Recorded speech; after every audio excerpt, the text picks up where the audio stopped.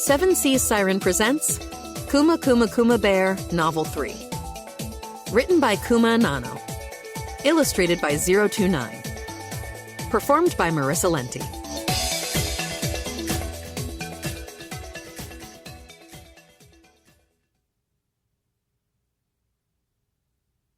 Yuna's status.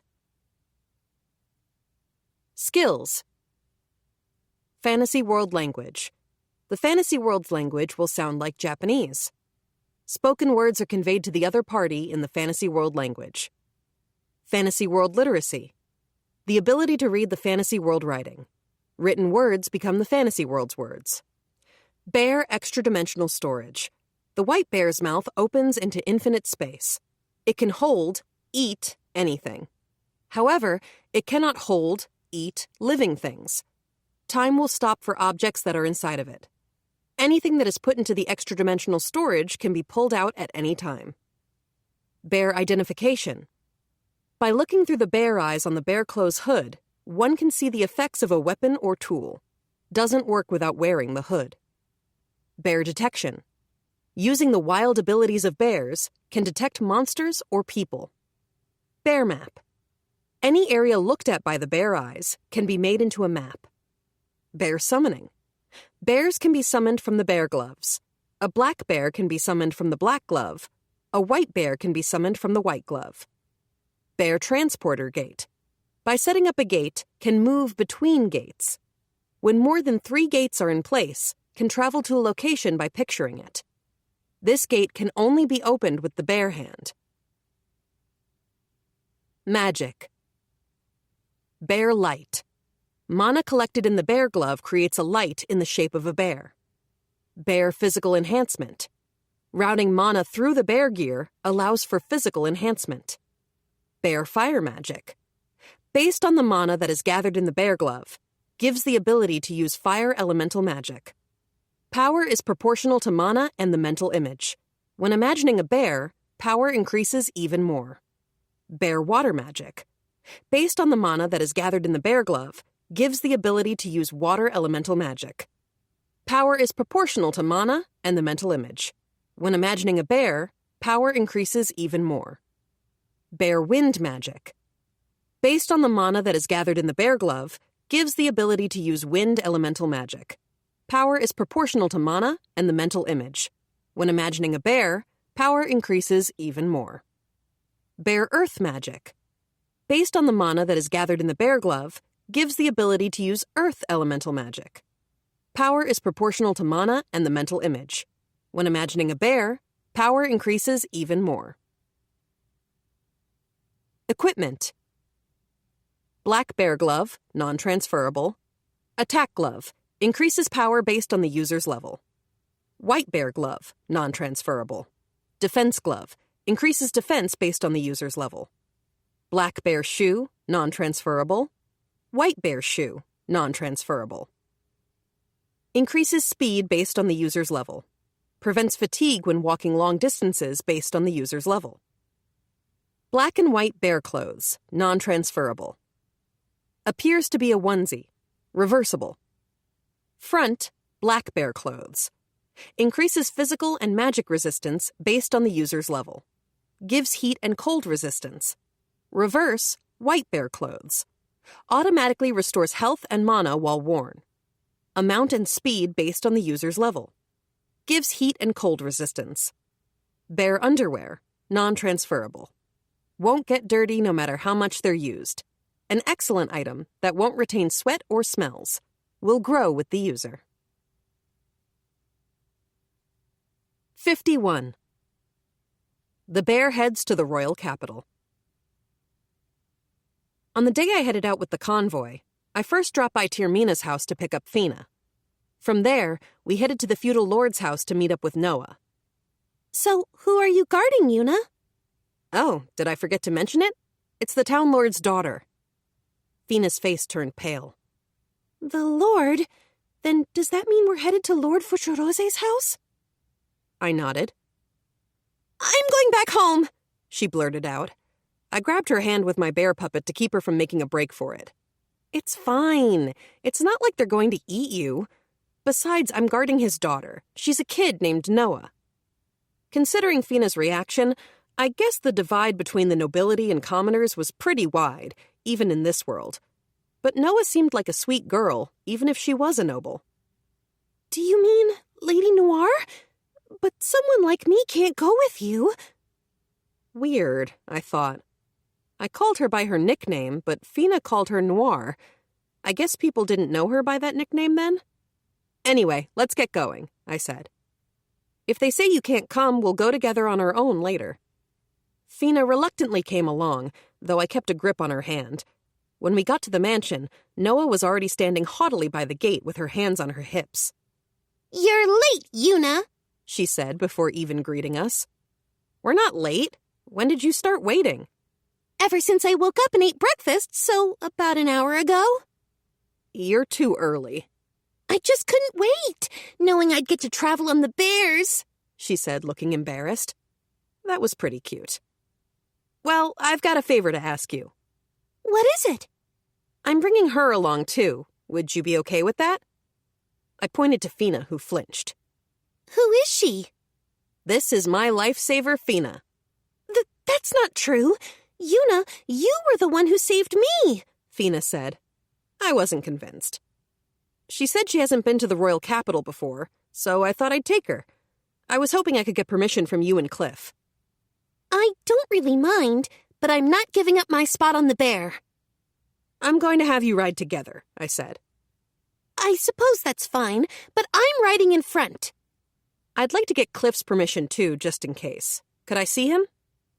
Noah went inside and came back with Cliff, who immediately gave his assent. I don't mind, he said. Are you sure? It's only one extra person. Besides, having a girl about the same age as my daughter along isn't a bad idea at all. Fina greeted Cliff nervously. I'm Fina. Please take care of my daughter. Yes, sure, Fina stammered. Don't be mean to her. I pulled Fina's arm, putting myself between her and Cliff. You make me sound mean. I was just greeting her, he protested. I guess the fact that he was an aristocrat was just putting Fina on edge. We headed for the city gates. Noah seemed to be enjoying herself, but Fina was a bundle of nerves. That reminds me, what's your name? Noah asked. It's Fina.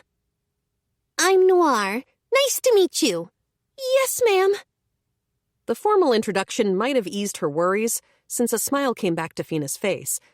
Once we got out of town, I summoned Kumayuru and Kumakyu, and Noah happily hugged Kumayuru the moment the bear was done manifesting. Kumayuru, it's nice to see you! She then hugged and greeted Kumakyu in the same way. I said this already, but I get to ride in front, okay? Yes, Lady Noir. Well then, it's a pleasure, Fina. Noah offered her hand to Fina, who took it nervously. Yes, it's a pleasure for me too. Now mounted on Kumayuru in their respective positions, they both couldn't help but smile. I guess they'll be fine, I thought, as I mounted Kumakyu. Well then, let's head out to the capital. Since we weren't in a hurry, we set out at a leisurely pace. Kumayuru, I'm counting on you to get us to the capital, okay? Noah gave Kumayuru a gentle pet. Lady Noir, you already knew about Kumayuru and Kumakyu? Yuna brought them to the mansion and let me ride them once. They took a nap with me, too. I've been so excited for this trip that I could hardly wait. How do you and Yuna know each other, Fina? Fina bailed me out when I was lost in the forest, back when I first came here, I interrupted. That did happen, said Fina. But Yuna was the one who saved me from a wolf attack. I just led her to town. And then I became an adventurer, but because I couldn't butcher monsters, I ended up asking Fina to do it for me. Yes, and I'm really thankful for the money you pay me. Fina, you can butcher monsters? Noah looked surprised. Yes, I've done it for a long time at the guild. For a long time? How old are you? I'm 10. That makes you the same age as me. I can't believe you harvest monsters at your age. Noah gave Fina a shocked look over her shoulder.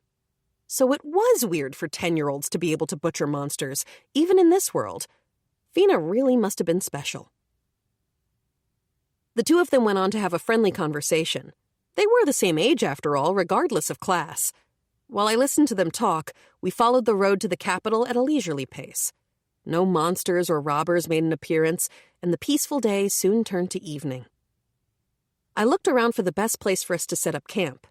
There was a stand of trees a little way off the main road that looked promising, so I headed there. Yuna, said Noah.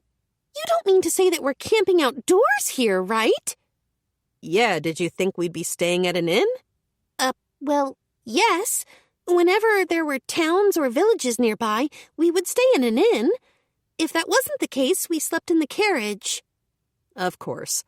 She really was a nobleman's daughter. Don't worry, you'll have something to sleep on. Huh? I told the two of them to step back a bit and pulled a bear house out of bear storage. The bear house was in the shape of two seated bears, a mama and a cub. The mama bear was the actual house, and the cub was the attached storehouse where Fina could do her harvesting. The front door was set into the mama bear's left paw pad. I made it smaller so it wouldn't be as noticeable, but it was still plenty eye-catching despite only being about half the size of the bear house back in town. I also redesigned the interiors a bit since the time Fina and I went tiger wolf slaying. Yuna! Noah called out in astonishment. It's a bear house. This one's for travel, so it's a little small. I wasn't asking what it is. I wanted to know where it came from. Well, I suppose I know where it came from, but can that really fit in a bottomless bag? I'm not sure what the upper limits of my bottomless bag are.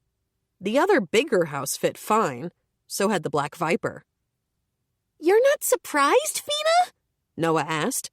She did look pretty nonplussed. No, I've seen her pull out a bear house before. Also, this whole thing is a secret, so don't tell anyone, I warned Noah. Anyway, why don't we head inside? You've got to be worn out after we traveled all day. I unsummoned Kuma and Kuma, then led the girls inside. Oh, Noah, sorry, but please take off your shoes here. I had indoor shoes that were kind of like slippers ready for Noah and Fina in the entryway. Beyond the entryway was the combo living dining room, which was brightly lit with monostones and spacious enough to fit 10 people. What is this house? Noah exclaimed in surprise. Pick a chair and sit down. I'll get dinner ready.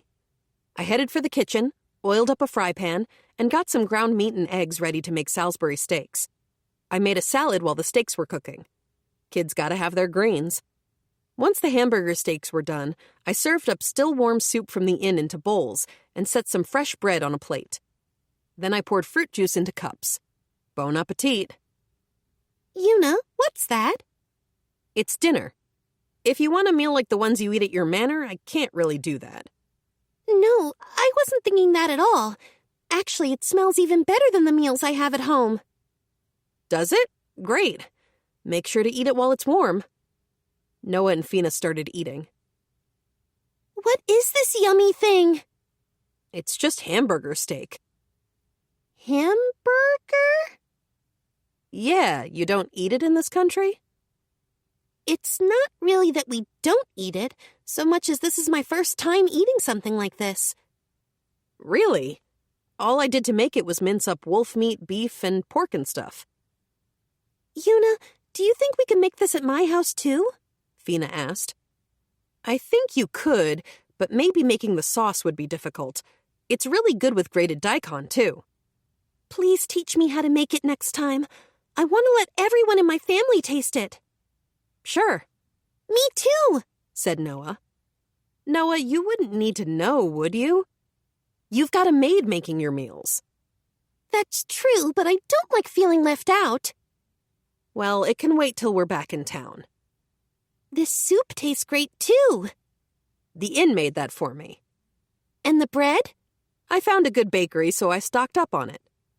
After chatting a bit, we finished our meal. By now, Fina and Noah had gotten comfortable enough around each other to be conversing normally. Now we take a short break, then take baths. We head out at sunrise, so we need to get to bed early. Yes, I understand. Are we really heading out that early? They had perfectly opposite reactions. Fina always rose early for work and house chores, while Noah was a noble who greeted the morning leisurely. It's because I don't want other people to spot the house. I want to break camp before anyone wakes up and starts looking around. I understand. Also, I thought you mentioned something about a bath. Did I mishear? Noah asked, rubbing her ears. You didn't mishear. There is a bath, so get yourself warmed up before you head to bed. Fina, could you show her how the bath works? I feel like everything I thought was common sense is crumbling away, said Noah as Fina led her along to the bath. While they were occupied, I cleaned up after the meal. Well, all I did was wash the dishes and cups. When the two of them came out, I gave them the dryer and told them to dry their hair while I got in the bath. When I got done and came back out, they were waiting. You're not in bed yet? In bed where? Right, I thought. I haven't given them rooms yet. The first floor had the living dining room, kitchen, bathroom, and bath. The second story had 3 small rooms. One of those rooms was mine, and the other 2 were for guests. There were 3 beds in each of the rooms for a total of 6. I showed the 2 of them the rooms. What do you want to do? Want to sleep in separate rooms? I'm fine with either. You can choose, Lady Noir. I want to talk before going to bed, so let's stay in the same room. Okay. You can talk, but just make sure you turn in early, I said, then went to my own room to sleep. It'd be embarrassing if I woke up late after warning them about that, after all. 52. The bear spots a carriage under attack. I ended up waking before sunrise the next morning. The sky was still mostly dark, and it was probably chilly, but the bear onesie kept me from feeling the cold at all. I changed from the white bear to the black bear side and went down to the first floor. Good morning, Yuna. Fina was already awake, but I didn't see Noah around. Morning. Where's Noah? I felt bad waking her up, so she's still sleeping. I'll make breakfast, so go wake her. I got yesterday's soup and bread ready for breakfast. Noah looked groggy when she came into the dining room. Good morning. You look sleepy. That's because I'm always asleep around this time. We'll head out after breakfast. Yeah. Noah replied, the words interrupted by a yawn. Fina smiled as she watched. After we finished our meal, we resumed our journey toward the royal capital. The trip continued to be peaceful. We even stopped to buy some fresh veggies at a village we passed along the way. I normally slept a lot when traveling. Since you couldn't fall off the bears, you could nap on them without worry. Noah spent a lot of time asleep, too, probably because she woke earlier than she was used to, and because the bears had such comfortable backs. A few days had passed since we left town when something finally happened. Stop for a sec. Kuma and Kuma halted. Is there something wrong? There are people and monsters up ahead. Really? I couldn't see them from where we were. The only reason I could tell was thanks to my bear detection skill, which I was activating every once in a while. This time, it pinged a whole mess of mobs up ahead. Yuna, what should we do? If people are being attacked, we have to go help them. My bear detection skill identified the monsters as orcs, which I could dispatch without breaking a sweat. But I didn't want to drag Fina and Noah into danger. Yuna? Fina looked worried. She hung behind Noah, clinging to her clothes. Leaving them behind would leave a bad taste in my mouth. And I let slip what was happening. They'd be so sad if the people under attack ended up dying. I'm going to pop over to help them. The monsters might try attacking you too, so you've got to make absolutely sure you stick by Kuma. Got that? Yuna, don't do anything dangerous. Yuna. I'll be fine. They still looked worried when I left them behind and galloped off with Kuma. The orcs circled a carriage. People, adventurers by the looks of them, were holding the perimeter, which was probably why I could still detect them. I was momentarily relieved to see them alive, but they looked outnumbered.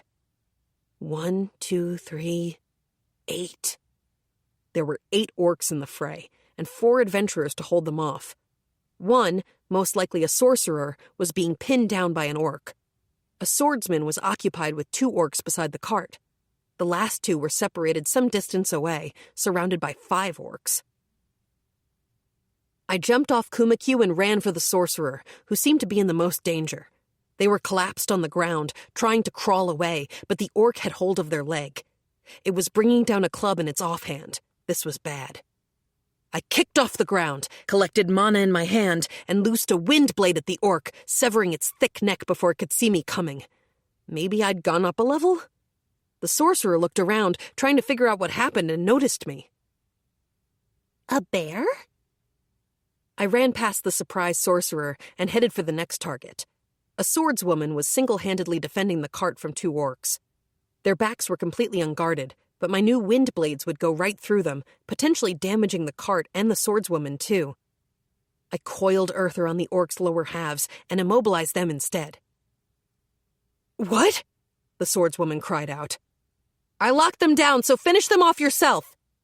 She picked up what I was putting down immediately, ducked to the orcs' sides, and cut them down. Meanwhile, I headed to where the remaining 2 were fighting the 5 orcs away from the carriage. Like before, I couldn't use my wind blade, and the earth trick wouldn't make it any easier for the 2 humans to escape. I collected mana in my hands. Instead of picturing a wind blade, I pictured a clump of air. Then I launched that clump at the orcs. I shot 5 of them off at once, each one hitting an orc and blowing it off its feet. The adventurers were knocked over by the blast too, but at least they weren't dead. The collapsed orcs got to their feet almost immediately. The adventurers seemed like they were trying to stand back up too. "It's dangerous, so just stay down," I shouted. I let a horizontal wind blade loose at the standing orcs, lopping them in half and splattering the adventurers with orc blood. I saved you guys, I thought, so don't get mad at me, all right? With the threat gone, I approached the blood-stained adventurers. "You okay?" "A bear?" A female adventurer with long hair stood up and sheathed her sword. The other female adventurer checked her surroundings. Did you save us?" "Pretty much." "Well, thank you. You really were a lifesaver." "I just happened to be passing by, so don't worry about it." They looked just awful with orc blood all over them, but they didn't seem angry. I felt kind of bad, but it was an emergency. "Marina!" The adventurer that was fighting near the carriage ran over. "Are you okay?" "Yes, we're fine. This girl dressed as a bear saved us. What about you?" "Me and Elle are all right, thanks to her." A relieved look came over the face of the adventurer with the long hair. "I see. I have to thank you again. Glad I made it in time. I'm Marina, the leader of this party. The one holding the large sword there is Masrika, and this is..." "I'm Itzia." Apparently, the sorcerer I saved first was named Elle. We headed back to the carriage, and I called for Kuma and Kuma on the way. Whether by telepathy or something else, I could give my bears instructions even when they were far away. "Elle, are you okay?" "Yeah, I'm fine. A little longer and I would have been a goner, though." Perhaps it was because the orc had grabbed her, but her clothes were tattered, and I could see her pale skin. She was trying to cover it up, but since her chest was so big, her boobs were spilling out of her hands. Was that what I was up against? "We're alive because of you. Thank you." She thanked me with this indescribable look on her face as she looked me up and down. She was probably holding back a ton of questions about my dress sense. "What the heck are those?" Marina cried out as she surveilled the perimeter. "They're bears!" The adventurers put their hands on their swords. "Hold on. There are girls riding that bear." "These are my bears, so it's okay." "Your bears?" The adventurers looked at my getup, then at the bears, and relaxed their battle stances like they accepted that. "Yuna, are you okay? Yuna, how are you?" "I'm fine." Noah and Fina dismounted from Kuma and ran over to where I was. I put my bear puppet hands on top of their heads to calm them down. They were shaking a little, which was understandable. They were 10-year-old girls.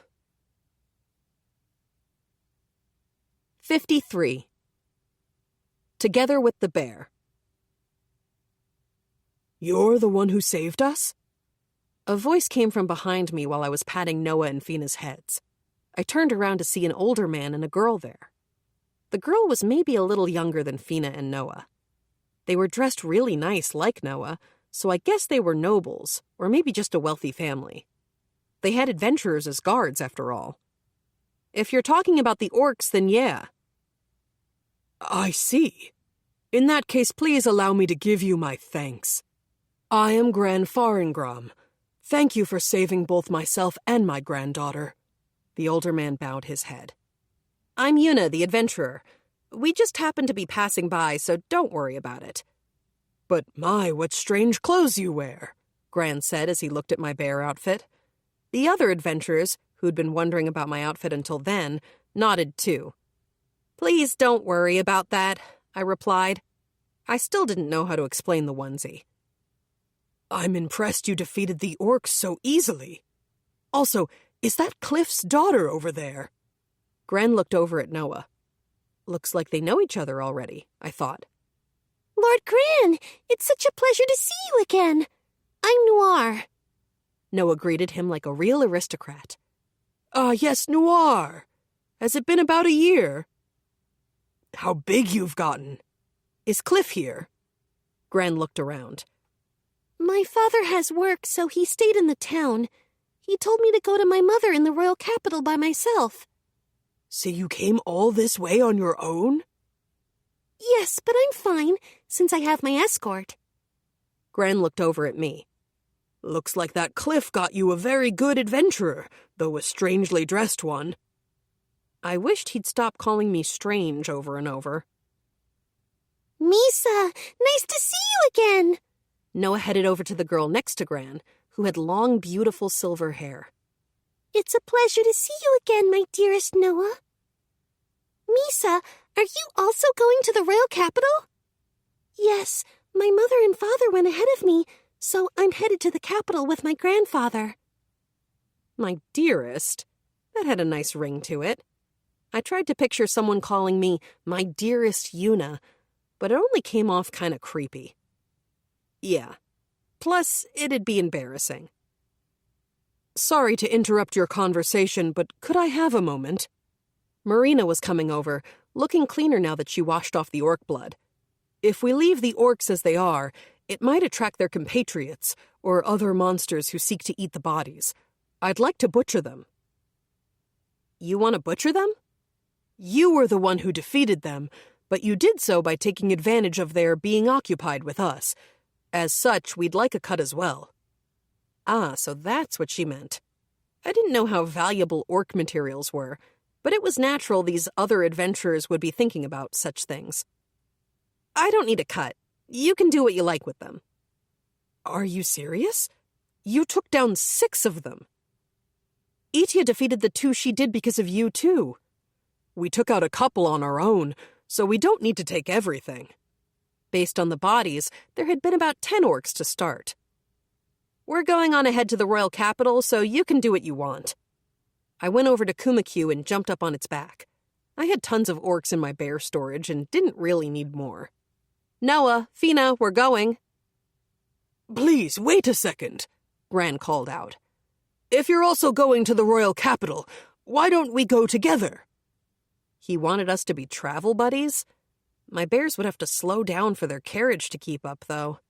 I thought about it for a moment, then replied, I don't see any benefits to that, so no thank you. I'll pay you to escort us. You've already got those women to protect you, don't you? Besides, isn't that pretty rude to them? I said, loud enough that the nearby adventurers could hear. If he was hiring me, that meant he didn't have much trust in them. I don't doubt Marina and the others' abilities. It's just that encountering a group of orcs on the way to the royal capital is normally unheard of. It was. I supposed we really hadn't encountered any monsters up until that point. I'd like you to be here for my granddaughter. We've been cooped up inside the cart for the last few days, which has been tedious. Having someone she knows, like Noir, around could make the trip more enjoyable. It still felt like I was drawing the short end of the stick here. I didn't want to tell people about the bear house unless I trusted them, so if we traveled together, I couldn't use it. If we couldn't use the bear house, that meant no beds and no bath. Also, we'd be moving slower and covering way less ground. So what was I going to do? Cliff was paying me, so I would have looked to him for direction, but he wasn't here. I decided I'd ask Noah for her opinion instead, seeing as how she was both the person I was escorting and the daughter of my client. Noah, what do you want to do? Me? I called Noah over and whispered into her ear. If we travel with them, we can't use the bear house, so we wouldn't be able to use the beds or bath either. Noah started to mutter under her breath. Bath, bed, bath, bed. It looked like there was a battle of the bed and bath versus Misa going on inside of Noah's head right now. She murmured, and the battle finally came to a conclusion. Yuna, I'm worried about Misa. Do you think it would be okay if we went together? If that's what you want, it's fine, but I have a few conditions. What are those? Naturally, we'll keep the bear house a secret. Also, if there are monsters that I don't think I can beat, the three of us will run and leave everyone else behind. Make sure you're at least prepared for that. That was the one thing I wouldn't budge on. Even I wasn't invincible, and there had to be monsters like dragons, for instance, that I couldn't beat. If we encountered a foe like that, I might not be able to protect other people on top of Noah and Fina. I understand, Noah said. I turned to face Gran. Have you come to a decision? He asked. We'll travel with you. You will? Oh, that's wonderful. Gran looked elated. Misa did too. She rushed over to Noah. Well then, could you help the women with harvesting, Fina? I'd like to head out as fast as possible. Okay. Fina hustled over to where the adventurers were harvesting the orcs. So are these bears yours? Gran asked, looking at Kumayuru and Kumakyu. They're my summons. They're safe, so don't hurt them. They're summons? Gran kept staring. Misa followed suit, looking awestruck, as Noah pulled her over to the bears. The black one is Kumayuru, and the white one is Kumakyu. Misa slowly got closer to Kumayuru. It's fine, they're nothing to be scared of. Noah started petting Kumayuru. Seeing that, Misa joined her and touched Kumayuru. It's soft. Right? They feel so nice. They make the very best sleeping spot. Noah gave Kumayuru a giant hug, which seemed to settle things for the others. A short time later, Fina, Marina, and the others finished dealing with the orcs and rejoined us. This kid is great at butchering. She really helped us out. Also, are you actually sure about letting us have everything? It's fine. It looks like we're heading to the capital together, so I'm looking forward to working with you. Yes, likewise. Before we headed out, Marina checked the carriage. Luckily, it was fine, so we headed out right away. Once she finished the check, Marina sat down in the driver's seat and the swordswoman, Masrika, sat down next to her. There was space for about 6 people inside the carriage. Gran, Misa, and Noah got in first, and Elle and Itia took the remaining spots, keeping an eye out through the side and rear windows. Aren't escorts supposed to guard from the outside? Then again, it wasn't like they could keep up with the carriage on foot for long hours, especially laden down with their gear and weapons. Plus, if monsters attacked after you'd been walking that long, you'd be too worn out to put up a fight. Just thinking about it made me feel renewed gratitude for my bear summons. When she got into the carriage, Noah whipped her finger out and pointed at Fina, declaring, I'll let you have the bears this time, but that seat is reserved for me. Well, I thought, Kumayuru and Kumakyu are both my summons, though. The carriage started moving. We followed after it, with Fina on Kumayuru and me on Kumakyu. Clip, clop, clip, clop. I thought, we're going pretty slow. How long will it take to get to the royal capital from here at this pace? It wasn't like I could do anything about it at this point, though, so I decided to let the bears be on lookout while I took an afternoon nap. The weather was nice, and Kumakyu's warmth soon coaxed me into sleep. The carriage rolled uneventfully forward until sunset. Marina told us to stop, and pull off to the side of the main road, in the middle of nowhere, where her party set up their cots and pulled travel rations from their bottomless bags. I really wanted to pull out my bear house, but restrained myself. Since it looked like Misa was going to eat with her father and the other adventurers, I called Noah and Fina over to figure out dinner for ourselves. Also, apparently, Misa was a nickname. Her full name was Misana. As far as food prep went, all I was really doing was pulling simple meals out of the bear storage. The difference between mine and Marina's parties was that my bread was still soft and warm from the oven. I couldn't help but feel a tiny bit of a sense of superiority while we ate. Soon it was time to head to bed. We would be leaving at daybreak, which was fine by me. Marina came over just as I was about to tuck myself in. I'd like to figure out the order we'll keep watch. Ah, the night watch, the great enemy of sleep and inevitable cost of roughing it. As far as keeping watch goes, we have these guys, so we should be fine. I pointed at Kumayuru and Kumakyu. If any monsters or people come near us, they'll let us know. Really? We don't need lookouts, but if you're really worried about it, can your group do it? Can we really trust these bears? Marina said, sizing up my furry companions. Whether you trust them or not is up to you. That was all I could say. I understand. We'll keep watch on our side. Marina headed to the carriage. Where are you going to sleep? I asked Noah, having defended my rightful 8 hours of hay hitting. What do you mean? Are you going to sleep with Misa or with the bears? What do you mean? You're going to sleep with the bears? She asked, her voice quivering. Well, the night's cold and dangerous, right? Come here, Kumayuru, Kumakyu. I called the bears over and had them sit down. Next, I called Fina over to demonstrate and bundled her up in a blanket. Once she was bundled up, Fina curled into the seated Kumakyu's furry belly. The bear's paws circled her, and there we had it. The art piece titled Together with Bear was complete. What is this? This is a sublime way to sleep. See, it's not cold like this. I'll tell Misa I'm sleeping with you. Fina, make sure to keep a spot open for me. Noah dashed off, then quickly returned, with Misa in tow. Yuna, Misa said she wants to sleep with the bears too. May I? Dearest Noah told me so many wonderful things about the bears today. I would like to partake. Please? Misa fixed her big, innocent eyes right on me. I couldn't say no. She was even younger than Noah. Sure. The two of you can sleep with Kumayuru. Fina and I will sleep with Kumakyu. Thank you, Yuna. Thank you very much. Noah and Misa thanked me, and I got them wrapped up in a blanket and snuggling against Kumayuru's stomach right away. Kumayuru, don't wake the two of them up unless there's something dangerous approaching. Kumakyu, please tell me if monsters or people come near us, I asked.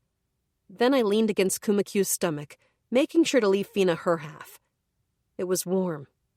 I tucked my hand into Kumakyu's arm so I'd be holding it in my sleep. Good night, Fina. Good night. 54. The bear catches the robbers. I woke up in the middle of the night when Kumakyu moved. Kumakyu? I rubbed my eyes. Fina was sleeping quietly next to me. I used my detection skill, making sure not to wake her. There were people some distance away who hadn't been there when I checked before going to sleep. If Kumakyu's reacting to them, I thought, does that mean they just appeared? I watched them for a while, but they didn't seem to be moving. Maybe they were just camping for the night like us? Kumakyu, tell me if they move. I went back to sleep. Kumakyu didn't react again, and when I woke up the next morning, the group hadn't moved from the place I'd sensed them last night. Breakfast was light, and we left at sunrise. I kept my detection skill up as we went, so we wouldn't have to deal with a second monster attack. My radar picked up people tailing us. When we stopped for a break, they stopped. When the break was over, they moved with us. The signal I was picking up was always the same distance behind us. It was definitely suspicious, but what did it mean? There weren't many pleasant reasons for someone to shadow us. One possibility was that they were using us like guards. If a threat came from the front, we would handle it for them, and if something attacked them from behind, they would run over and force the monsters on us. The other possibility was that they were stalking us. This group was the recon team, and they were just waiting for the right time to attack, or for more of their friends to join them. I didn't know which it was yet. The carriage stopped, and it looked we found where we'd be camping for the day. When I pinged my radar again, our mysterious followers had stopped too, of course. I had better report to the others. Marina, do you have a moment? What is it? Marina looked over at me as she was setting up camp. I told her about the people following us and what I thought about it. While it's true that people sometimes stick to the carriage in front of them, they'll usually say something in advance and come to a mutual agreement on traveling together. Granted, sometimes the people at the front will charge for it, so there are cases where the others will follow some distance behind. Then do you think it's all right? I can't quite say. They might be observing us. Actually, how can you tell? My bears let me know about it. I didn't mention the detection skill. So what should we do? I'd really like to get a look at who's following us, to be honest, but that would probably be useless. It is? Their appearance is unlikely to tell us anything. Yuna, I know you're strong, but can we also count those bears as part of our firepower? They're protecting Noah and Fina, so you won't really be able to count on them to fight. Marina shook her head. May we ask for your summons to protect Lady Misana and Lord Gran? That would make it easier for us to fight as well. True. It'd be tricky to protect the people you were guarding while also trying to fight. As far as I was concerned, I'd be handling the attack alone. I just wanted to bring Marina and her crew up to speed. Getting ambushed, on the other hand, was an entirely different kettle of fish from a fight we could all see coming. All right, I'll tell them to protect Misa and Gran, too. It'd be easier if they're all inside the carriage. Marina thanked me and went back to her party. After dinner, we started getting ready for bed. Marina briefed everyone during our meal. She told Noah, Misa, and Fina to bunker down in the carriage once things got hot. Yuna, are we really going to be attacked? Don't worry, I said. If anything happens, these two will protect you. Kumayuru and Kumakyu cooed in reply. Plus, you don't think I can be beat, do you?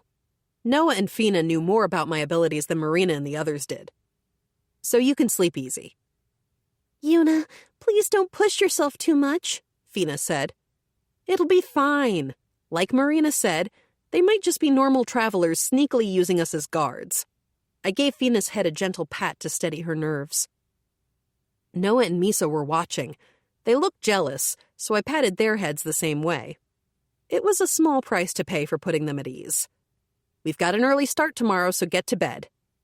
Yes, Yuna. Good night, Fina said. Yuna, good night, Noah said. Good night, Misa said. They fell asleep in Kumayuru and Kumakyu's arms. Marina and the others looked kind of anxious, so I decided to trust the bears with lookout duty and get some sleep.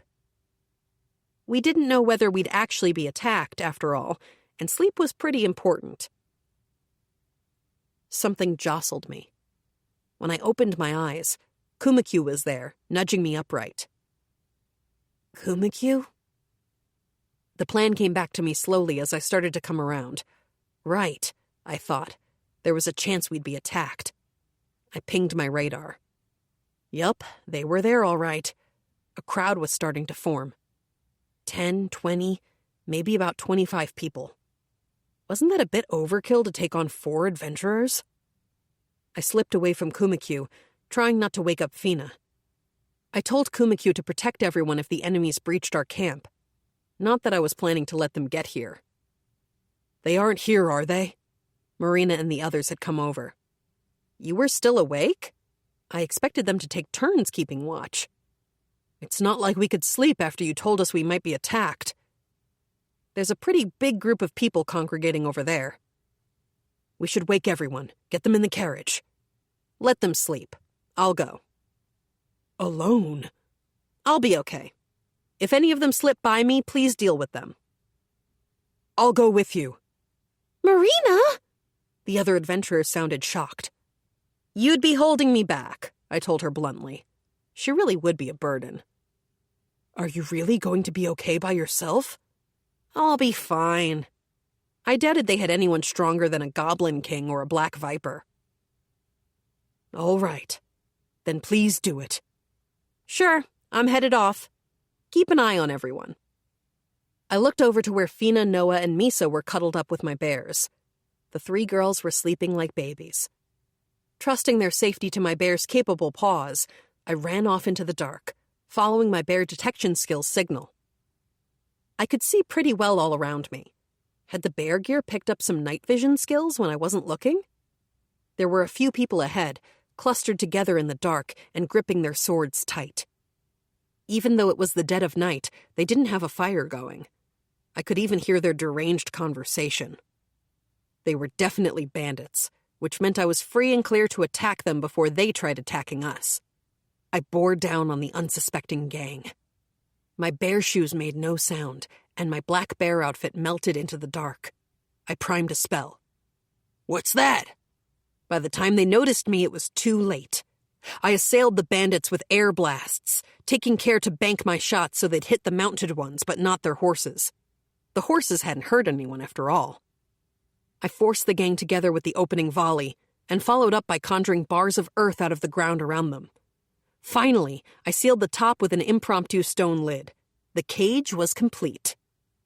We can't break these! Casters to the front! Several of the bandits incanted spells, but they bounced off the bars and ended up causing mayhem inside the cage. Quit with the magic! We'll die! That hurts!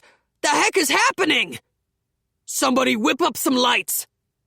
Good evening, bandits! They only really caught on that I was there once I started talking to them. A bear? What's up with the getup? Did you do this, you little twerp? Let us out of here! You're that bear that was riding a bear! One of them seemed to already know about me. I guessed he was part of the group that was tailing us. I was surprised they decided to attack despite knowing about my bears. Maybe they figured they could handle it since they had some sorcerers in their group? You really think you can do this to us and live? Are these guys stupid? Did they really think they could fight me when they were stuck in a cage? I hosed them down with a water spell to shut them up. Next time you open your mouths, I'll switch to fire. Shut your mouth! You think you can do this to the Zamon bandit clan? Fire! I pitched a mass of fire into the cage. Hot! Hot! What do you think you're doing? The sorcerers inside the cage released water to snuff out the fire. I said that if you opened your mouth again, I'd launch fire at you next. Are you stupid? Why, you little... They looked like they had plenty to say, but they kept their mouths shut this time. I used an earth spell to raise the cage off the ground by 50 centimeters. Some of the bandits inside lost their balance and fell over, raising a racket in the process, but I ignored them. Next, I attached wheels to the underside of the cage to make it mobile. I wasn't concerned with their comfort, so I didn't add springs to absorb the jolts and bumps of the road. Now, all I needed was something to move the cage. I thought I might use the horses, but they'd all run off. I thought it over and came up with something at once. It'd be pretty attention-grabbing, but it was my only option. Come forth, bear!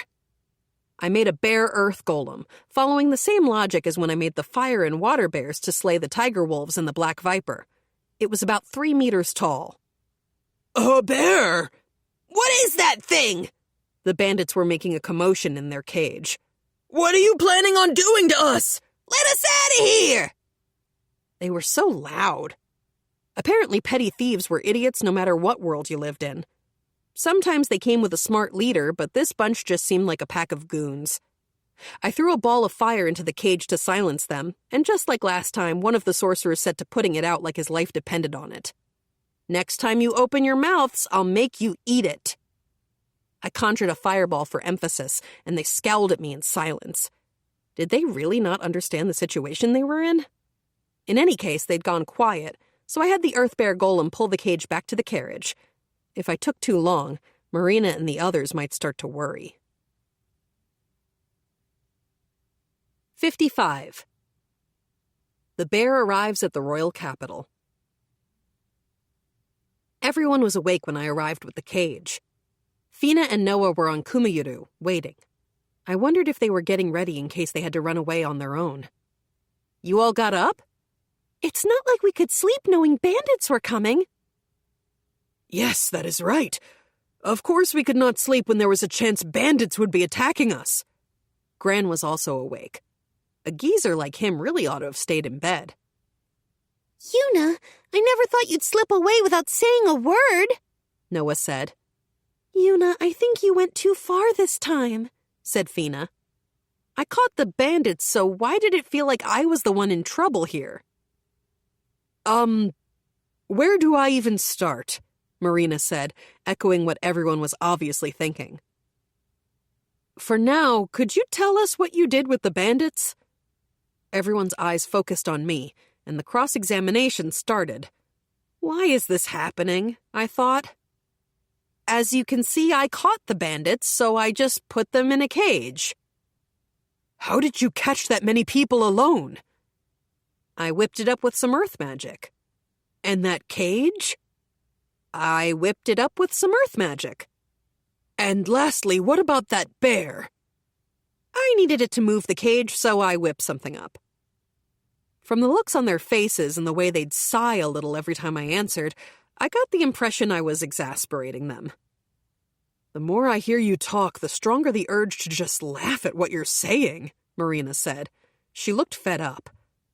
Well then, what are you going to do with those bandits? I don't know, what do you think? Should we take them to the royal capital? Should we kill them here?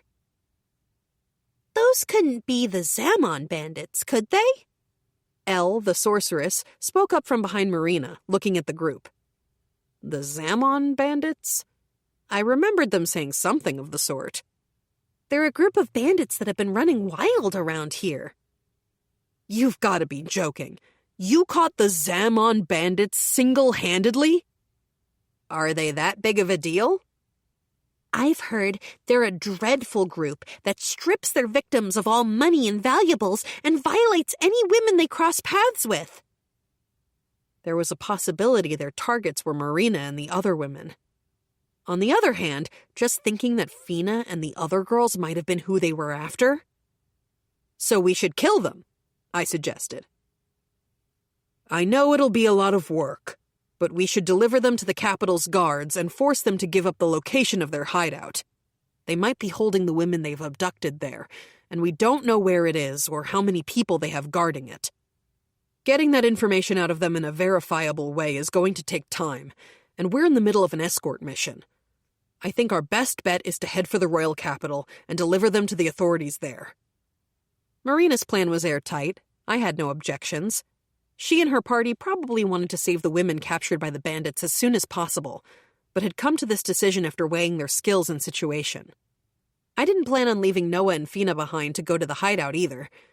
Much as it would be a giant pain in the behind, we'd take the bandits to the capital. Well, we've decided what to do from here. It's still dark, so should we go back to sleep? You can sleep in a situation like this? I don't feel like I can sleep after seeing all these bandits. Me neither. Yuna, I can't sleep either. Yuna. Naturally, I do not feel as though I could sleep either. Not a single person was with me. They'd have to sleep near these bandits the next day anyway, and dawn was still hours away. What were they going to do if they weren't going to sleep? Well then, said Gran, what do we say to departing early? If the horses show signs of fatigue, we can allow them to rest at that point. And so we ended up resuming our journey to the royal capital, even though it was still the middle of the night. Well, I was going to sleep on top of Kuma. When the sun came up, we decided to have breakfast in order to give the horses a break. It set the bandits into an uproar. Give us food! Yeah, that's right! You won't die from not eating a few days. You gotta be kidding! I threw water on the rambunctious bandits to silence them. We confiscated all the bandits' bottomless bags with their weapons and such, so even if they had food, they couldn't eat it now. The only thing they were getting was the water their sorcerer made.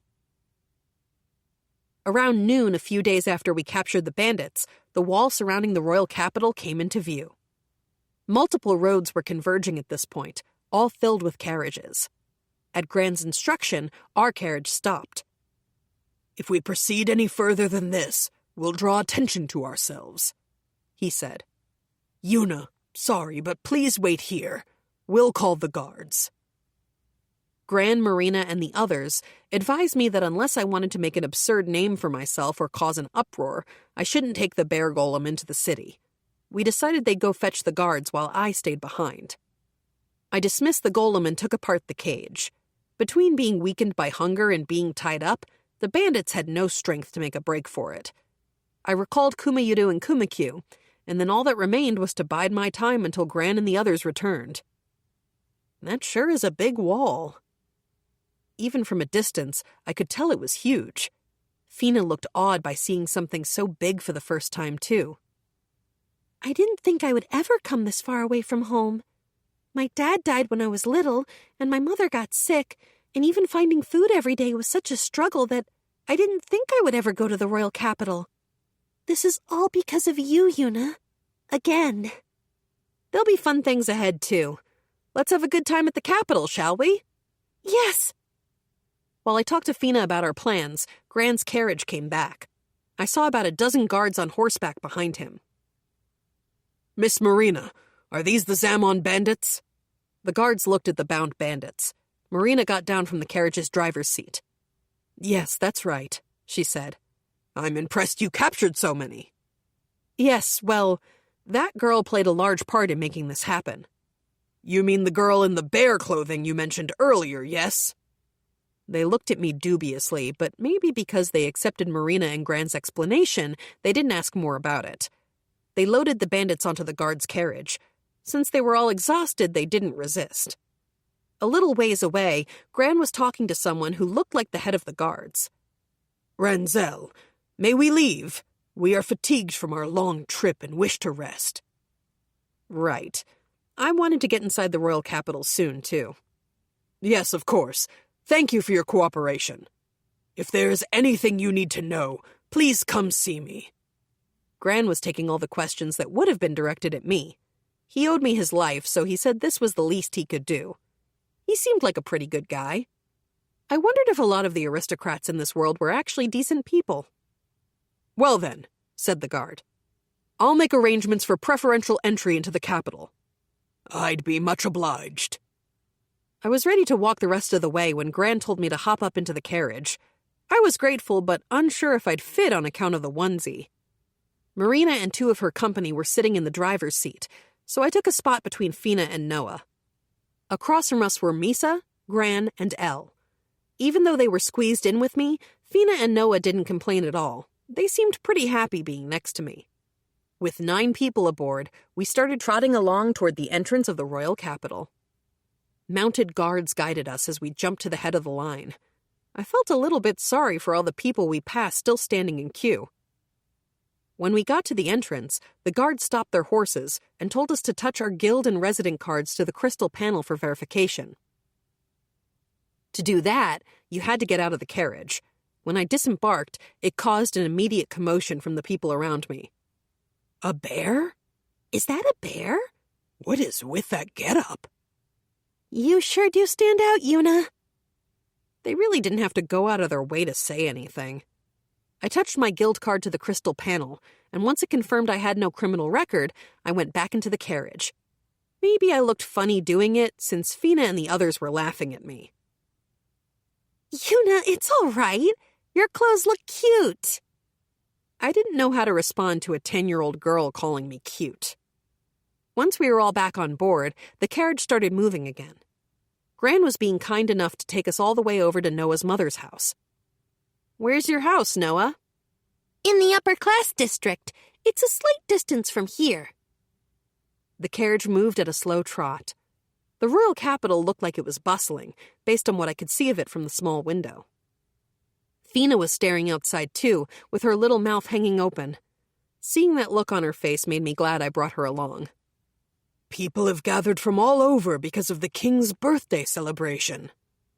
The capital has a lot of residents to begin with, but you'll see more and more gathering as time goes on, Marina told us from her seat at the reins. Little by little, the carriage made its way to more deserted roads. The buildings around us changed, and mansions that looked like elegant estates became more frequent. Yuna, I can see it now. That's where my mother's house is.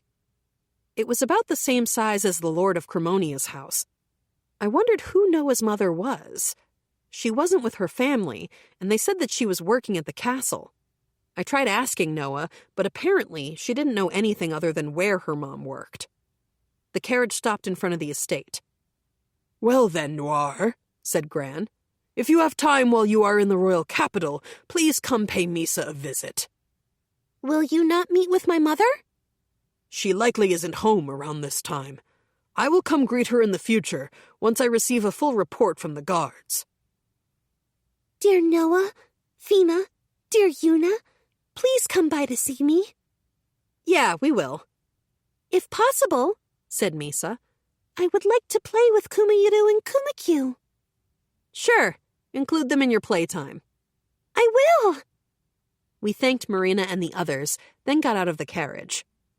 You really helped us out. At first I thought you were just a weird-looking girl.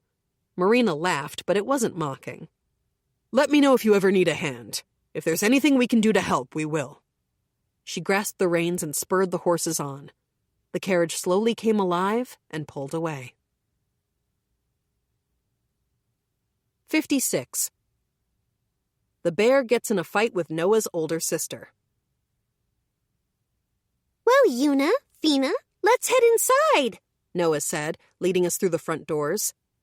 Tum tum tum tum tum tum tum tum tum tum tum tum tum tum tum. We heard the sound of running footsteps coming from somewhere. Timp timp timp timp timp timp timp timp timp timp timp. The footsteps were approaching us steadily from behind.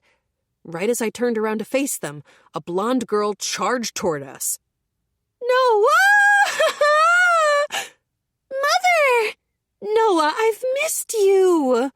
The woman pressed her cheek against Noah's. They had the same golden hair. She was around 25 years old, give or take, which seemed pretty young to be Noah's mother.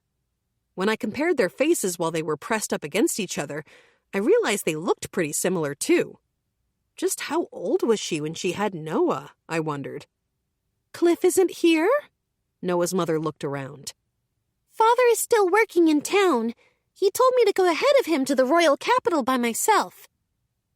Did he now? I can't believe he let you come here alone. He let me because Yuna escorted me. Yuna? You don't mean that girl in the amusing clothes. Strange, I heard plenty, but no one called me amusing before. Same difference, I guess. This person who's dressed as a bear is the adventurer Yuna. She escorted me all the way to the capital. And this is Fina. She's a bear friend. Wait, what? A bear friend? Since when had that happened? Anyway, putting that aside, I greeted Noah's mother. Yuna, pleased to meet you. I'm Fina. Yuna brought me along on this trip, Fina said, copying me. Oh my, what adorable children! I'm Noah's mother, Elilora. Let's move inside so you can give me the details. But, Mother, how did you know I was coming to the royal capital? Oh, I told the gate guard to send me an urgent message when you and Cliff arrived. Then when word came, I dumped all my work on His Majesty and came running. An urgent message? Did that mean they sent a messenger to the castle before we showed up? Wasn't that really quick? On top of that, she said she dumped all her work on the king. Was that really okay? I guess she couldn't help it after she hadn't seen her daughter in such a long time. Elilora guided us into the massive interior of the residence. Maids came to greet us. A few of them couldn't quite control their expressions when they saw me, but none of them laughed. We were guided to a spacious room. Please sit anywhere, I'm sure you're worn out. There were 2 luxurious sofas that could seat about 5 people each on either side of a table. Fina hadn't left my side since earlier. It looked like she was mimicking whatever I did. When I sat down in the middle of a sofa, Fina plopped herself down to my right and Noah sat to my left. Once we were all seated, a maid brought us drinks. Because I had been thirsty, I drank it gratefully. It was cool and delicious. Fina grabbed her cup and drained it too. After I quenched my thirst, I looked over toward Ellalora again. Lord Cliff requested that I keep these safe, ma'am. I pulled the letter in the box with the Goblin King's sword from the bear storage. Oh, so that bear on your hand is a bottomless bag, Ellalora remarked as she opened the letter and checked its contents. She nodded several times and looked over at me. Once she finished reading the letter, she closed it gently. So this is the Goblin King's sword. He's found quite the rare item, and it seems you even let him have it. Oh, it was no issue at all, ma'am. Oh, stop being so formal. Are you sure? It's fine. It was in the letter. Now I wanted to know how Cliff described me in the letter. It's best if you don't worry about how she talks. It's best if you don't ask about her clothing. Also, she's stronger than she looks. She gets in trouble easily because of her clothes, so please back her up if necessary. There's a lot of other things written here, too, Ellalora read. Yup, he made me sound like a ridiculous nuisance. Even worse, it was all true, so I couldn't even take issue with him for it. It also says that you're kind, and that you're an adventurer Noah's taken a liking to. It seems that Cliff has a lot of faith in you. Does he really? He had entrusted me with Noah's safety, but it was embarrassing to hear someone say it out loud. I couldn't believe he placed that much faith in a girl who walked around wearing pajamas. That he tasked you with single-handedly escorting our daughter speaks volumes. I was dubious that you could keep Noah safe alone at first, but you've single-handedly slain 100 goblins, a goblin king, orcs, tiger wolves, and a black viper. I almost thought the contents of this letter were a joke. Yes, Yuna is amazing. When we were coming to the royal capital, she defeated orcs and caught a bunch of bandits by herself, Noah declared. Ellalora looked shocked. Is that really true? Yes, Lord Gran was there as well. He can tell you what he saw. Noah merrily talked about what happened on our way to the capital. She must have been eager to see her mother after so long. Well, look at the time. Shia should be home soon. Shia. Yet another name to keep track of. Yes, said Noah. She's my older sister. She goes to the Royal Academy right now. Noah, you have an older sister? Yeah, she's 5 years older than me, though, so we're not super close. She was 15? I looked at Ellalora again. Just how old was she when she had this kid? If I assumed she was 28, she'd have been 13? That wouldn't fly in Japan, but maybe it wasn't out of the question here? Yuna, are you letting strange thoughts run through your head? She read me like a book. I wondered if she was good at seeing through people, or if my face was just that transparent. I decided to come clean. You look so young, so I was wondering how old you were when you had your kids. Oh, how young do you think I look? Ellalora blushed. Looks like women were always happy to be called young, no matter the world. Though I'd get angry whenever people guessed I was younger than I really am. At first I thought you were about 25, but when I heard you have a 15-year-old daughter, I started wondering. Oh my! What a joy to hear you say that! Normally I wouldn't tell others how old I am, but I'll make a special exception for you. I'm 35 this year. My mother is famous for her beauty. Oh, in that case, don't you think my little girl will grow up to be a beauty too? I hope so. That would make me so happy. Noah seemed pleased. There was a sudden commotion on the other side of the door, which opened to admit a girl in pigtails who was the spitting image of an older Noah. I'm back, Mother! Is Noah really here? I figured this was Shia.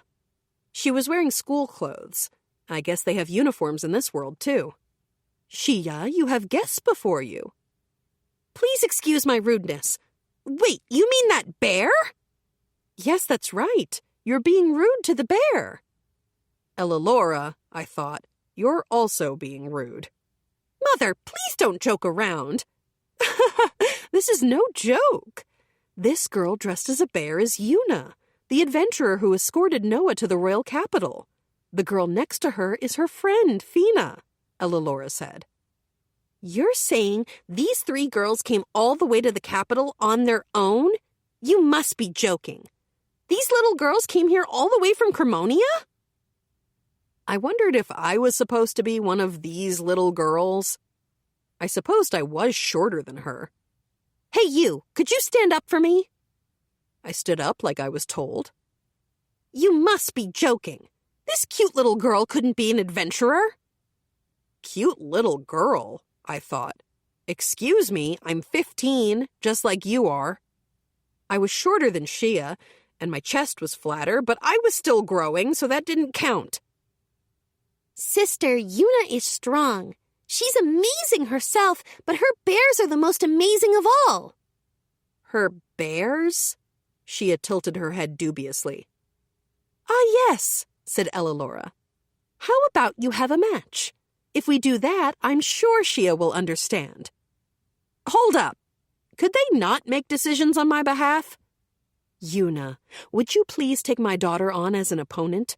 Oh, and please don't hold back. No major injuries, though, since she is a girl. All right, said Shia. I accept the match. I don't. This was a pain in the neck, and getting worse by the minute. The situation just kept progressing from there, with or without my say-so. Before I knew it, the match was on and we were out in the courtyard. She's gotten a big head thanks to being the strongest at her school, said Elilora. So make sure you knock her down a few pegs. I didn't really know what to do. Even if I wasn't supposed to hold back, this was still a member of the nobility we were talking about. Plus, I was sure hurting her would make Noah sad. Mother, I don't have a big head. Oh, you don't? Weren't you saying there isn't a single girl stronger than you at school? I did, but that doesn't mean I have a big head. I'm joking. Your name was Yuna, right? She scowled at me. Yeah. Are you better with a sword or magic, Yuna? Please choose whichever you like. A sword, then. A maid brought over wooden swords for us to choose from. Well, then, whenever you're ready, Shia said, readying her sword. Sword-wielding girls sure did look pretty cool, especially when they held their weapons with such evident skill. Her long golden hair just added to the effect. You're sure it's cool to go whenever? It's fine. Well, then, I'll take your word for it. Here I go. I used my bear step to make my way right to Shia's chest in an instant, bringing my sword up to knock Shia's out of her grip. As her sword fluttered through the air, I stopped the tip of mine right in front of her face. Is that enough for you? I lowered my sword and withdrew. Hey, wait a minute. What? Let's do this one more time, please, she asked, her eyes locked with mine in a serious expression. She wasn't just being a poor loser. It looked like she actually did want to try again. Please. I'll fight with you until you're satisfied. I prepped my sword and waited for Shia's move. When she made the first lunge, I nimbly dodged and knocked her sword down. She held her arm as though it had gone numb. Despite that, she immediately retrieved her sword, readied, and attacked. She swung her sword slowly and without much force. I didn't know any girls her age, so I couldn't tell if she was strong or weak for her level of training. I swept her blow away and brought my sword to a stop at the back of her neck. Shia had no strategy when she fought. It didn't look like she was thinking about how her opponent would defend against her, how they'd attack, or anything at all. I flicked away Shia's wooden sword and pointed my sword at her defenseless body. No matter how many times we do this, it's going to be the same. Pardon me, but may I use magic? I'll allow it. Thank you very much. Shia switched her sword to her left hand and gathered mana that coalesced into a flame in her right hand. Fireball! The fireball flew at me. I dipped out of its path. Shia was waiting there with her sword raised overhead. She was still as slow as ever, though. I parried the blow handily. Shia jumped back, took some distance, and then threw another fireball. What were they teaching her at the academy? There was no point in knowing both magic and swordplay if you didn't use them together. Even beginner gamers a few months in knew how to fight better. Maybe it was a matter of experience? I'd done my share of PvP matches in the game world. Most were with chumps picking hopeless fights, but there'd been a few times I only won by the skin of my teeth. Even if I lost, I still would have learned something. You couldn't get that type of experience in this world. If you lost, you'd die. I sidestepped the fireball and closed the distance between me and Shia, then hit her in the stomach with a weak bear punch. Gah! Shia bent over and sunk to her knees. Maybe that was a little too strong? That's enough, Elilora said, ending the match. I can still... You must know she was going easy on you. But... It's over. Okay, Shia answered meekly, looking at me as she stood up. Your name was Yuna, wasn't it? You were really strong. Despite appearances, I'm actually one of the more powerful ones at the academy. I never thought I'd lose to someone younger than me. I'm 15. What? Like I said, I'm 15. I'm the same age as you. No way! I thought you were younger than me. Sure, I was smaller than average, but I wasn't that small, I think. Well then, how about we throw a party to celebrate Noah's arrival at the capital and to welcome Yuna and Fina? With the match concluded, we sat down together for a tasty meal, though I felt like something was missing. This world didn't have anywhere near as many seasonings as Japan. They had sugar, salt, and basic spices, but I yearned for soy sauce and miso. Meanwhile, Fina was acting strange. She was eating with small bites, but she wasn't saying much. Even when someone did talk to her, she didn't seem to want to reply much. Maybe the food disagreed with her? Mother, do you think the teachers and everyone at the academy were going easy on me? I'm not sure about that. Yuna is an outlier. In terms of adventurers, I'm sure her level would be at least around rank C. Rank C? Mother, that's impossible. She defeated a horde of 100 goblins. She slayed a goblin king. She slayed orcs. She slayed a pair of tiger wolves. She slayed a black viper. And of course, she did all of that by herself. Where were the privacy protection laws in this place? I wished people would stop gossiping about my exploits. So you shouldn't beat yourself up about it, Elilora went on. I just wanted you to know that there are kids the same age as you that are stronger. Yes, she was very strong. Yuna, I'm sorry about earlier, Shia said. Maybe she wasn't such a bad kid after all. But you can use magic too, right, Yuna? Pretty much. And is your magic as strong? On top of that, Yuna has her bears. They're even more amazing, Noah said, proudly inserting herself into the conversation. Like I said before, what are these bears supposed to be? They're Yuna's summons. They're super cute. Summons? Would you let me see those bear summons later? Sure, I promised Shia. Once we were done eating, we were led to the rooms we'd be sleeping in that night. Just as Fina asked, we shared the same room. 57. The Bear Goes to the Trade Guild. Once we were alone together, Fina let out a huge sigh and sat down on a bed. Yuna, today was exhausting. Are you all right? I'm okay. But is it really okay for me to stay the night in an aristocrat's house? I thought you were being quiet. Is that what was on your mind? If I blurted out something weird or did something rude, it could be bad for my family. Well, we're done escorting Noah, so should we look for an inn or something? That would make you more comfortable, right? But that would cost money. I was the one that invited you to the capital. Don't worry about the money. But... No buts. Anyway, we'll look for an inn tomorrow, so don't feel like you've got to be so tense. Yes, Yuna. Thank you. We climbed into our respective beds and quickly fell asleep to rid ourselves of the day's fatigue. The next morning, Fina was sitting on her bed with her legs splayed out on either side of her, looking bored. Morning. Good morning. You're already up? Yes, I woke up like usual, but I don't have anything to do. Fina woke early in the morning to do chores since her mother Tirmina got sick.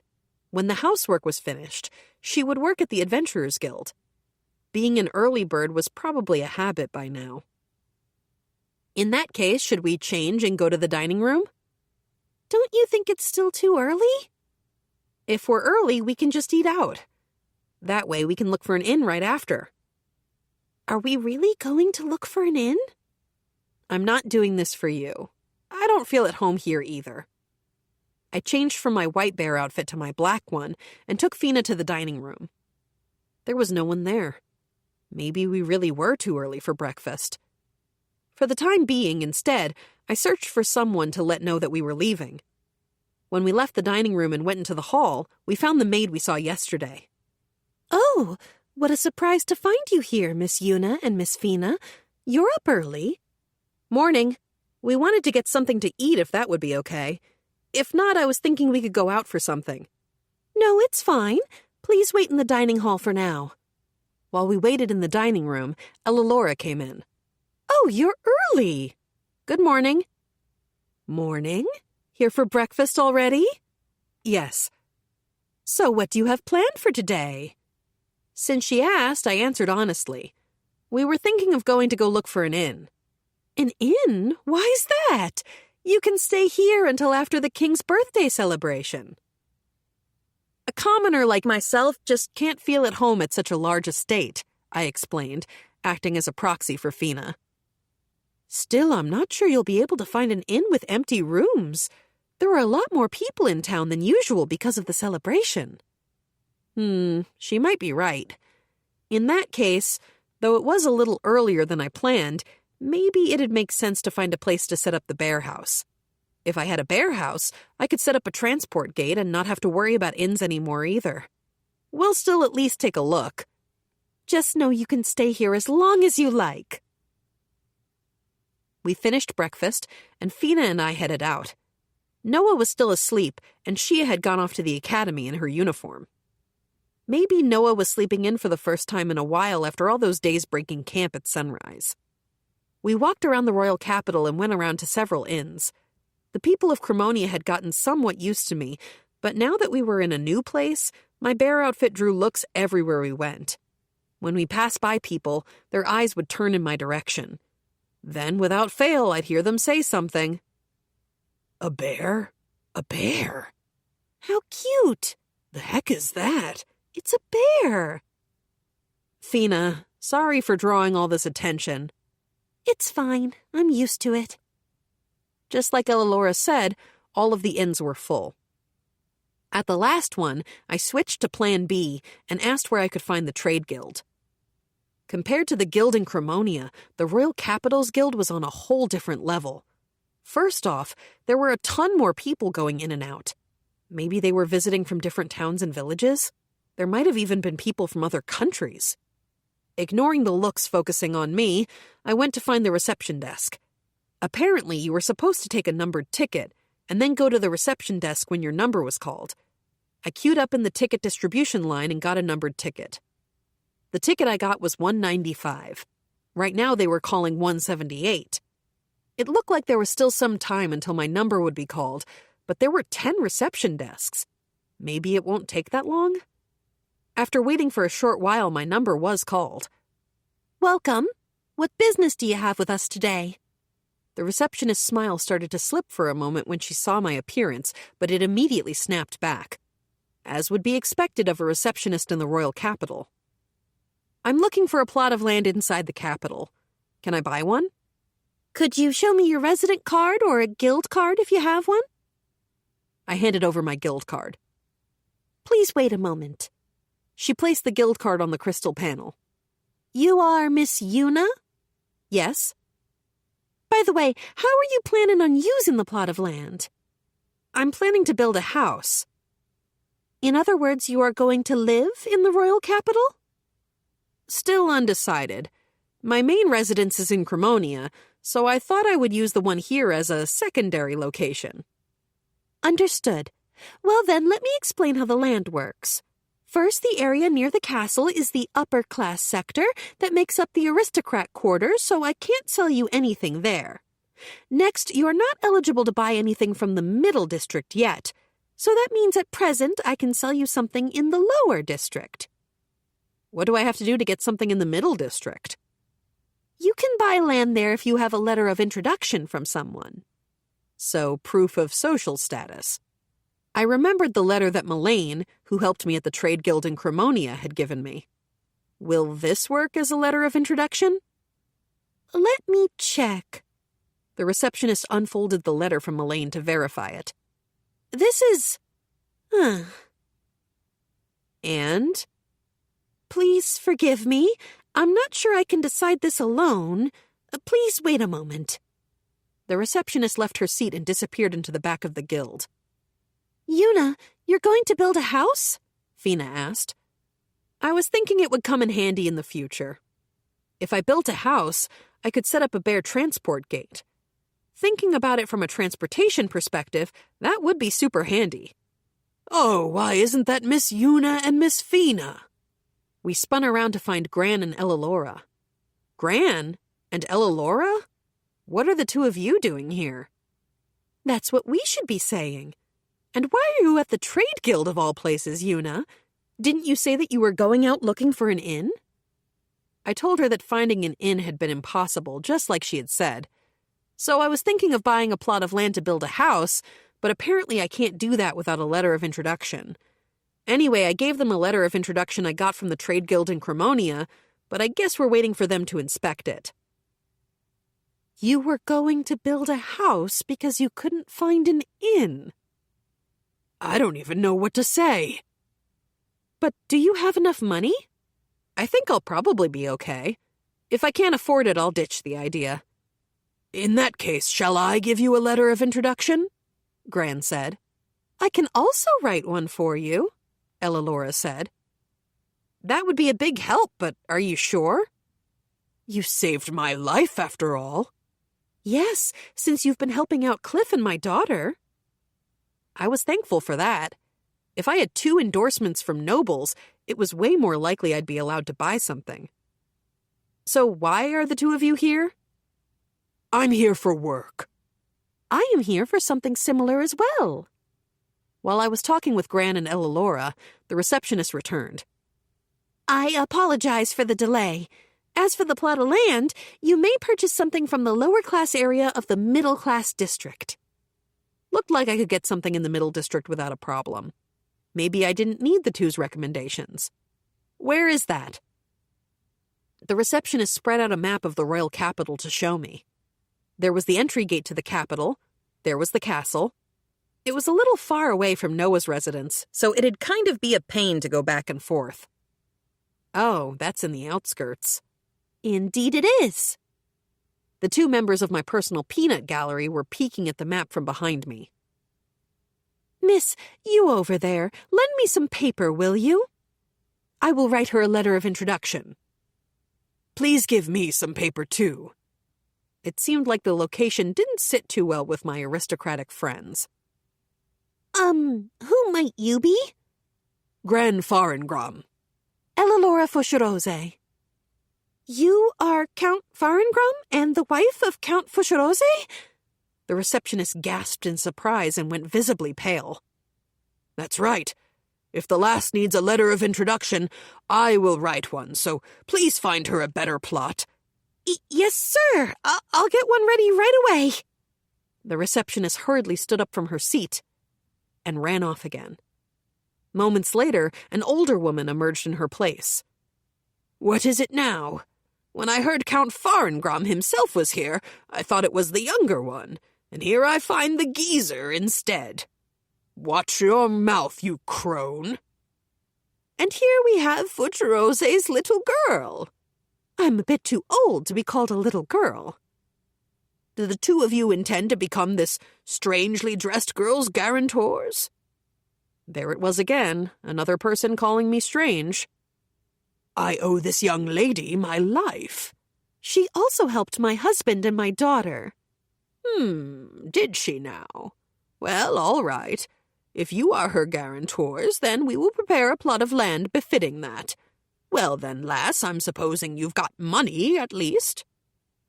Well, it wasn't like there'd be any point to finding me a plot of land if I didn't have the money to buy it. I'm not sure how much it'd cost, but I've got money from slaying a black viper. Pish, you must be something if you're willing to take a joke that far. I wasn't joking. Not that there was any point explaining. Anyway, do you have requests? I'd prefer somewhere that's safe without too much traffic if possible. If I have the luxury of choice, I'd like somewhere close to the Adventurers Guild and close to Elalora's house. Well, aren't you a greedy child?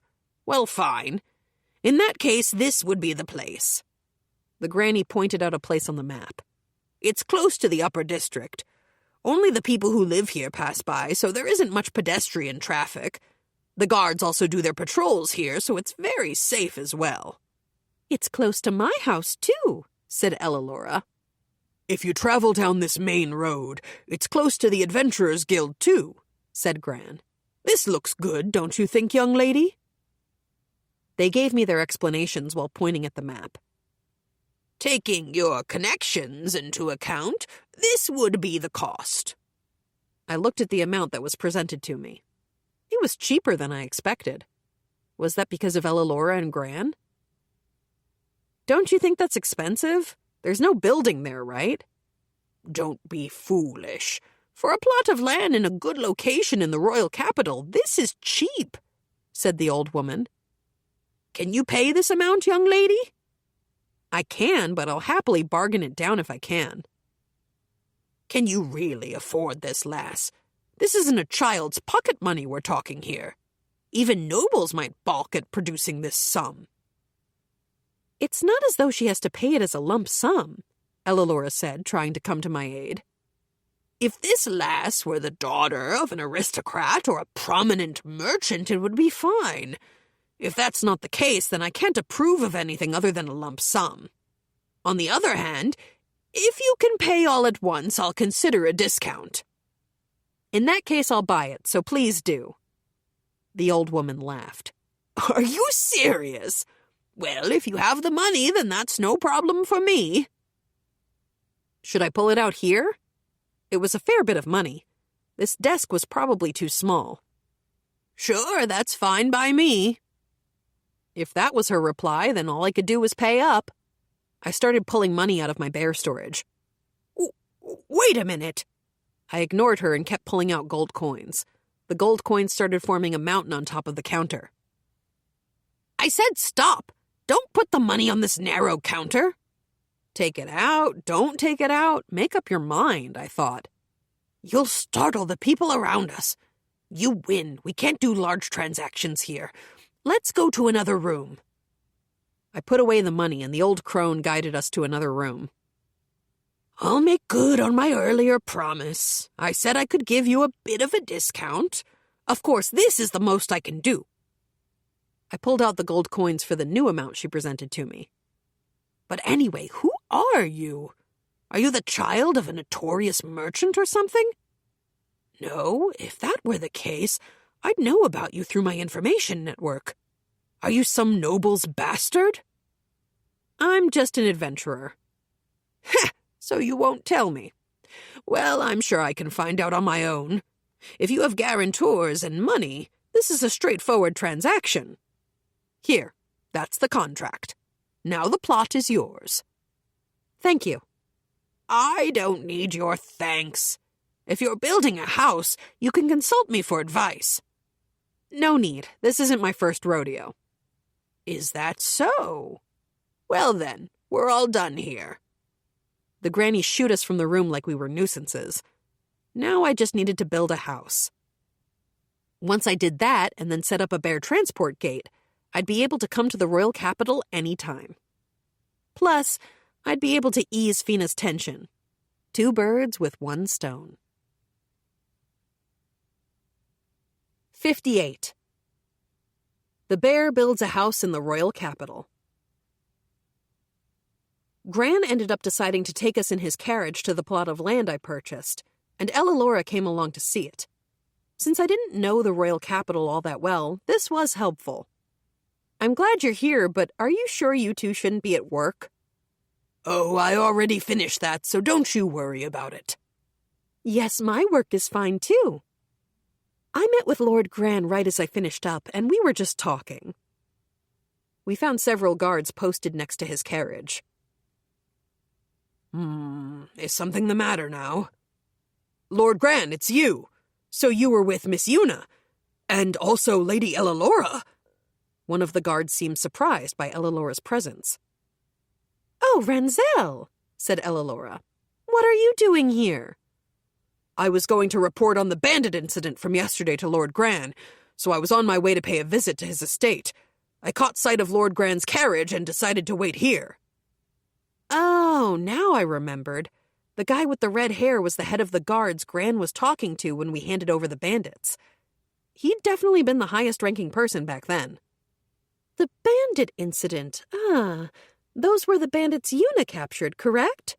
So what's this about a report? I would like both you and Miss Yuna to come to the guard station with me, Lord Gran, if you would be so kind. I would not mind, but... Gran looked at me. It wasn't like Fina would get ulcers if we delayed moving house by a day. I'm fine with that, too. How about you, Fina? Yes. Ellalora, I apologize, but it seems that we are going to the guard station, Gran said. It's fine, I'll go with you. Yuna is Cliff's guest, so I'll be her chaperone while she's here in the royal capital. I wasn't sure when she appointed herself my chaperone, but having an influential person come with me could be useful. When we got to the guard station, we were led into a room. So, what did you need us for? First, we have determined the secret base of the Zamon bandits, as well as their total number. It seems they are in a cave in the mountains to the west of here. There are about 30 more of them left. It seems they also still have several women held captive there as well. Well then, we must rescue them at once. Yes, but there is a slight problem. Problem? Yes, a great many people are currently gathering in the royal capital for the king's birthday celebration, and as a result, the soldiers, knights, and guards of the capital are all tasked with security. We have no one to spare. Then why not send a request to the Adventurers Guild? I agree, Lord Gran, but we would need Yuna's permission. Everyone looked over at me. Mine? Because she has a private claim to the bandits' treasure, Gran said, as though he just remembered something. Explain it so I know what's going on too, please, I thought. Yes, that's right. Yuna has already captured 25 members of the bandit clan, but we have not gained control of their hideout.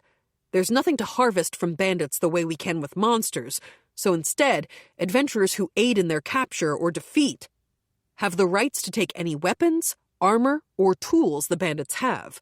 That includes the treasure the bandits have gathered. In other words, if we put out a request to adventurers, the ones who accept the quest would get the bandits' treasures. We were only able to obtain this information because Miss Yuna captured the bandits on her own. However, we can't arbitrarily submit a request to the Adventurers Guild. If we did, we would first need to obtain Miss Yuna's approval and decide what recompense we would give her. Seems like a pain. Well, there's no helping that. However, young lady, if you were to eliminate the bandits, this wouldn't be a problem. Seems like a pain, I repeated. Yuna? Fina seemed aghast as she looked at me. Don't look at me like that. If it was a pain, then it was a pain. We'd come all the way here to see the royal capital, so why was I getting roped into eliminating bandits? In that case, shall I gather some soldiers? Ellalora, who was silently listening to the conversation, came to my rescue.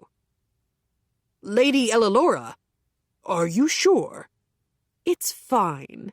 It'll give the soldiers some real experience, and I'm sure some of them are sick of just working security. But aren't they defending the capital? It's fine, don't worry about it. I just have to shuffle around some paperwork for that. She said it like it was easy, but could she really do that?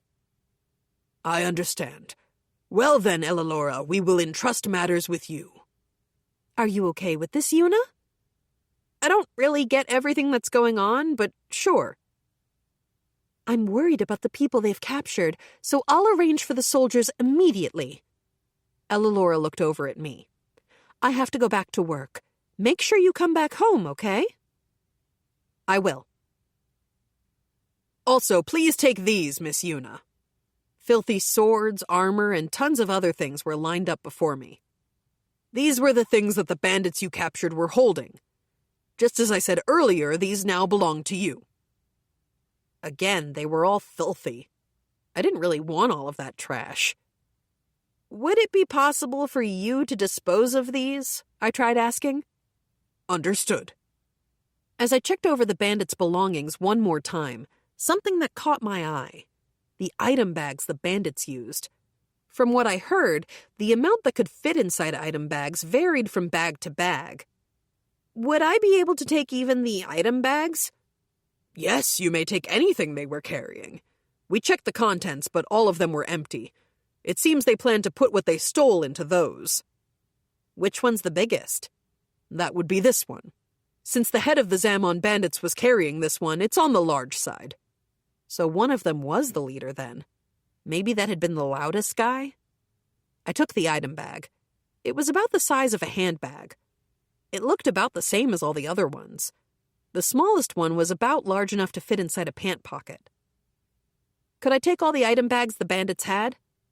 They handed all of the bags to me, and I gratefully put them away into bear storage. Other than that, my business was done, so I thanked Gran for accompanying me. Oh, it was no trouble. If you hadn't captured them, we likely would have died after all. I was done with everything I needed to do, but apparently there were a couple of other things they needed to talk to Gran about.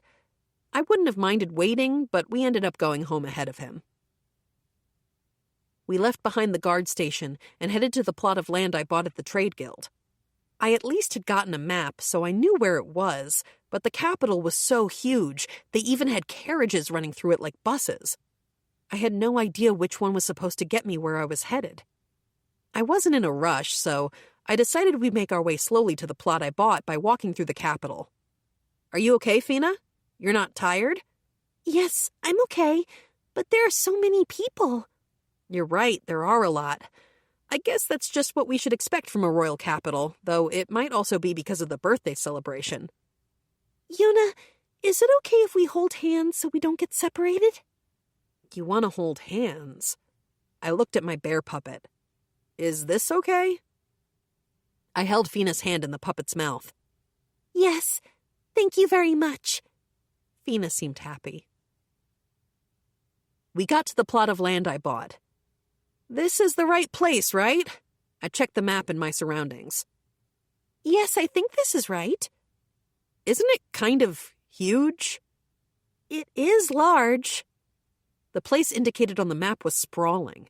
It was about 4 times larger than the plot where I'd built the bear house in Cremonia.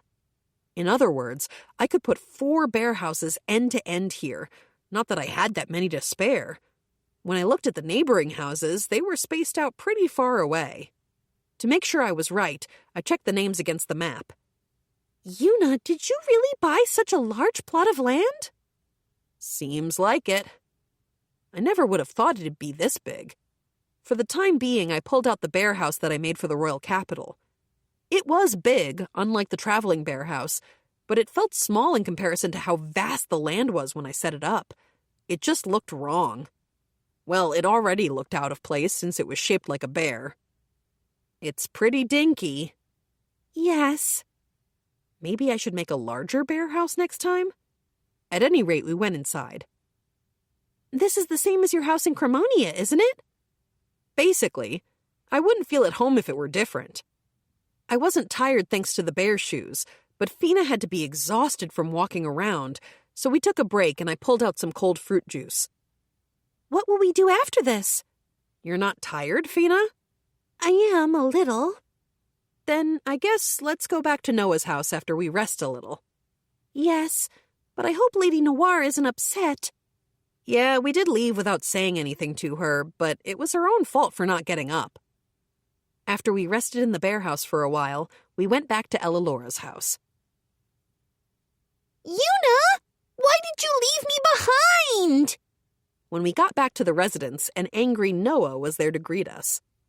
We didn't do it just because. We waited for a while after breakfast, but you didn't get up. So, anyway, when did you get up?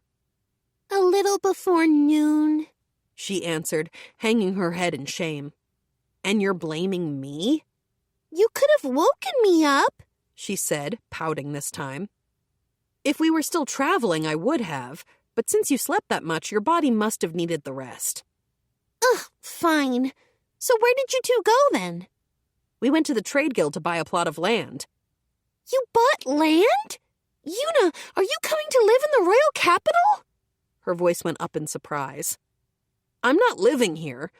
I'm planning on coming here now and then, so I bought it to make a house for that. I don't think people normally build houses when they're just traveling now and then. Well, I needed it to set up a bear transport gate. Does that mean you're not staying with us anymore, Yuna? I just don't really feel settled in an aristocrat's room. I couldn't say it was actually Fina who wasn't comfortable. But I'll be so lonely. We'll come to see you, and you can come over any time you want to my place. It's close by, so we can see each other any time. Does that mean you've already built the house? Normally that would be a weird question, but Noah knew who she was dealing with. I built a house about the same size as the one in Cremonia. I guess that means Fina isn't staying here either. Yes, since I came here with Yuna. But I'll be all alone if both of you and Kumayuru and Kumakyu are all gone. I could see the disappointment on Noah's face, but it wasn't like this was goodbye forever. Plus, we all lived in Cremonia, so we could see each other any time. We're not leaving quite yet, so don't look so disappointed. We need to see Ellalora still. We ended up staying in their care for just one more day. Ellalora came home around dinner time. Mother, welcome back, said Noah. I'm home. What were you doing with everyone? I heard what happened when they left me behind and went out. I can't believe what happened at the trade guild and that you got called out about the bandits. I wish I could have gone too. All I did was listen in. I hate being left out. When I told her about today, it made her contrary. Ellalora, thank you so much for today. She'd done so much for me already. Don't worry about it. All I did was write a letter of introduction, and the Zamon bandits were causing us trouble, too. I was still thankful. So, how was the location? It's quiet and there isn't much foot traffic, so it's great. I still hadn't been expecting it to be that big, though. Well, then that's good. What happened with the bandits? I dispatched troops right after that, so I think they'll defeat them in a few days.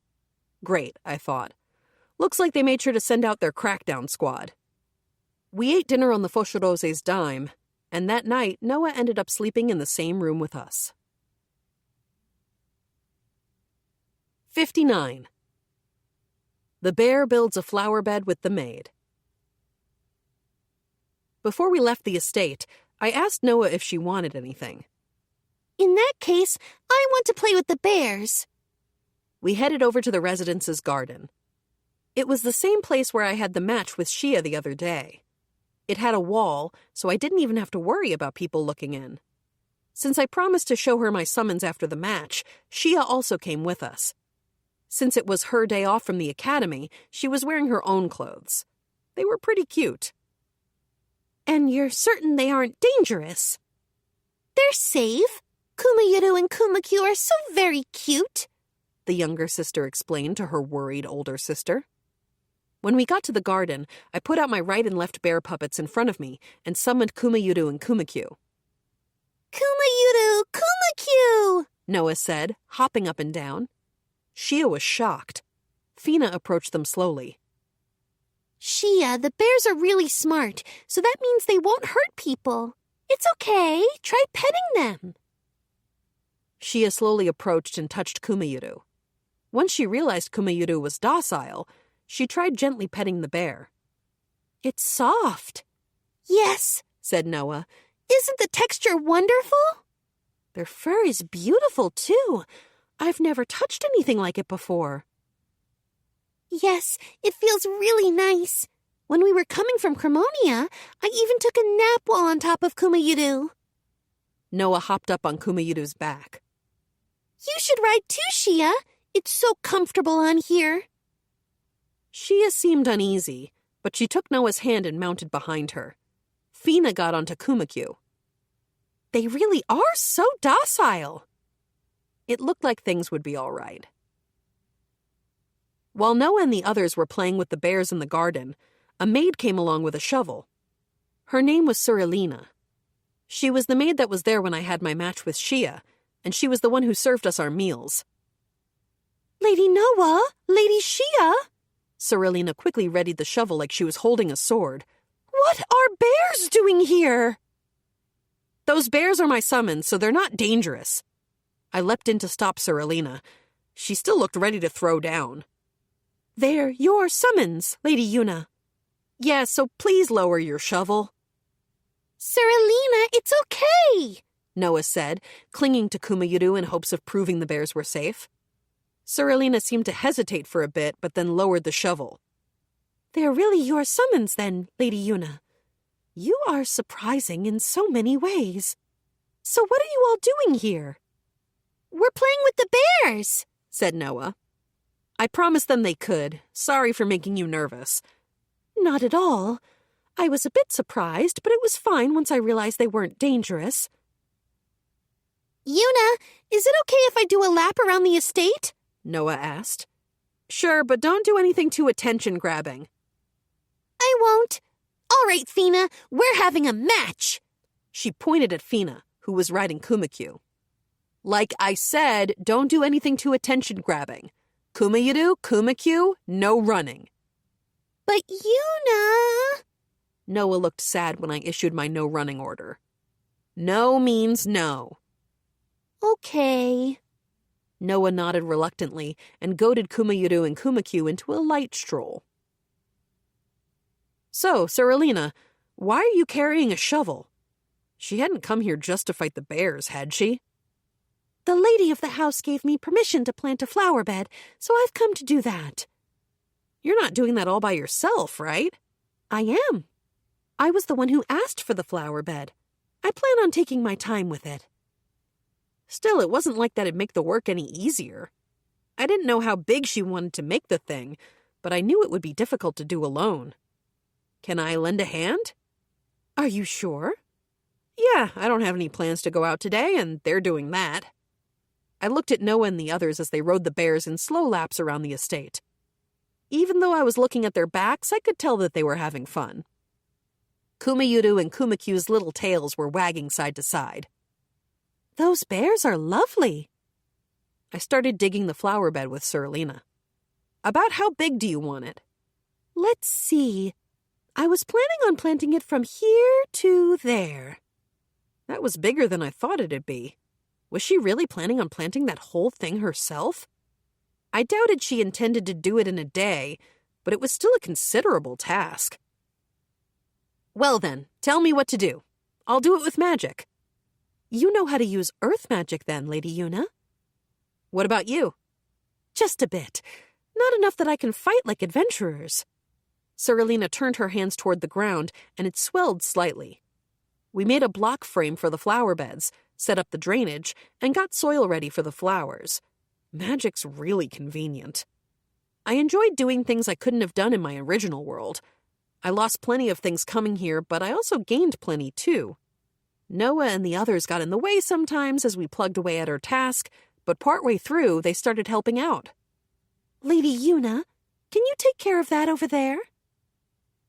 Maybe it was just her personality, or maybe it was because I was good at doing the things she asked, but Suralina gave me surprisingly detailed instructions. I was kind of getting in the swing of things, and we ended up with a near picture-perfect flower bed. Lady Yuna, thank you very much. I didn't think this could be done in a single day. So, do you have any plants? Yes, I have prepared the favorite flowers of the lady of the house. Hopefully they bloom nicely. Yes, I'll make sure to take care of them. When we surveyed the garden, 2 bears and 3 girls were fast asleep in it. It looked like they tuckered themselves out after playing and lending a hand with the flower bed.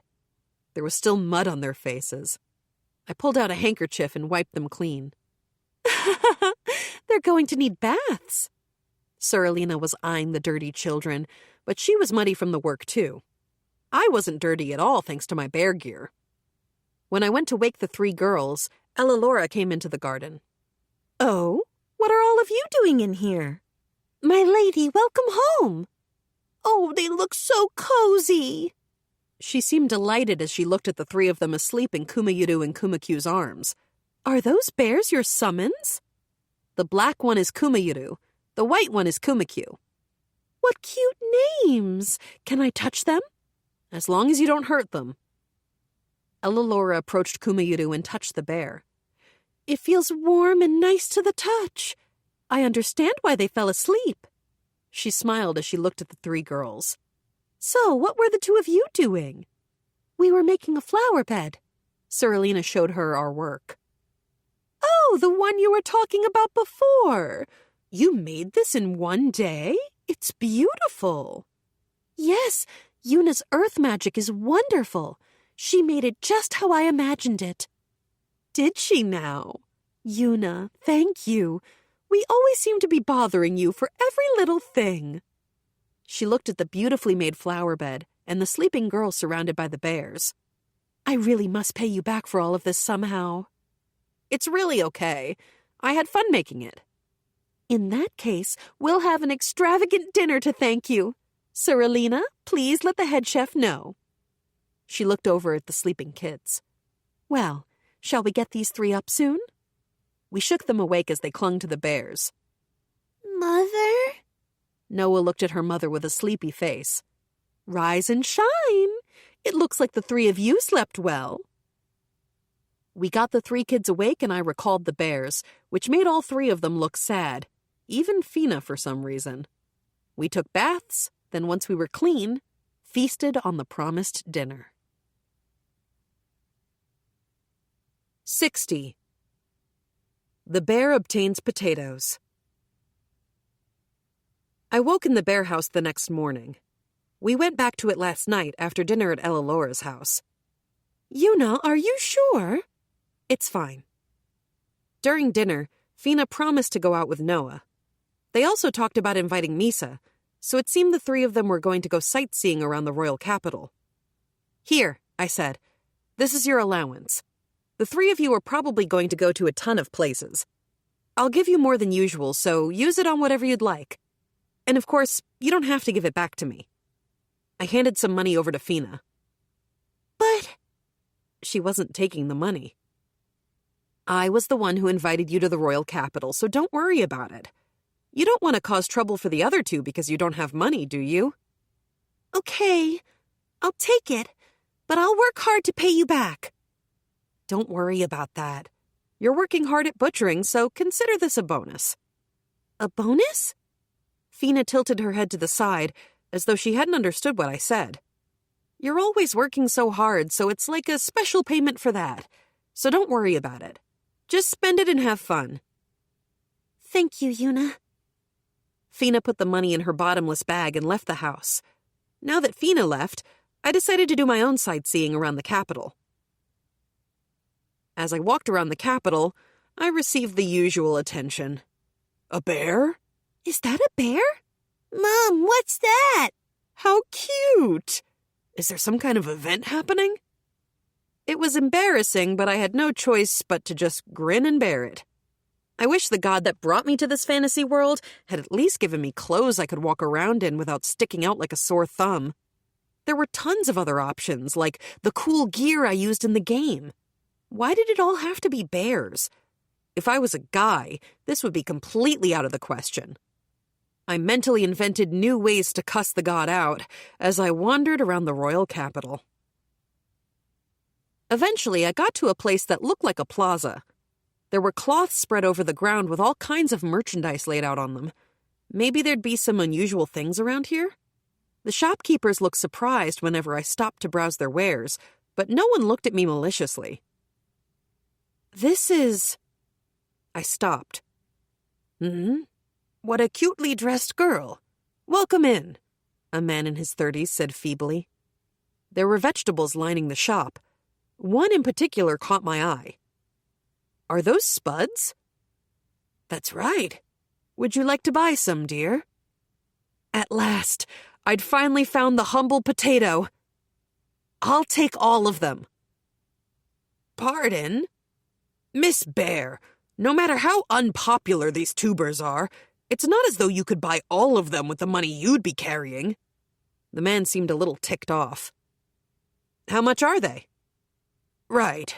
It'd be about this much. If you can pay that, I'll sell them all to you. He presented the amount to me brusquely. But I replied, Sold!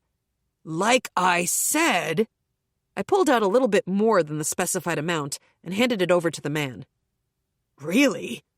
He looked at the money I pulled out and then at me in surprise. Are you sure about this? I'll take them.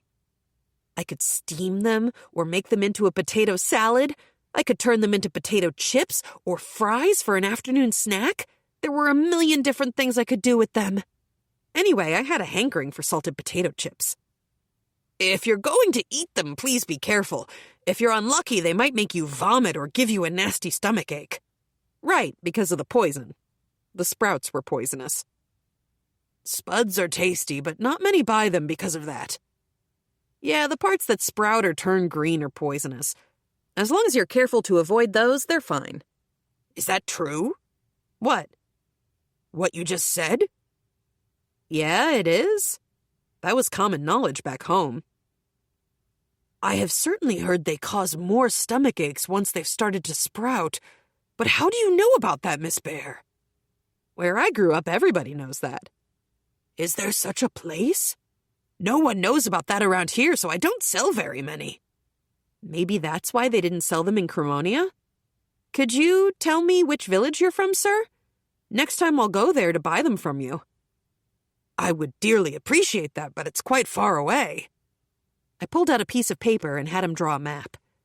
This was the royal capital, and maybe this was Cremonia? Looks like it's close to Cremonia.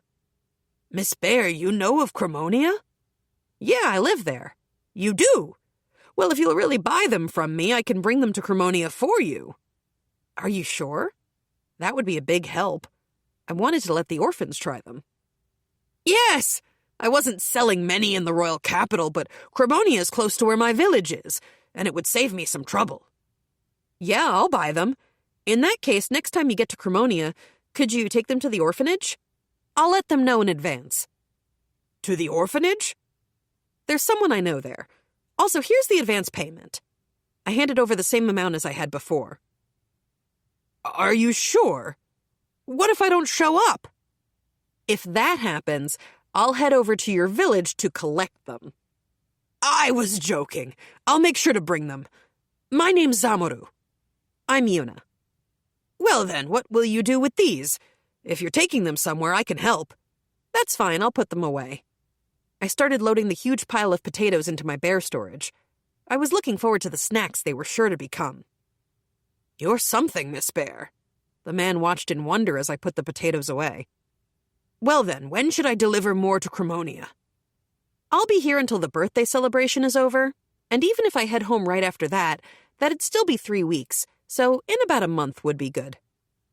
Got it. I'll definitely be there. I left the man and browsed the other stalls. I bought and ate some delicious-looking meat skewers and anything that seemed unusual, and bought any ingredients that caught my fancy in bulk if it passed a taste test. It wasn't like I scoped out every single item being sold in the place, but I definitely didn't see any soy sauce, miso, or rice. I wanted sushi with soy sauce. Even octopus or squid would do, ideally grilled. But I decided that acquiring potatoes was enough for today. Maybe I'd make potato chips and fries when I got home. Though it was a little early, I decided to head back. When I made it back to the bear house, Fina still hadn't returned. Well then, I thought, guess I'll whip up some chips for myself. I headed to the kitchen, took out some potatoes, thinly sliced them and fried them in oil. They made great popping sounds as they fried up nice and crisp. I put them on a plate and sprinkled salt over them. With that, my dearly missed salted potato chips were done. I was a little disappointed I couldn't make other flavors, but I popped a single chip in my mouth. Delicious. I miss the flavor of chips. Since I was getting thirsty, I got myself something to drink. Fina came home while I was munching on the rest of the chips. "Welcome home," I greeted. Crunch, crunch. Fina looked a little haggard. "Did you have fun?" Yes, it was fun. Then why'd she look so worn out? Did they go to so many places that it tired her out? Yuna, I'm giving this back. Fina pulled out the bag of money I'd given her. She told me that Noah apparently paid for everything, so she hadn't needed to use any. I should thank Noah next time I saw her. "You might need it later, so just hold on to it," I said. Crunch, crunch. What are you eating, Yuna? Crunch, crunch. Potato chips. Potato chips? Fina tilted her head to the side. "Want to try some?" Yes, thank you. I held the plate out to Fina. Crunch, crunch. They're delicious. "I'm glad you like them." Fina ate another one. "Eat as many as you like. There are a lot more." Thank you very much. Were they selling these? They were selling spuds, so I bought some and turned them into chips. When she heard me say that, Fina pulled back her hand as though surprised. "Fina, do you know what spuds are?" I don't know much about them, but I heard a long time ago that you had to be careful when you ate them. You have to be careful about not eating the sprouts and the parts that are green, but otherwise they're fine. Are they really? If you eat the sprouted bits, you'll give yourself a stomachache. Worse if you're unlucky. So you've got to be careful. I explained to her as she looked at me with reverence. Munch, munch, crunch, crunch. Ah, that hit the spot. I was really craving some consommé-flavored chips now, but of course I couldn't magic those up out of nowhere. Fina watched me eat, then reached out her hand and took a few more chips. They're easy to make, so they're good as a snack. With the two of us working at it, the plate rapidly emptied. I showed Fina how to make potato chips, then made fries for dinner. Unsurprisingly, those were a hit too. 61. The Bear Goes to the Royal Capital's Adventurers Guild. Since I needed to report the completion of my quest escorting Noah, I decided to go to the Adventurers Guild the next day. I told Fina to go off with Noah again, just in case there was any of the usual trouble with the adventurers because of how I looked. If anything happened to Fina, I could never explain it to Tyrmina. I let the inquisitive gazes of the populace shower me as I headed over to the Adventurers Guild alone. It was right where the Trade Guild said it'd be, straight down the large street that was close to the new bear house. The capital's guild house was bigger than the one in Cremonia. A bigger guild meant more adventurers, and more adventurers meant more punks. Even on the way in, I noticed some tough customers coming in right with me. I felt like a kitten heading into a pen of wild beasts. I was right to leave Fina behind. "Please no, well, you're a wild bear, aren't you?" jokes. Thank you. I pulled my bear hood down low and went inside, not locking eyes with anyone. The moment I went inside, the whispers started. "Did a cute bear just walk in here?" "You're right, there is a bear." "It's a bear, all right." "What a cute outfit." "Bear attack, somebody slay it." Oh, come on. You can't say stuff like that, even as a joke. You'll scare the lass. "Then how about I slay her?" "If you get close to her, that bear will run away." Clatter. I heard the sound of a chair toppling over in the back. "The bloody bear," a man at the back murmured. "You shouldn't lay a hand on that bear." "What's with you? What are you shaking for?" "Don't get involved with that one." "What's up with that guy?" "Who cares? Somebody go talk to her." "In that case, I'll go warn her off." A nearly 2-meter-tall giant approached me. He grinned. "Hey, bear girl, what did you come here for in that cute outfit? This isn't the type of place girls like you should be." "I just came to report my quest completion." "You're reporting on a quest? Are you an adventurer?" "Well, yeah." Laughs slipped out from all around me. "Wait a minute. Since when could children become adventurers around here?" I knew this routine.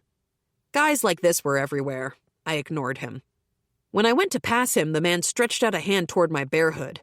I caught hold of his hand with a bear puppet and flung him right out the front door. The adventurers stared in confusion and amazement. What just happened?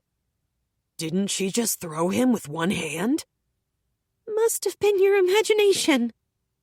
They continued clamoring as the guy I threw out came back in. What do you think you're doing? He demanded, coming up to me while rubbing his head.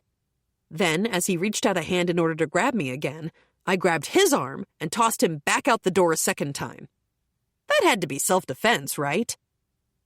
The guild went silent. What did you just do? He came to attack me, so I just tossed him. 3 men surrounded me. You guys are kinda in my way. Did you think we'd just let you get away with doing that to our buddy, Bear Girl? He was the one who attacked me out of nowhere. Don't you screw with us! The men were coming to attack me, so I grabbed their arms the same way I had with the other guy a moment ago and took out the trash. At this point, the rest of the guild really went quiet. I stepped outside where the men I'd thrown over the threshold were trying to stand up. You little... Was this farce going to play out every time I hit up a new guild? I really was glad I hadn't brought Fina along. Once the men stood up, they scowled at me. They weren't pulling out weapons, so I guess that was a good thing at least.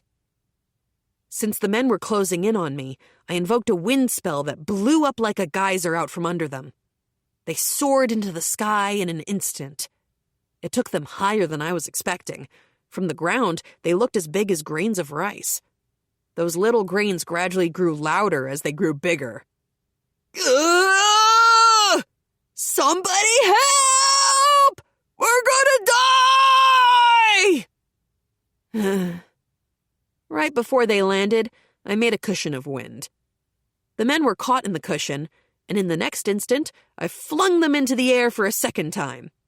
I repeated this several times, and once they stopped screaming, I let them back down onto the ground. Don't attack me again, okay?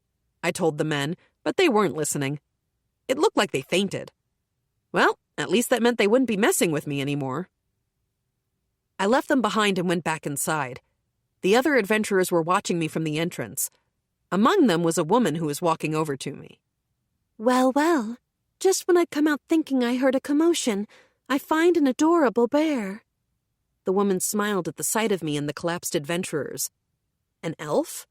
Her hair was long and light green, and I could see long ears peeking out through the strands. She was beautiful and fair-skinned. That's some impressive magic you're using. They were the ones that attacked. I was just defending myself. I'm sure those adventurers watching from over there can attest to that. Can they?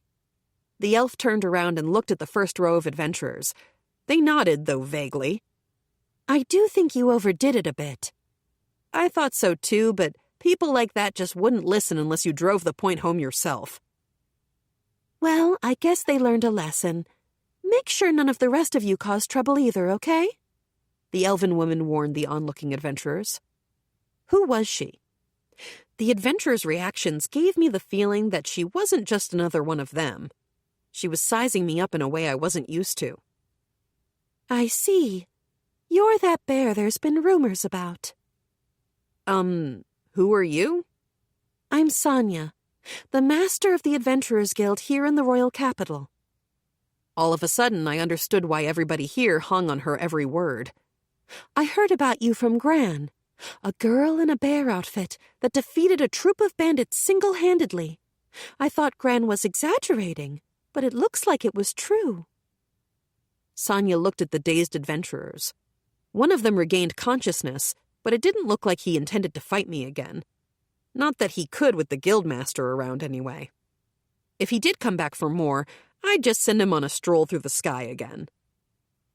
That's why I told you not to mess with the bear, an adventurer at the back murmured. You knew about that bear? Yeah, I know how terrifying and powerful it is. That's why I told you to stop. I must not have been the only adventurer visiting from Crimonia. With the way he was cowering, he might have been one I'd beaten. Well, what are you here for today? I came to give a quest report, I said. Sonia took me to a reception desk and sat down with me. Well then, could I have your quest completion document and your guild card? I handed over my guild card and the quest completion document with Elalora's signature. An escort quest for the Fosharose family, was it? Here, this is the quest fee, and this is the fee for escorting Gran. For escorting Gran? Gran came by the other day. He asked me to handle the quest fee and the quest completion procedures when you showed up. So that was why Gran's name had come up before. He jumped through all the hoops to treat our chance meeting as an escort quest. I thanked him mentally as I accepted the money. I'll treat both the Farengram and the Fosharose family escort quests as D-rank quests. The D-rank quest count on my guild card increased by 2 as she said that. Apparently, the higher the number I had, the better the impression strangers would have of me if I took on their escort quests. Since that part of the data was recorded on the card, you couldn't see it without a crystal panel. The guildmaster in Cremonia gave me a letter, I said. I'd gotten the letter to help ward off Trouble, but Trouble found me before I could hand it over. That must be from Ralok. So that was his name. Sonia skimmed the letter. Looks like it's too late for a lot of these things.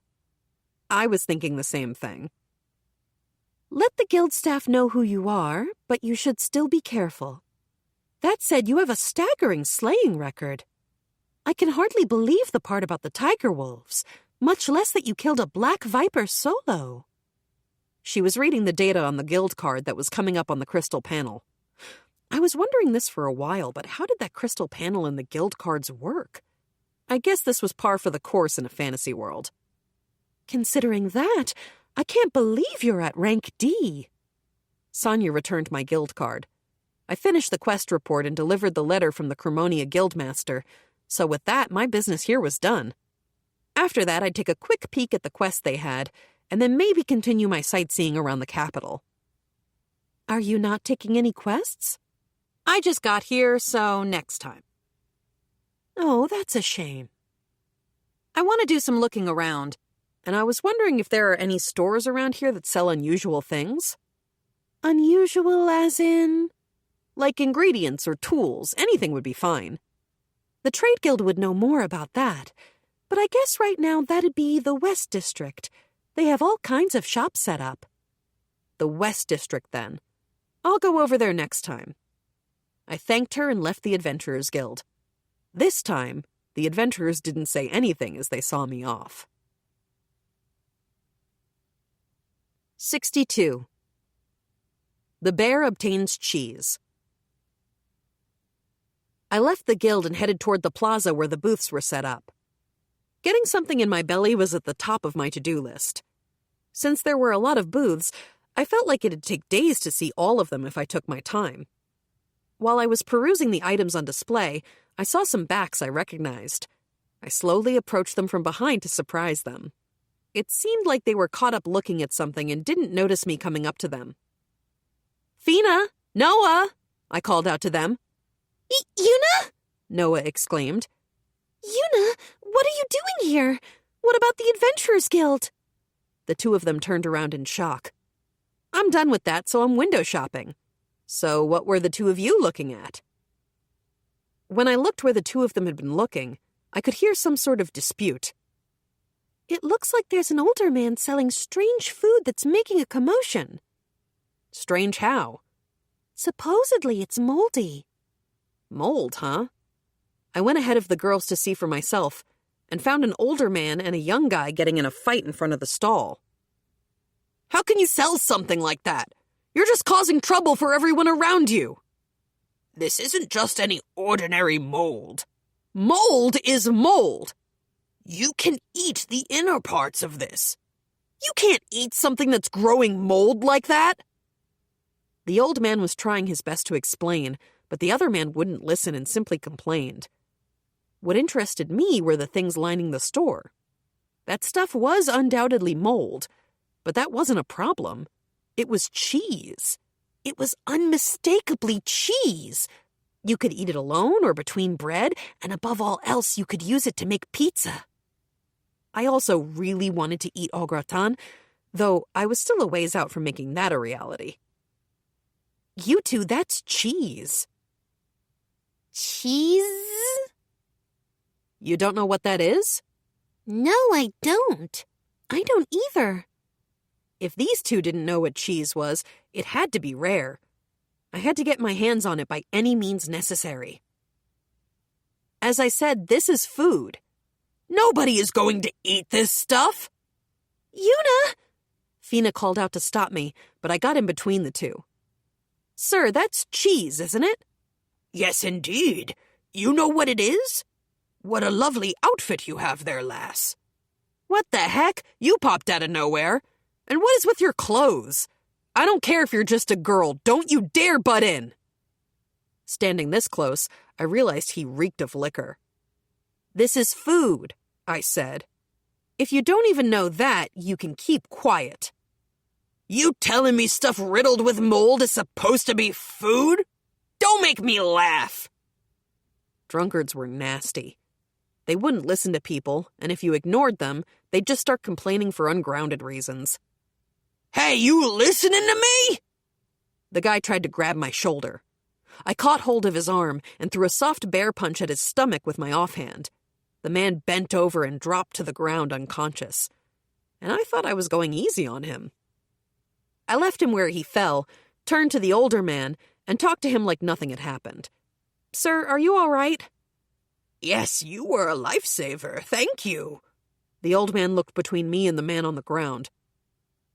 Well then, miss, you know about cheese? You ferment milk to make it, right? I don't really know all the details about how it's made, though. That's right. You sure know a lot for a youngster. Sir, is it okay if I have a sample? Of course, please try some. The man cut a thin slice of cheese with a knife. Yuna, you're going to eat that? Fina and Noah seemed worried. Well, I was eating something that had mold growing on it, so I guess they couldn't help it. The mold is just on the surface, so it's fine. I popped the bite-sized piece of cheese into my mouth. It was a little strong, but definitely cheese. Do you guys want to try it too? The two shook their heads. It was tasty, though. Sir, you're selling this, right? Yes, we needed money in the village, so I came to the royal capital to sell cheese, but no one would buy it. Yep, I thought. Looks like cheese really hadn't spread around in this world. Just like the guy from earlier, Fina and Noah didn't know what it was. So that basically means I can buy everything you've got, right? You'll buy some, lass? It depends on the price. How much is it? I actually sell it by weight, but one block would be about this much. I'll buy it. I'll take it all, please. Are you serious about this? The man looked at me like he didn't believe me. Well, I guess I'd find it hard to believe someone saying they'd buy all your stock when no one would even look at the product before. Yeah, I'm serious. I took out the money. Surprise formed on the man's face. Thank you, Bear Girl. Right as we finished our deal, a commotion sprung up behind me. It looked like some patrolling soldiers arrived. We heard there was a fight happening here. A bear? A Miss Yuna? It was Ranzel, the guard who had helped out with the bandit group. Miss Yuna, what are you doing here? I heard a fight broke out here. Nothing happened. A drunk guy was making a scene, fell down on his own, and fell asleep.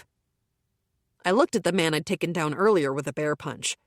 He'd fallen for a different reason than I said, but he really had been drunk. Ranzel looked at the collapsed man, and then at the crowd. Is this true? He asked me, seeming dubious. The drunk started to foam at the mouth slightly. There was no getting past this guy. I decided to be honest with him. The drunk guy was starting a fight with this man, so I came to his aid. What the bear girl is saying is the truth. She saved me. It wasn't Yuna's fault, said Noah.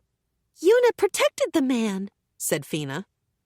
On top of that, people around us also started advocating for me. I guess anyone would side with a girl in a bear onesie over a drunk. Ranzel scratched his head. I got it. I'll turn a blind eye this time. Ranzel directed his subordinates to carry the man. This time I'll treat this as a drunk acting out of line, but please don't cause any more trouble, Miss Yuna. It seems to follow you wherever you go. I couldn't argue with that. Even if that weren't the case, people are gathering from all over, and we're already having a hard time keeping things civil. Please actually do keep out of hot water. Here I was, unable to make that promise. Well then, I'll be heading off, Renzel said, bowing his head before leaving with his subordinates. I resumed my cheese talk with the old man. Miss, it looks like I've caused you trouble. Thank you for what you've done. Don't worry about it. I wanted cheese either way. Supposing if you still have some, I'll buy it. I'm sorry, I only brought what I could carry from the village. This is everything. There's still more at the village, however. I didn't need an apology from this man. No, this saint of cheese. Still, I was overjoyed to hear there was more wherever he came from. Well then, could you tell me where your village is? I'll go there to buy some later. I would be happy if you did, but are you really that in need of cheese? I think this is a considerable amount already. I'm sort of looking after some kids at an orphanage. I was thinking I'd use this cheese to make them something to eat later. I see. All right, if you come to the village, I'll welcome you. Thank you. Not at all. I should be the one thanking you. If I couldn't sell this, I would have been in trouble. Really? In that case, I can pay a little more. Are you sure? It's fine. In exchange, sell it to me a little more cheaply when I visit. Yes, of course. If I don't have to come to the capital, that saves me trouble. I got the location of the village from the man and put all of the cheese I bought into my bear storage. We left the man, and I ended up going around with Fina and Noah to the stalls. Yuna, is the cheese from earlier really that good? Noah asked me. I must have been acting upbeat. Bread was obviously on my mind, but I was also thinking of eating pizza when I got home. Between this and the potatoes the other day, it was like someone was just telling me to make pizza. A smile naturally formed over my face. I guess it depends on the person. I like it, but there are also people who hate it. Then, would you let me try some? I'd also like to try some. Well then, how about we head back home right now and make pizza or something? Most people like pizza after all. Like I needed an excuse. A part of me hoped they'd turn out to be cheese Philistines. Yes, I would like to try some. I tried remembering what ingredients I had in my bear storage as I bought the ingredients I was missing for pizza. And we ended up heading back to the bear house. 63. The bear goes to the castle. I started by making a stone oven in my pointlessly large yard.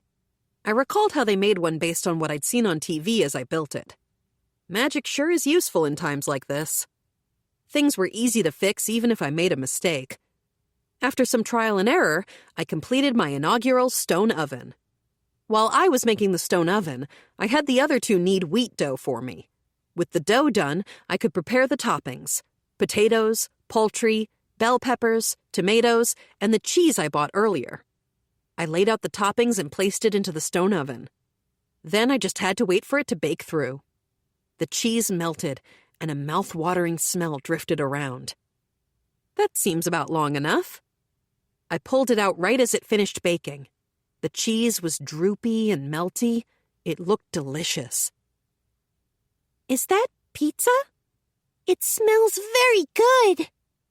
I sliced the pizza, placed some on plates, and handed them over to the two. It's hot, so please don't burn yourselves, I warned them, then prepared my own portion. It looked delicious. There wasn't any reason to hold back, so I dug right in. The cheese stretched. It was hot, but incredibly delicious. This was the taste of home that I missed. I missed being able to order it by phone and get it delivered within 30 minutes. When Fina and Noah saw me enjoying it, they started eating too. It's hot, but it's tasty. It really is very good. Isn't it?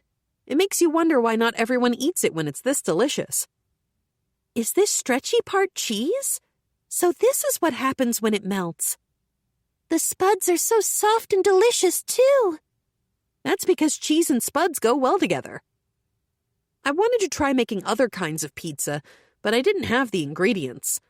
I wanted seafood pizza, one with squid and mini shrimp and clams on top. Sausage and bacon would be great, too. For now, I decided I'd be patient with this one type of pizza. It wasn't like I could eat it all if I made all of that. I had my doubts we'd be able to finish this huge single pie between 2 little kids and me. It's not as good if you let it go cold, so eat it fast. As the 3 of us were eating pizza, I heard someone running over from far away. Shia appeared. She was wearing her uniform. Were the Futuroses just the kind of family that ran everywhere? Shia, why are you here? Academy let out early, and it looked like you hadn't come home. I thought you'd be here and came over. Well then, what are you all eating? She asked. She probably hadn't seen it before. It's called pizza. Pizza, you say? It's like a food where you make really thin dough, put all kinds of ingredients on top, then put cheese on top and bake it. My explanation might have been a little inaccurate, but it was enough for a newbie. Would you like some, Big Sister Shia? It's so very delicious, said Noah. I handed the remaining pizza over to Shia. Do you eat this with your hands? In general, you hold it in your hands and eat it. If you don't want to do that, I can get you a fork. Maybe nobles had an aversion to eating with their hands? Then again, Noah seemed to be eating with her hands without any trouble. It's fine. I'll eat it like this. It's hot, so be careful. Shia skillfully ferried the dripping cheese into her mouth and took a bite. It's good. Shia also joined in, and the pizza dwindled. They had some healthy appetites. It's such a shame we can't eat this with Lady Misa. Now that she mentioned it, they hadn't been with her today. There's nothing that could be done about that. She was going out with her family today. So that's why she hadn't been around. If you all still want to eat more, I'll bake it. What do you say? I would like a little more. Me too, please. Me too. Looks like the 3 of them still had room in their stomachs.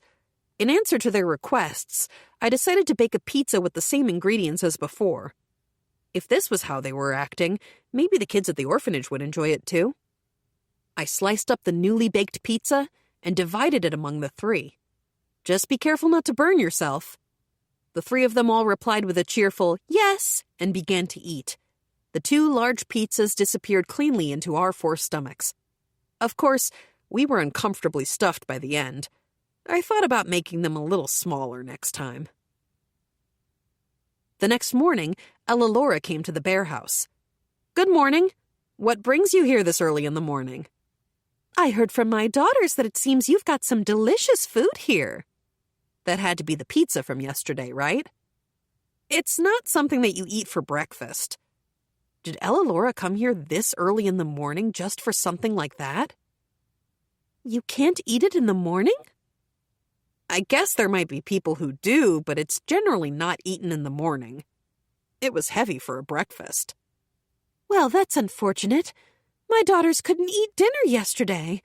Then when I questioned them about it, they said something about eating a delicious thing called pizza at your house, and they described it as though it tasted divine. It's made me so bitter that I was the only one left out from having it. No matter how I considered the situation, I got the feeling I couldn't refuse. It looked like I would be having pizza for the 2nd day in a row. Oh, all right. Then how about I make it for lunch? Really? Well then, we have time until lunch, so how about I show you around the castle? You mean the castle? Yes. The other day Fina said that she wanted to see inside the castle, but you can't really get in unless you're meant to be there. As long as I'm there, though, you can go in. So let's take a field trip to the castle this morning and do pizza in the afternoon. I guess there really wouldn't be many opportunities like this. I knew that Fina wanted to see it too, so we took her up on the offer, and that was how Fina and I ended up at the castle. The giant structure towered before us. 2 soldiers carrying long spears stood in front of the castle entrance. Fina was tense as she gripped my bare hand. Ella Laura hadn't said anything about it, but I wondered if it was okay for me to go inside looking like this. If we were stopped at the entrance, then I could just ask them to only show Fina around. "Good morning, Lady Elelora. Who are these ladies?" Though he was polite while talking about us, he was giving me a look that said he didn't trust me. Well, that was his job, so I guess he had no choice. These are my guests. I thought I would show them around the inside of the castle. Will there be a problem with that? Elelora said to the gate guard, like she was overpowering him. In response, the guard took a step back from Elelora. "No, not at all. It's just my job to check. Please, go ahead." The gate guard saluted and let us in. Was that really it? Is there anything you two want to see? Elelora smiled again as she looked at us. Maybe she was scary if you got her angry. Nothing in particular for me. I didn't know what was in the castle in the first place. I don't either. I'm already happy with this. It looked like Fina wanted to go home after she only passed through the gate. She probably yearned to see it, but was at odds with how nervous she was from feeling out of place. Well then, let's wander. Are you sure we should have come without telling Noah? When we left the bear house, I asked about Noah. Just like last time, there was a chance that she would be sulky that I'd gone out with Fina without her. It's okay. It's her own fault for always sleeping in so late. I wonder if Cliff has actually been educating her. I need to make sure I ask next time I see him. And so the three of us ended up walking around the castle aimlessly. If I were to put it into words, the castle was large, pretty, and felt like a castle. Yeah, that really didn't explain anything, did it?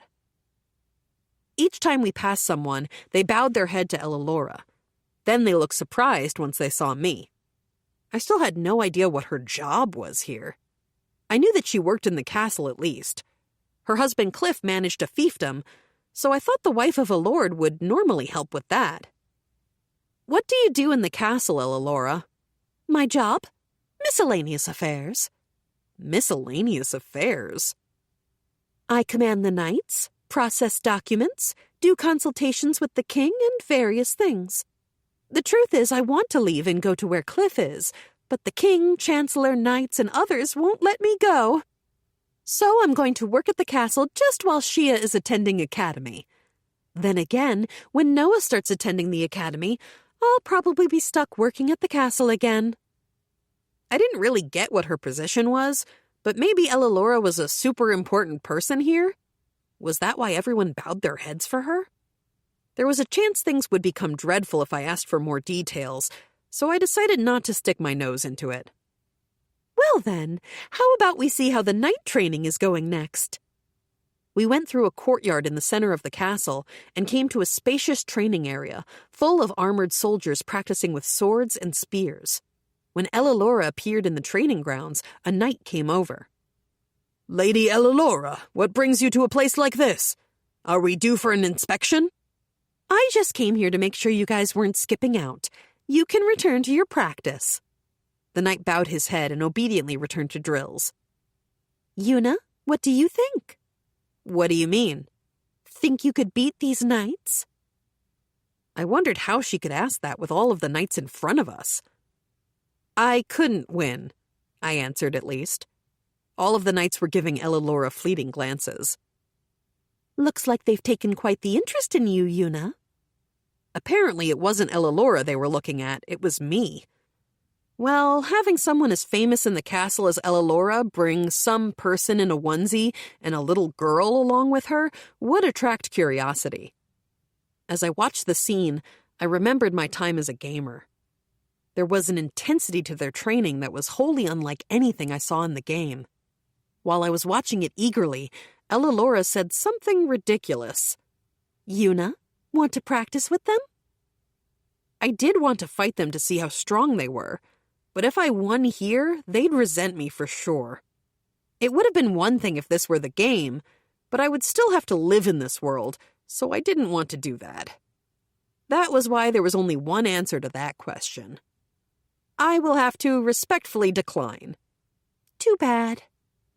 Maybe she brought me here because she wanted to see me fight? I don't think anyone would normally bring girls over to a place like this. Even Fina was keeping quiet. I proposed going to a different place. Ella seemed disappointed, but she showed us to another location. When I turned around to head back to the castle, I saw a small girl running toward me. It's a bear! She latched onto my hip with a poomph. Who is this? I thought. She was about 4 or 5. She was wearing beautiful Western-style clothes. She was wearing beautiful clothes in a castle. Could this be? Why, if it isn't Lady Flora, what are you doing here?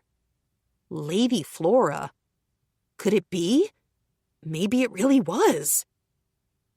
I was walking around the castle. Everyone said they saw a bear, so I looked for it. By a bear, she probably meant me. Why is there a bear in the castle? This bear is in the middle of a tour of the castle, Ella answered. Why was she calling me a bear, too? Really? All I could do was nod under the force of those wibbly puppy dog eyes. You are? Then I'll show you my room. Her small hand grasped my bear puppet. I didn't know what to do. I gave Ella a helpless look. Well, I suppose we're being shown around. Ella, you can't turn down an invitation from the princess, of course. I knew it. This was the princess. But was this okay? This was the princess's room we were talking about. I wanted to refuse, but I also couldn't. Was I even allowed to go to a princess's room? I only knew about these things from manga and novels, but normal adventurers weren't supposed to enter these places, right? Ella, don't you think this is a problem? She's the princess. We're commoners. Next to me, Fina froze and her face became pale. Her mind probably ground to a halt more than mine after the entrance of someone who was practically above the clouds compared to her. I'll be with you, so it's fine. I'll take all responsibility for this. Bill, won't you come to my room? She gave me another pitiful look. There was no way out. I guess I couldn't do anything other than go. I couldn't shake off the small hand grasping my bear puppet. I'm going, don't cry. I gently patted her head with my free hand. It was already in the past, but was it really okay to pat the head of royalty? Ella hadn't said anything, so it seemed fine. Princess Flora seemed happy as she pulled my hand. Fina's face still looked pale as she followed us. Ella followed with a smile. The king wasn't going to appear out of nowhere, right? And so we ended up in the princess's room. I don't know how to describe it other than as magnificent. Though I called it magnificent, it wasn't like it was gilded splendor or had expensive vases or world-class paintings or anything. There was a lovely rug, a bed with a canopy, a soft-looking mattress, tables and chairs that looked high class. That was the kind of room it was. It was fine and dandy that we'd come to her room, but what were we supposed to do now? Lady Flora, what shall we do? Would you like us to read you a picture book? Picture books are boring. The book Ella brought over was a story about a princess and a prince. When I looked it over, my first thought was that the illustration sure didn't look cute for a picture book. This one was drawn so realistically. Ella, is there any paper and something to write with around? There is, but why? I'm going to draw a picture book. Who hasn't yearned at least once to take up the road to becoming a manga artist? It wasn't like that had been my goal, but there was a stretch of my hermitage when I had abundant time to draw. Yuna, would this work? Ella brought over paper and writing utensils. I took them and started drawing a picture book. 64. Picture Book, The Bear and the Girl, Volume 1. In a certain town, there was a young girl. The girl had a mother she loved, but her mother was sick and bedridden. The girl had no father. The girl had to work for her mother's sake in order to get medicine. There wasn't any work for little girls. that was because no one would hire children. The girl needed herbs and went into the woods to look for them. There are many scary monsters in the woods, but she needed to find herbs for her mother, whom she loved. No matter how she looked, she couldn't find any herbs.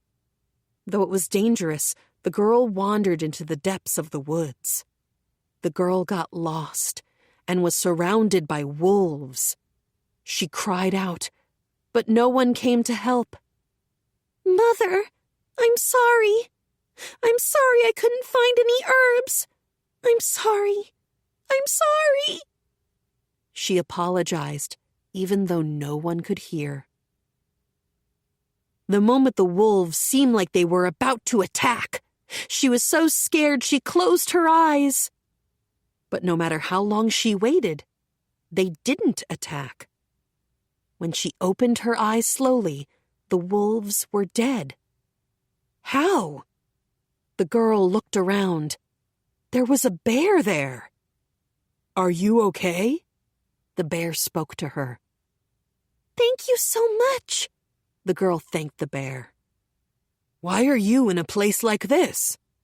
Since the bear asked, the girl answered honestly. The bear listened to her. Then the bear told her to get on its back. The girl got on the bear's back. The bear ran incredibly fast. The bear stopped.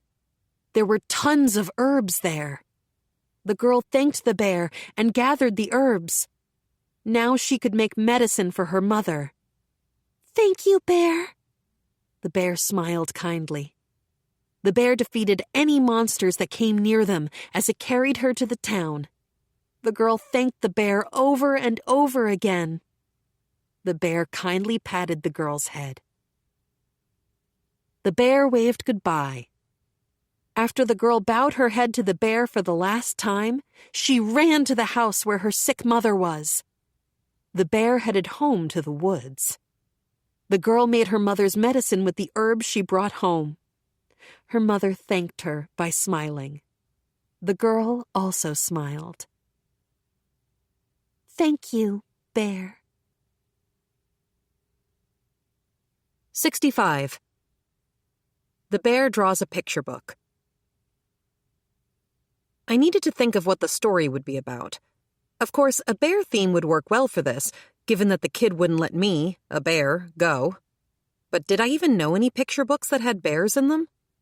The only one I could think of was the bear that showed up in that one Kintaro fairy tale.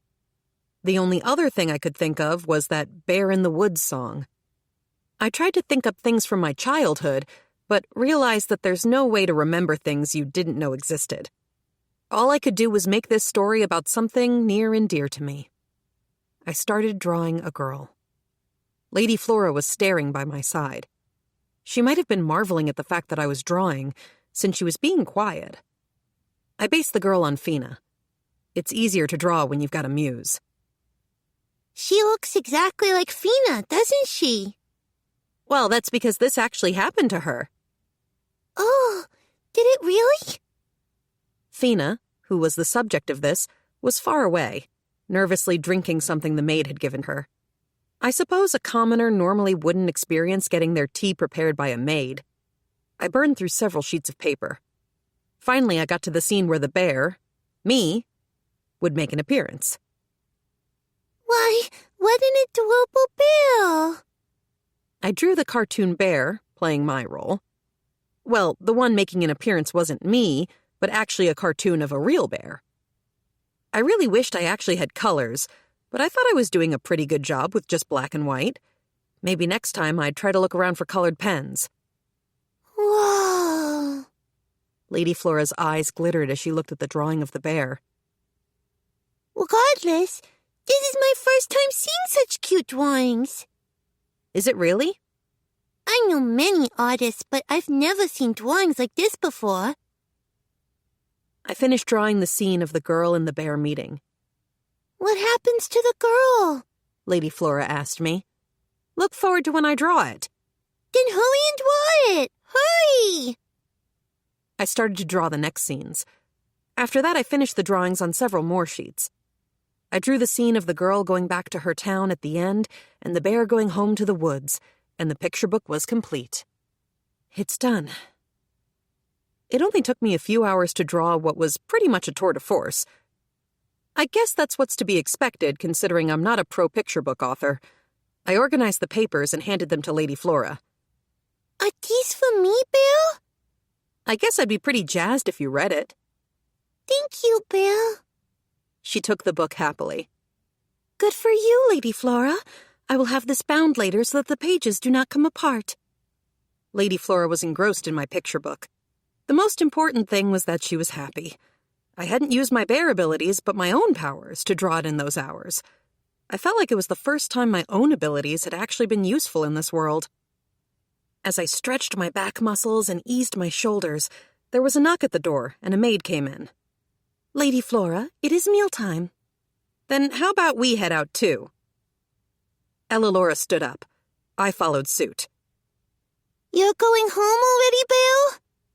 When Ella told Lady Flora we were leaving, Lady Flora latched onto my clothes. Lady Flora, I will come back again. Will you really? I will be at the capital for a while, so I will come again. Okay, I see. Her little hand let go of my clothes. Fina, we're heading out.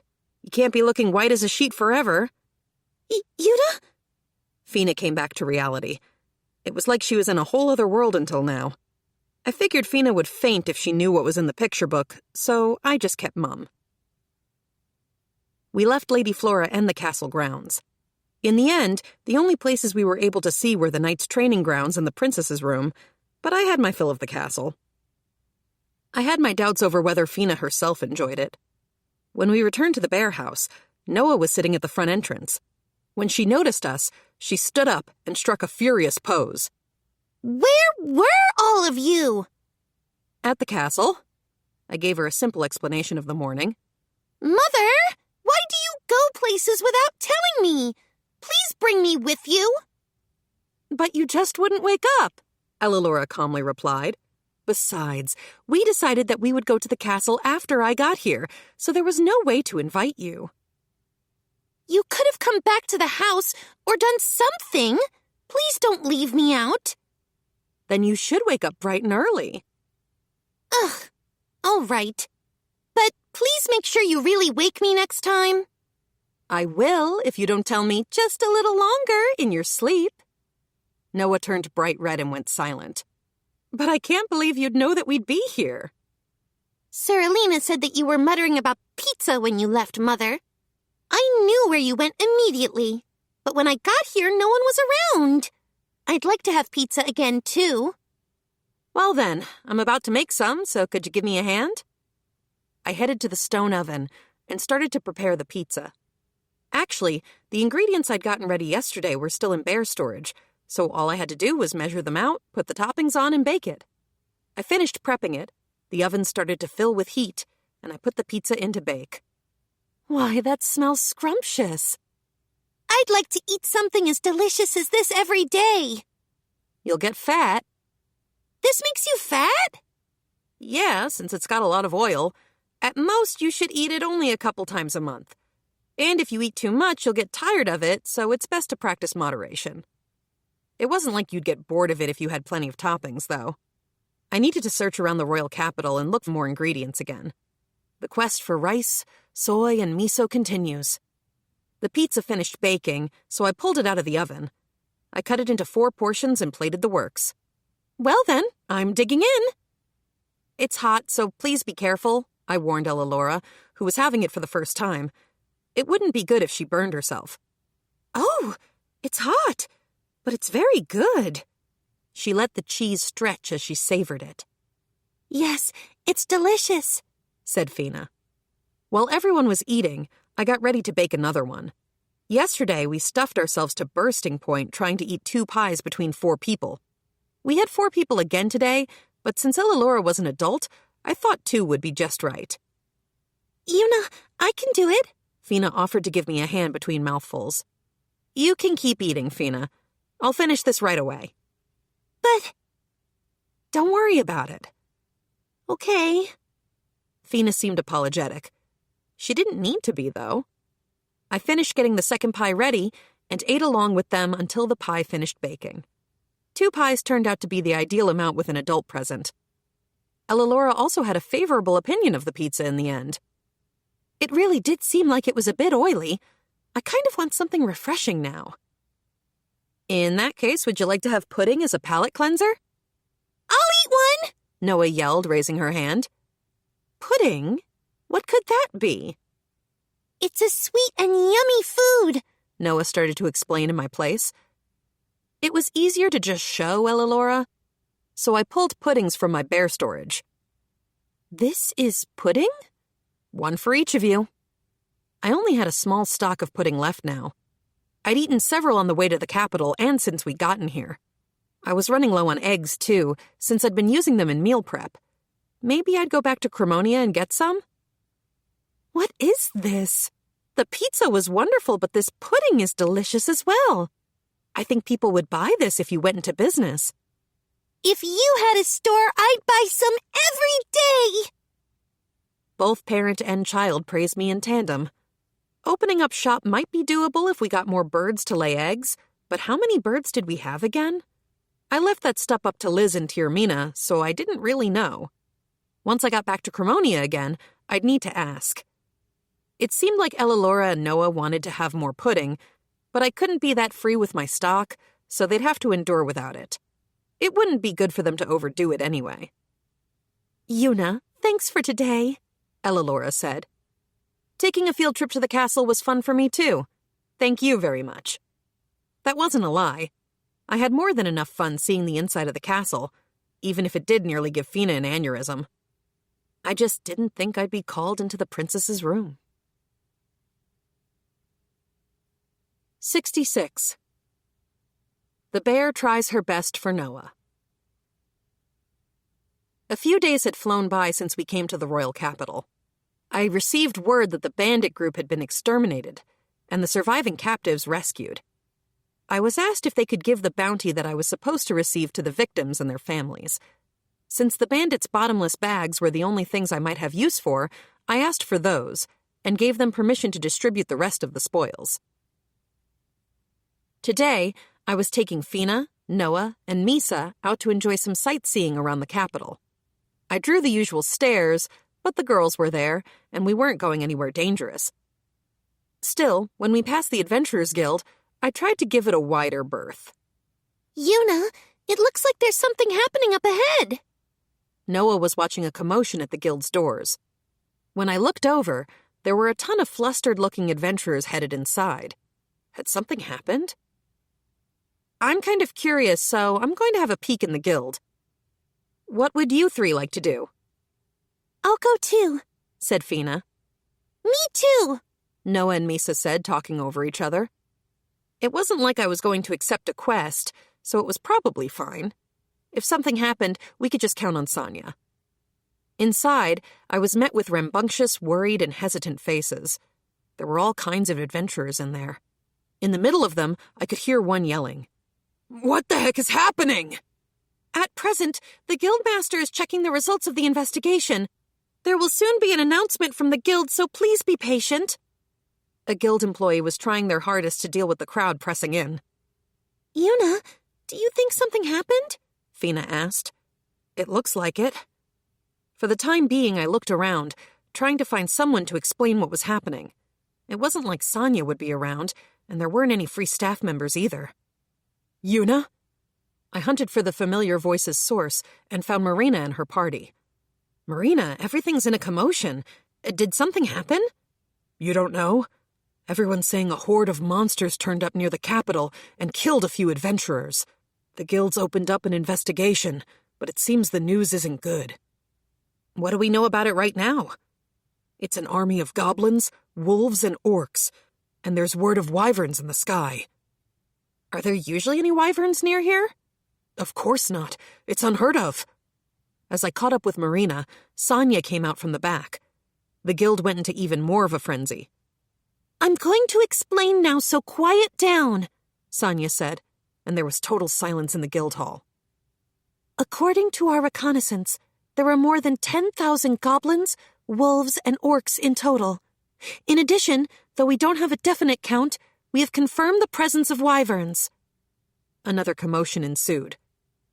We are conveying this information to the castle as we speak. The soldiers of the royal capital will do battle alongside us. But why didn't we notice this until now? Someone cried out.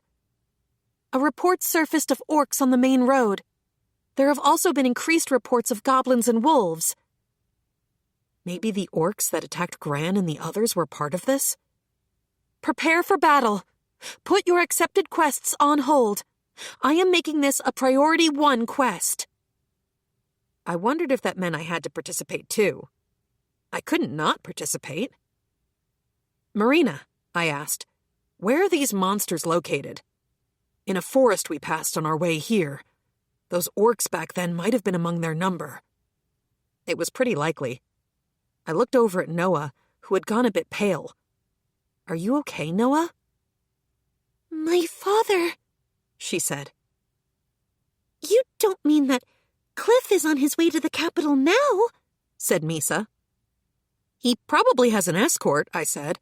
So unless they're attacked, they should be fine. Yeah. Noah still didn't look good. It would probably be better to get away from this place. We're heading out, you 3. I led the nervous-looking Noah out of the Adventurers Guild. It had been a mistake to bring the girls along. I'd never imagined something like this would happen. Yuna, do you think my father will be okay? It was easy to say she didn't need to worry, but it was pretty likely the road that Cliff was taking would have a group of 10,000 monsters on it. Repeating that he had an escort wouldn't offer her much comfort. When I saw Noah's anxious face, I made up my mind. I plopped my bear puppet down on her head with a pumph. I'm going to get Cliff. Yuna? So don't worry, and wait at the house. Yuna? Fina said. Fina, please wait at Noah's house until I get back. Misa, you take care of the 2 of them. I will, Misa declared. Yuna, you won't die, right? Fina asked. No way. I gave Fina's head a gentle pat as I left.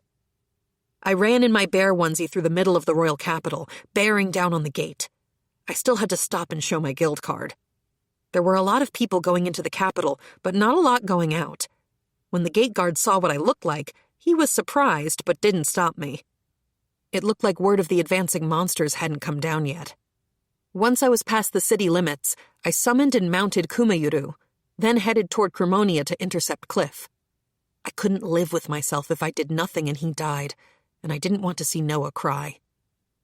Kumayuru's top speed easily outpaced the outbound horses on the road. Maybe when I got stronger, my bears did too? They were definitely faster than they'd been when I first summoned them. 67. The bear mob clears. We kept running in the direction of Cremonia, but I couldn't find Cliff. Since I was using the detection skill, I didn't think I would miss him. He wasn't dead, right? I wasn't picking up any corpses, though I did ping more monsters than I could count at the edge of my radar. I looked in the direction of the monster blips and saw a forest nearby. I had a decision to make.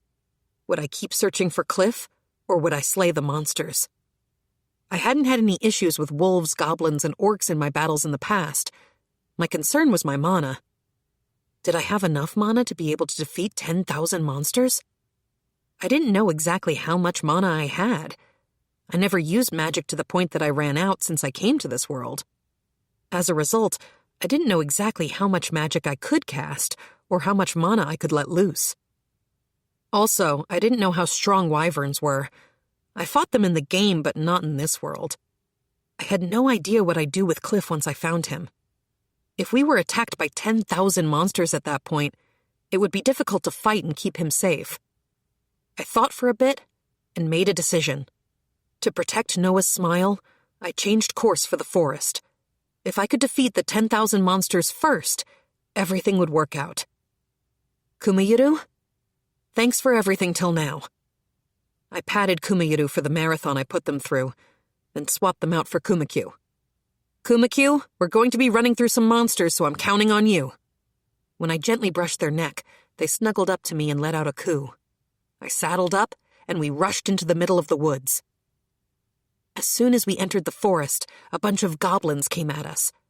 I invoked a wind cutter and loosed it at the goblins' necks. They vanished from my radar. The white bear charged through the middle of the forest. Goblin heads went flying on all sides as we passed. I lost track of the goblin corpses we left in the wake of Kuma-Q's white shadow. As we ran, I caught sight of another horde ahead. Suddenly, we slipped past the tree line and into a well of bright light. We were in a clearing, flush with goblins. I had Kuma-Q run toward the middle of the group. I remembered my time in the game and all those hours top ranking in the time attack events. How many trash mobs can you clear in 5 minutes? 2 minutes? 30 seconds? I purged the goblins in the clearing with a couple of spells and still had mana to spare. I pinged my surroundings and found only wolves and orcs remaining. I didn't know how much longer my mana would hold out, so I decided to slay the orcs first, in the hopes that once I ran dry, I could fall back on weapons and the occasional thrown rock to handle the wolves.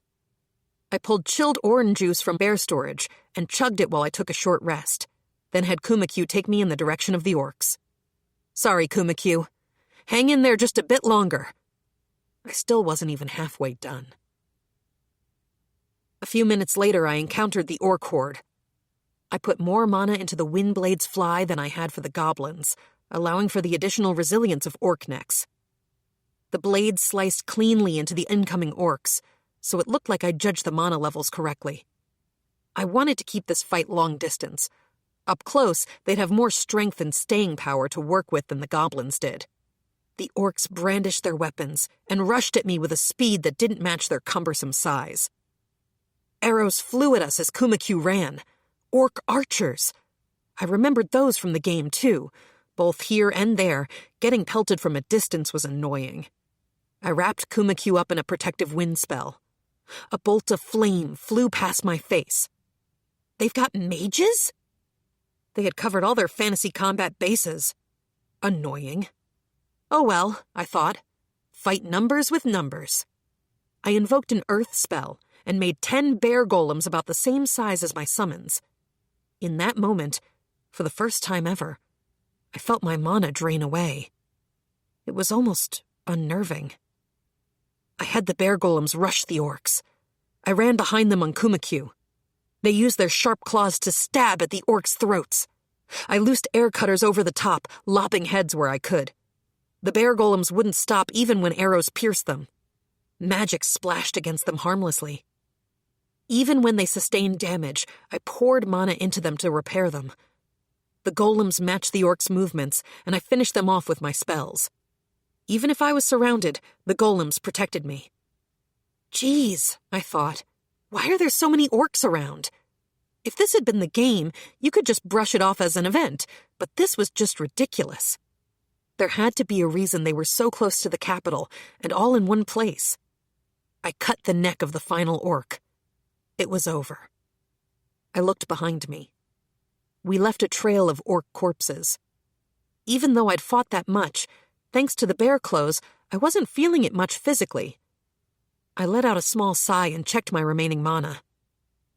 There's still some mana left, but I get the feeling there's a whole lot less. If I could only convert it into a numerical value like in the game, I would know for sure. The last monsters were the wolves and the wyverns. I pulled my hood down and checked my radar again. There were wyvern signals ahead. It looked like they came closer while I dealt with the orcs. Oddly, the wyverns weren't moving. Even when I looked into the sky, I didn't see them flying around. Were they taking a siesta or something? No way. Since they weren't moving, I disassembled my golems and changed into the white bear clothes to recover my mana a bit. No one was around, right? A warm feeling that must have been mana recovery flooded me as I started stowing the orc bodies, taking their swords, bows, and staves as my spoils. The only thing I didn't take were the heads. I mean, they were heads. Even going near them squicked me out, and you couldn't sell them. Once I felt I recovered enough mana, I changed back into the black bear outfit. No one was watching, right? Well then, I thought, guess it's time to slay some wyverns. I mounted Kuma and we made for the wyverns. They hadn't moved at all so far, and I soon learned why. They're sleeping? I didn't know why they were zonked out, but I'd defeat them before they woke. I got down from Kuma and slowly approached the sleeping wyverns. Then, one by one, I severed their heads. It all ended so simply it was almost disappointing. Even though I was slicing their neighbors' heads off, the wyverns didn't wake up. Once I was done, I put their bodies into my bear storage. Coming by wyvern materials this easily felt like cheating, but I guess I'd accept this as compensation for all my hard work. The moment I finished putting the last wyvern into bear storage, the ground started to tremble. What? The ground swelled, and I jumped back. I saw a monster that I'd seen make appearances in the game rise from the ground. It looked like a blown-up earthworm. It was a worm. It opened its mouth wide and crawled out. I hadn't noticed it while using my detection skill. It was possible that it didn't reach deep underground, or that I hadn't noticed it because it was underneath the wyverns. The worm turned toward me. Great gobbets of drool streamed from its mouth. I guess I smelled tasty. Gross. It lunged. I jumped back, clear of its mouth. Nothing that big should move so fast. I never fought worms in the game. They were just nasty. When you broke the skin, it'd spray fluid all over and release a terrible smell, then heal over instantly. They were a huge pain to fight. But now, I had bear magic. The moment I tried to invoke magic, the worm bent its body sharply. I dodged backward, but it sideswiped me with one of its massive coils. You've got to be kidding me, I thought. I was flicked away, but thanks to the bear equipment, I wasn't hurt. I fixed my stance and released some wind magic, but I wasn't able to cut up the worm's body. I threw a fireball in the same way, but it was all repelled. I knew it was a rehash, but I decided to defeat it in the same way I did the black viper. I faced the worm from a spot a little ways away. While the worm's mouth was open, it crawled and drew near. I made 10 mini bears from conjured fire. Then I had them rush into the worm's wide-open mouth. Go! The worm might have mistook the bears as food, since it tried to eat them on its own. It was brainless. The mini fire bears moved around inside the worm's body. It writhed on the ground, spewing drool. In an attempt to escape from the pain, it tried to vomit out the foreign material, but the mini fire bears held fast within the worm. I got the feeling that this was the strongest magic I had for large creatures. No matter the monster, as long as they were a living creature, their insides were soft. The worm banged itself against the ground many times, but gradually it stopped moving. Will I be able to sell this? With the black viper, I was able to sell the meat and skin and all kinds of stuff. I didn't want to eat this thing, and I wasn't sure about the skin. Even if it was edible, I didn't want to make Fina and the others eat it.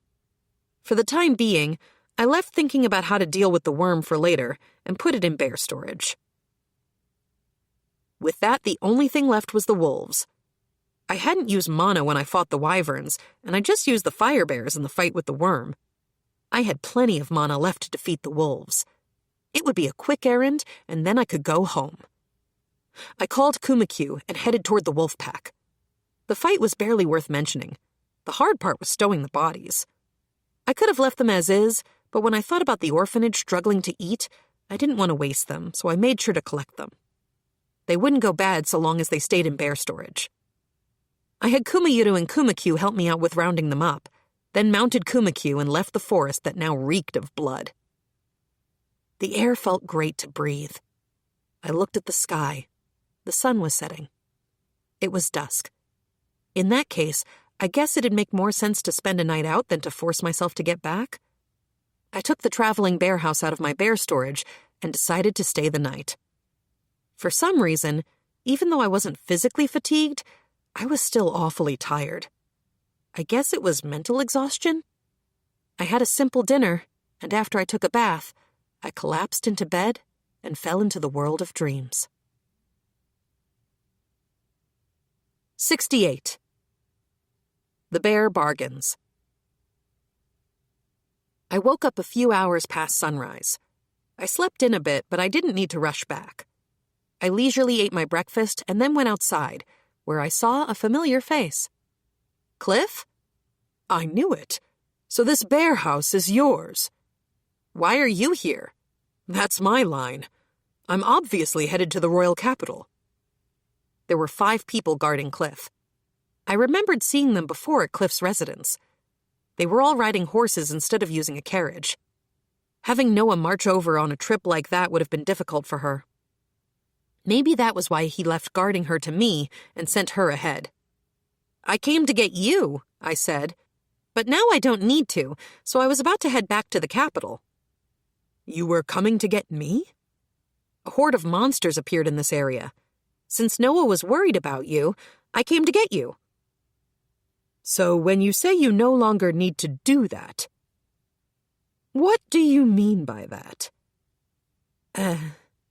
If I answered that question, I felt like it'd end up becoming a pain, so I chose to remain silent. Yuna, answer my question, Cliff asked for a response. If it spread that I defeated 10,000 monsters on my own, it would undoubtedly become a huge deal. If that happened, it was likely that my calm and peaceful life would crumble away. What was I supposed to do?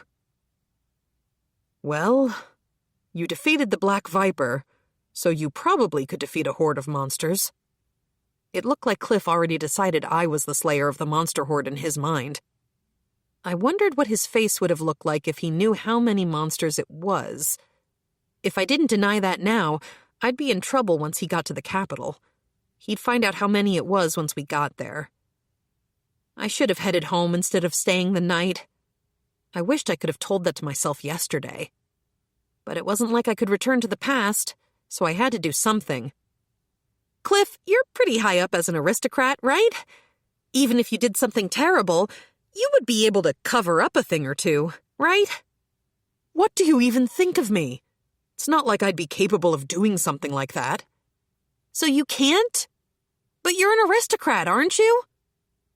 I have no idea what you think aristocrats are like in that head of yours, but I do not do things like that. Well, that was no use then.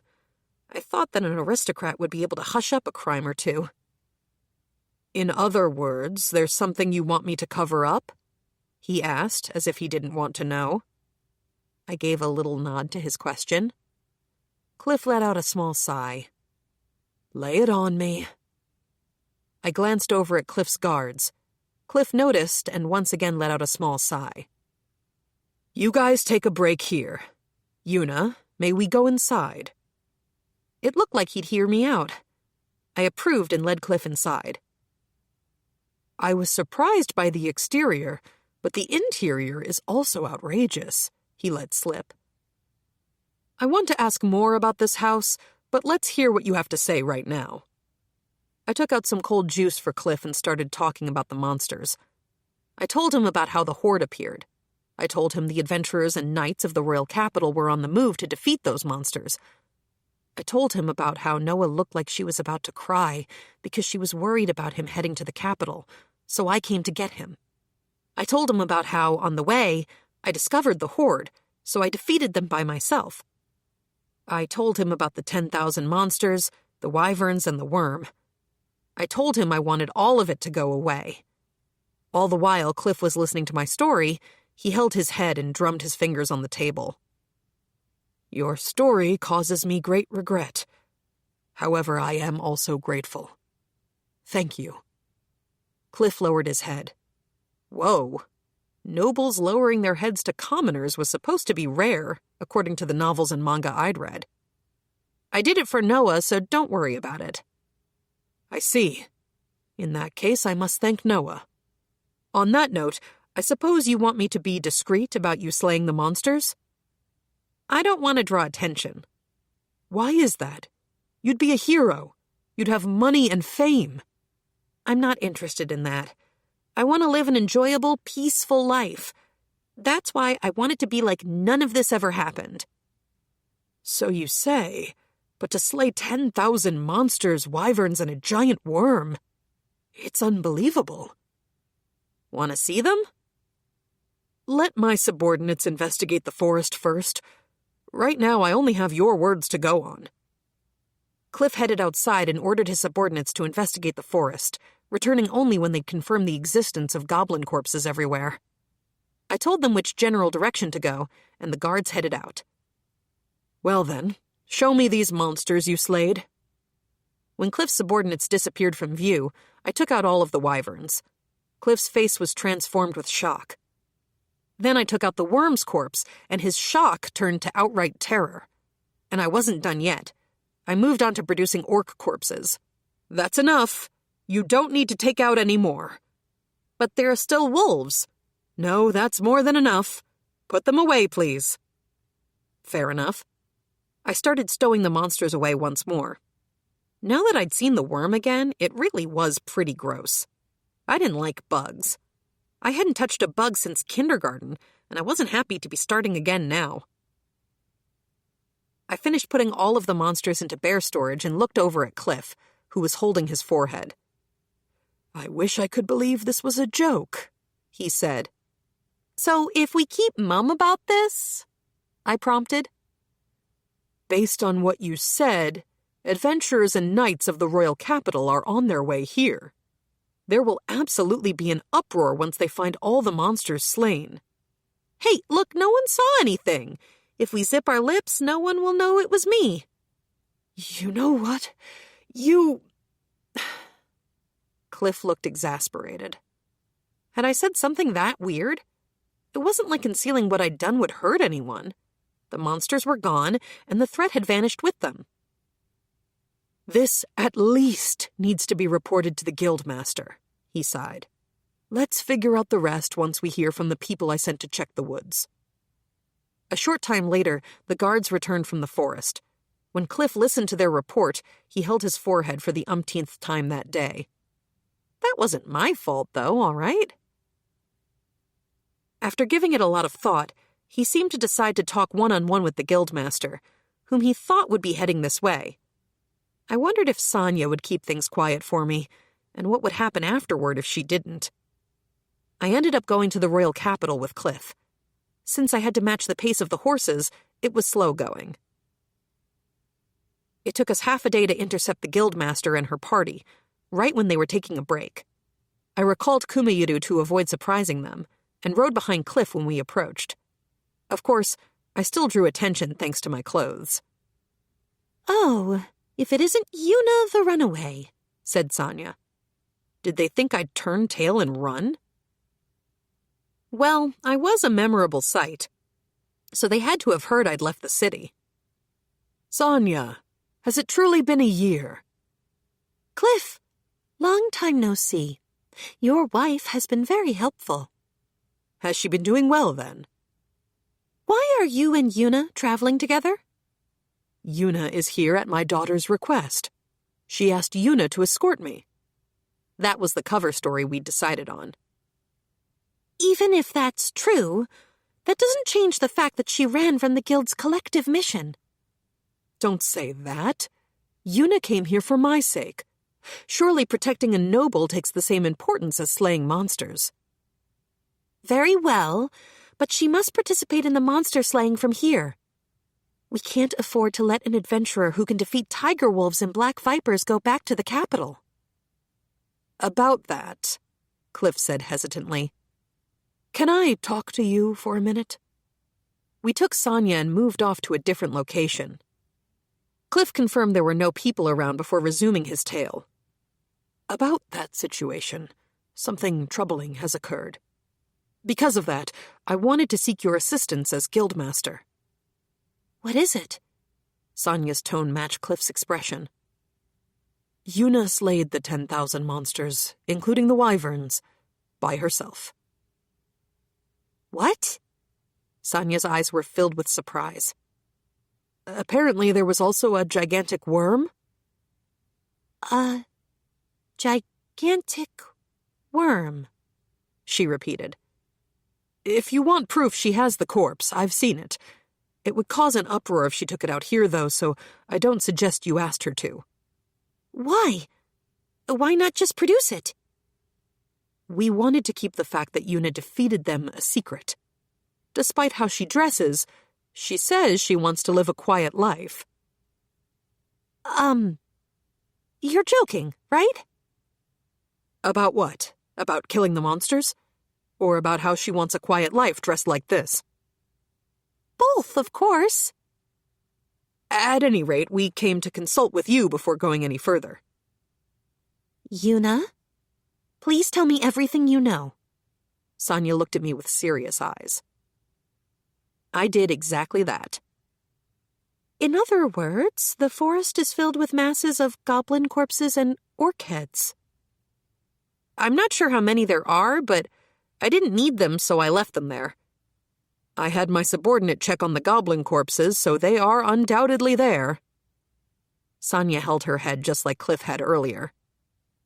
I'm not sure whether to be delighted or annoyed. This really is troubling. Why not be delighted? Yuna, you're sure about this? You'd be a hero. You'd get fame, glory, money, everything. Don't need it. It wasn't worth losing my freedom for. But that's what any adventurer would want. Sonia breathed out a sigh. All right, let's think of this as a good thing. We defeated the monsters without anyone dying. The problem is who defeated them. What are you going to do?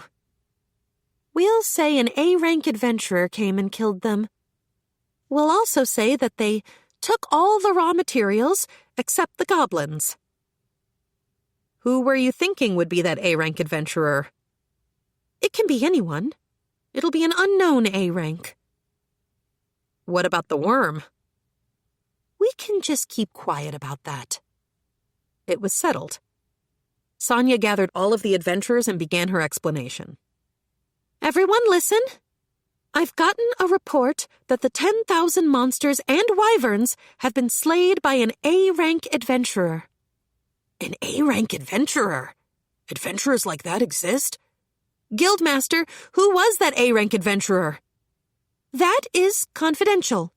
As you know, a large number of A-rank adventurers are free spirits. The entire crowd accepted that readily. Were A-rank adventurers really like that? According to the report, all that was left behind were the goblin corpses with their monastones and the orcs' heads. Because of that, we'll split into two groups from here. One that will head back to the capital, and another that will deal with the aftermath of the goblins. Are the monsters really gone? They are. Why would I lie about that? Your reward will be the goblin monastones. However, once the butchering is over, you'll need to deal with the corpses. Those who choose to return to the capital will receive no rewards. You are free to pick. Once Sonia was done explaining, most of the high-ranking adventurers ended up heading back, which checked out since it was primarily the lower-ranking adventurers who could use the monastones. Since Sonia needed to inform the king of events, she headed back too, instructing some guild staff members to oversee the goblin butchery on her behalf. The plan to shift the credit to some nameless A-rank Samaritan had gone off without a hitch. Cliff, thank you. Don't worry about it. I'm the one who should be thanking you. Well then, I'm going back ahead of you. You're not coming with us. I can make it back in a few hours on my bears. I see. That's impressive. And so I summoned Kuma and returned to the royal capital, leaving the carpet of monster corpses I'd made behind. 69. Trouble occurs while the bear is unaware. There was once a certain sorcerer. 10 years ago, this sorcerer was banned from the royal capital. All he did was use criminals as sacrifices to cast magic, but they cut off one of his arms and banished him from the capital. The sorcerer swore revenge. What are they claiming I did wrong? I will not forgive that king. His mere death won't settle this. I will demolish the kingdom under his care. I will bring it to ruin. I will slaughter his citizens. I will bring despair to him. I will show him the ruin of his country as he lives on. A decade has passed since I made that vow. I gathered goblins, wolves, and orcs, 10,000 in all. 10 wyverns, and a worm I was able to enslave. At long last, the time for my revenge has come. The man rejoiced. He had finally come this far. His body was haggard, the life drained from his visage. He only lived for the sake of showing the king what it meant to despair out of his desire for revenge. The magic that controlled the monsters drained the man's life force. Nevertheless, if he could just enact his revenge, he would even offer his life. To start, he wanted to see the face of the king in despair. The man traveled to the royal capital. He would sneak into the castle. Since he worked there in days past, he knew of a secret pathway or two. He would enter the king's office without being noticed.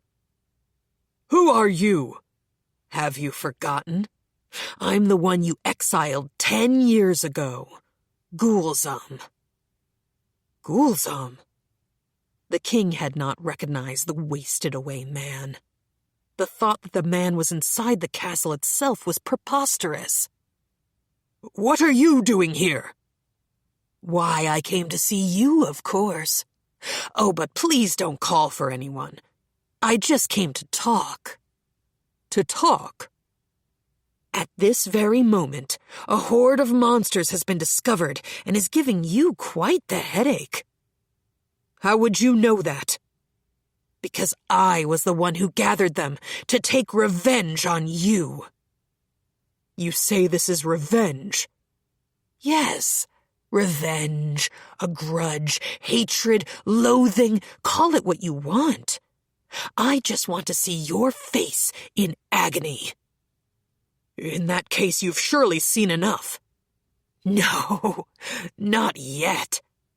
I want to see you stricken with despair as I let the wyverns destroy your country, as the orcs violate and kill your citizens, and as the goblins and wolves run rampant and slaughter the children."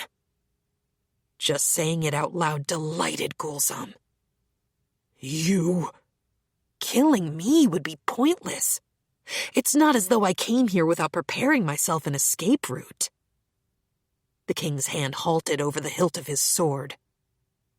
"As soon as I cast my spell, the monsters will approach the capital. It will likely be attacked in a few days' time. The spell will be put in motion even if I were to die. Regardless of what happens, all you will be able to do is watch silently. This country has adventurers, soldiers, and knights.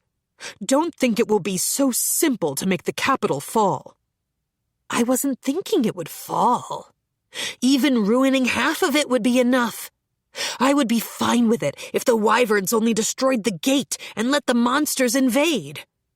I wonder how many citizens would die if just that happened." A smile formed over Gulzam's face. "Adventurers have already departed to slay the monsters. We've also prepared soldiers. They may become martyrs, but they will protect the citizens." "They are no match for my army." "What?" "I have also prepared a powerful worm.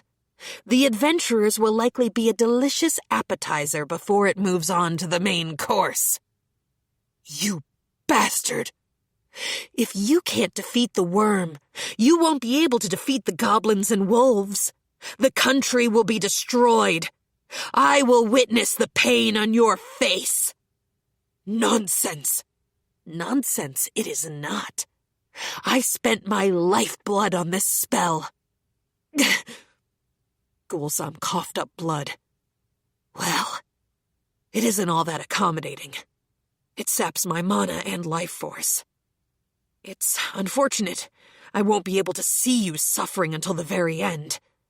but I'll enjoy myself while I can. Gulzam invoked the spell. All of his mana started to drain from him.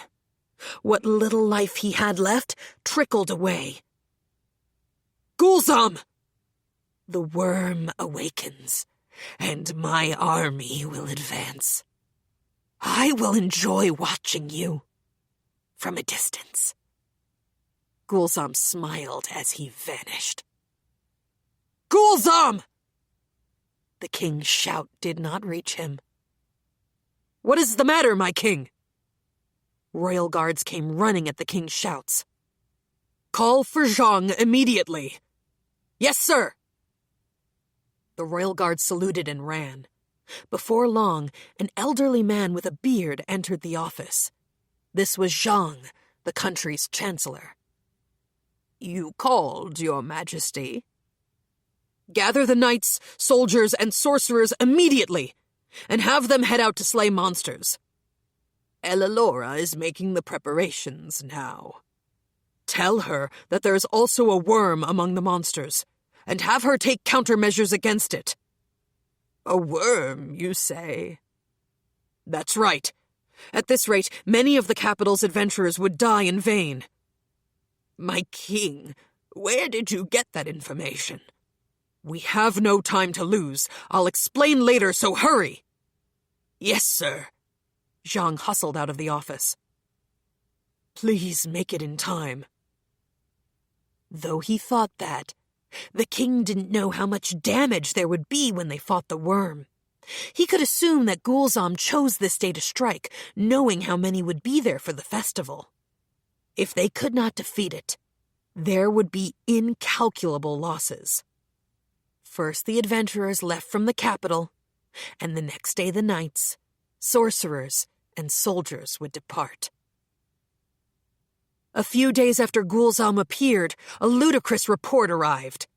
An A-rank adventurer defeated the horde. The king was at a loss for words. That report was a letter from the master of the Adventurers Guild. It was something he could put his faith in. Though he was relieved, he wondered who this A-rank adventurer was. Had they just happened to be there at the right time? Though he still had many questions, he at least knew the danger had passed.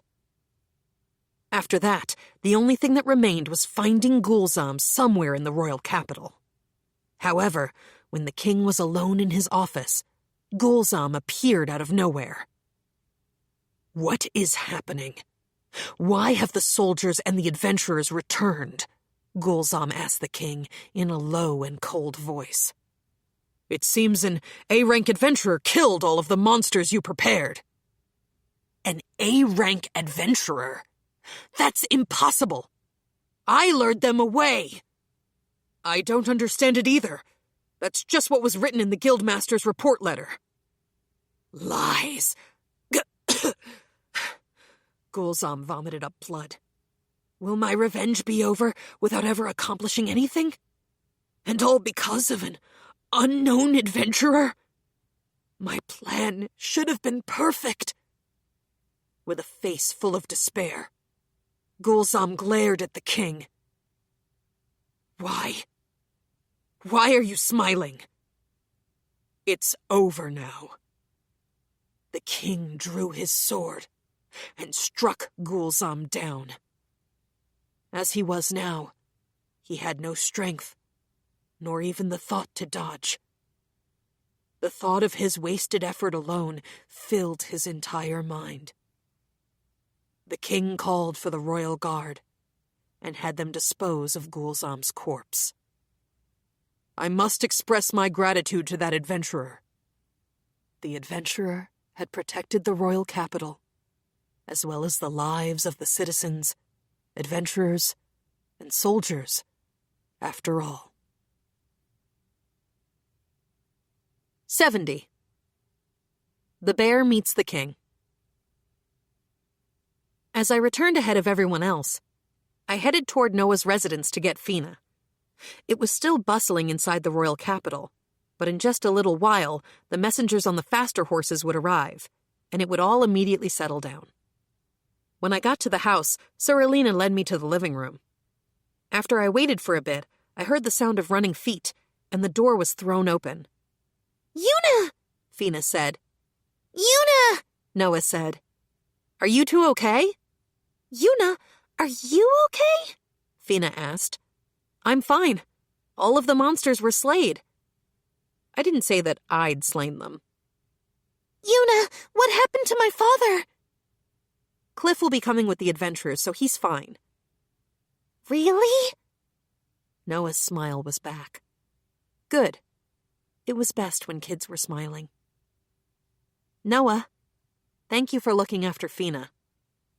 Not at all. We're friends, so of course I would. Lady Noah. Fina seemed happy. A few days after I defeated the monsters, the adventurers and soldiers returned. Cliff also came back safely with them and reunited with his family. Someone who claimed to be a staff member of the Adventurers Guild came to me and ordered me to appear at the guild hall. Welcome in, Yuna. I was left alone in a room with Sonia. Well, did you need something from me? Right. We have a slight problem. She continued to talk while averting her eyes. It's His Majesty, the King. He wants to meet you. Or rather, the fabricated A-rank adventurer. The king wants to... can I refuse? He said he absolutely must meet you. He even told me to tell him your name. Of course, I haven't told him anything about you, Yuna. The equation king equals a pain completed itself in my mind. Sonia, thank you for your help. I'm heading out on a journey, so please don't look for me. It was a cliché excuse, but it was all I had. Wait a second. If you run, you'll end up on the wanted list. I'll expose your name. Are you threatening me? I'm just saying, let's look for a compromise. You don't want anyone to know about how you slayed everything, right? Yeah. In that case, how about only telling His Majesty? I will ask the king not to tell anyone else. Can you really do that? This was the country's king. Would he really consent to that? I wasn't certain if he would really meet with an adventurer he didn't know without guards. He's the kind of person who keeps his promises. So if we can make that agreement, then it is possible. And if he doesn't promise? We'll grandly extol you as a hero, or decorate you with an award. Maybe you'll stand next to the king during the birthday celebration and shake his hand. How far would I have to travel to get to another country? It'd be great if I could get far enough that this country wouldn't have any influence on the place. I had the transport gates, so I could still see Fina and the others, and that wouldn't be a problem. I'd just be living in a new place. Please, Yuna, can you give me one day? If I can get the king to make that promise, would you meet His Majesty? If you're going to be running from the capital, then waiting until then wouldn't be too late, right? I definitely could just run away if it seemed like they were going to turn me into a hero. I reluctantly agreed to Sonia's proposal and left the guild. While I passed the time leisurely with Fina after coming back from the guild, Sonia came over to the bear house in the evening. Sorry for coming this late. It's no problem. Were you able to talk things through with the king? Yes. It looks like His Majesty will meet with you alone. Will the king really be by himself? He's the king. He's the most important person in the country. If I were an assassin, what would you do? I will be with you too, at least. Besides, His Majesty desperately wants to thank the person who defeated the monsters, no matter what that entails. That was why he accepted all of my requests. If she had gone that far for me, I couldn't turn her down. Well then, when should I go and meet him? Tomorrow morning. I'll come get you. After that, I asked a very important question. Is it okay if I go dressed like this? If I can't, I'll leave the capital tonight. If I wasn't wearing this bear outfit and something happened, I wouldn't be able to get away. That will be fine. I also asked His Majesty if he wants to meet you, despite the fact that you might be dressed strangely. When I asked that, he said that it didn't matter. With Sonia doing all that for me, all I could do was nod. When the next day came, I was still feeling reluctant. I prayed that Sonia wouldn't come, but my prayers didn't reach heaven, and she ended up coming for me. I asked Fina to look after the house and headed to the castle with Sonia. I found someone I didn't want to meet at that moment there. Oh, Yuna! And if it isn't Sonia, what brings the two of you to a place like this? We ended up crossing paths with Ellalora inside the castle. It wasn't unusual to see Ellalora at her workplace, but it was just terrible timing meeting her in such a large castle. Yuna and I have a bit of business. Like Cliff, Sonia was relaxed when she talked to Ellalora. Oh, do you? Where are you going? I'll go with you. About that? Oh, don't worry about me. I'm free right now. But what about your work? I have excellent workers, so things should be fine. Sonia was in a bind. Of course, so was I. When she saw our faces, Ellalora let out a laugh. Sorry about that. Please don't look so anxious, you two. I heard about the monsters from Cliff. I haven't told anyone, so it's okay. You're going to see His Majesty right now, aren't you? Even though I told him not to talk about it, Cliff spilled the beans. He was so loose-lipped. That was mean-spirited, Ellalora. Yuna wouldn't tell me, though. I suppose it couldn't be avoided. You are part of the castle, after all. Why did you have to go so far as to forbid Cliff from talking about it?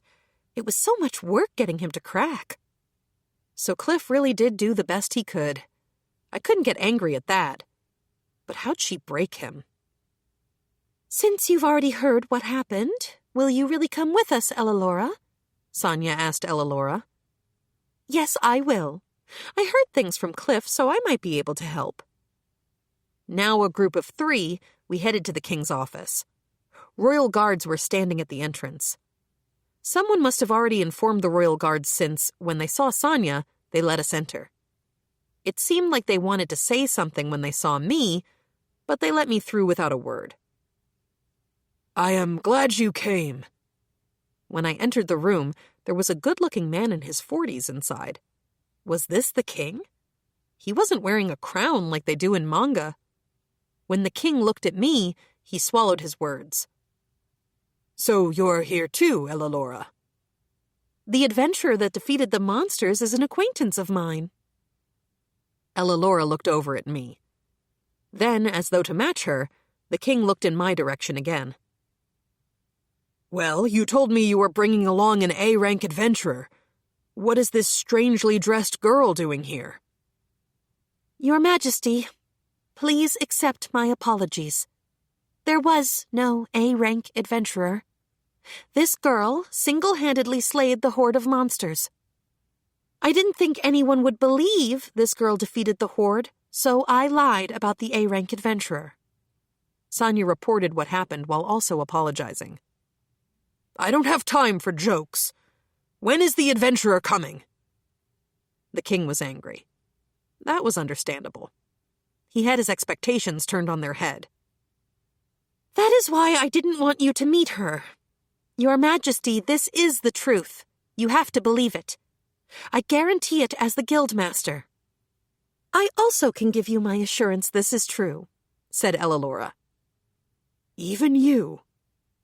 After the king looked in Ellalora's direction, he turned his eyes to me. Did you really defeat them? Remove that odd hood and speak. I was so nervous about being in front of the king that I hadn't even taken off my hood. I doffed it and greeted him. I'm Yuna, the adventurer. But you're still just a child. Did you really defeat over 10,000 monsters all by yourself? I was on the small side, but I was still 15. Sonia, what did you do to confirm the monsters were defeated? You did verify that, right? We checked on the goblins and orcs. I wonder if she told him about the orc heads. What about the wolves, wyverns, and worm? Sonia was surprised when he mentioned the worm. Only Sonia, Cliff, and I should have known about that. Your Majesty, where did you hear about the worm? I heard it from the architect of the mayhem himself. Who might that be? That does not matter right now. What happened to them? The slayed monsters are in her bottomless bag. They're in a bottomless bag? Hers is of the highest grade. This girl has something like that? It's true. Cliff has confirmed it. I can't believe this when it's been sprung so abruptly on me. But it is true that the threat has vanished. You would have no reason to lie to me. The king thought a bit, then slowly approached me. Excuse me, I thought. That's way too close. It's not like I can step back, though, right? I stood motionlessly as the king stared straight at me. You have my gratitude. I thank you for saving the citizens, adventurers, and soldiers of the royal capital. He didn't bow his head, but the king thanked me. It was no big deal. I just happened to defeat the monsters. You happened to defeat them? Crap, I thought. I hadn't known how to reply and said what I was actually thinking. That's right. Yuna actually defeated the monsters for my daughter. Ella hugged me with a smile on her face. She slayed the monsters because a little girl was about to cry, she said, like it was funny on its face. The king looked bewildered. Oh, but isn't that more than enough of a reason? She's fighting for what she wants to protect. I understand that. But if the person who came up with the scheme heard that, I don't think he'd be able to rest even in death. What scheme? Sonia's voice and my voice harmonized. Yes, right. I suppose I could tell all of you since you were involved. The king explained that the attempted monster attack was a single man's attempt at enacting revenge. So there was magic that could manipulate monsters, huh? In the game, you could tame monsters and make them into your companions, but this seemed different. I never heard of magic that sapped your life. Well, the game hadn't gone that far in setting up something like that. Maybe it was a prohibited form of magic in this world. As I dwelled on that, there was a commotion outside the door. You cannot, Lady Flora. There are guests inside. The door opened a little, and I could hear their voices. No! I'm going to see the bill! Please, Lady Flora. No! What's wrong? Well, Lady Flora has said she would like to meet the bear. The moment the royal guard opened the door to explain, she made full use of her tiny physique to quickly slip into the room. Bear! Lady Flora hugged me. I got to see you! She happily rubbed her face against my tummy. Oh? You know Flora? When she came to the castle with me earlier, she met Lady Flora, Ella explained. You don't mean that bear picture book was her? Did you see it? Yuna drew that. Pretty good, wasn't it? I'm not sure how to phrase this. Those drawings were endearing. When I asked who drew them, Flora would only say it was a bear. But now I understand. The king looked at me another time. So I'm a bear, so what? Bill, play with me! What do you think? I looked at everyone. Our conversation is finished, so I don't mind. I might reach out to you again sometime, so just give me your contact information. If that's the case, I can be the one to touch base, Ella said. Well then, I will also talk to Cliff about this. Tell him I will call him on a later date. I apologized to Cliff in my mind. It looked like this whole situation was ending uneventfully, though. I looked at Lady Flora, who was clinging to me. Then I heard a cute little gurgle coming from her small stomach. Lady Flora, are you hungry? Uh-huh. There were still hours before lunch. I had pudding inside my bear storage. I guess giving her this little thing would be okay. But was it okay to give a princess food? May I present Lady Flora with something to eat? Well, I doubted I'd be allowed to, but I at least asked. That would be fine. This is food we're talking about here, I thought. It might have been dangerous. Could he really give me permission to do that so willy-nilly? What would he have done if I fed her poison? Just to make sure, are you really okay with that? What if it was poisoned? What, are you going to feed her poison?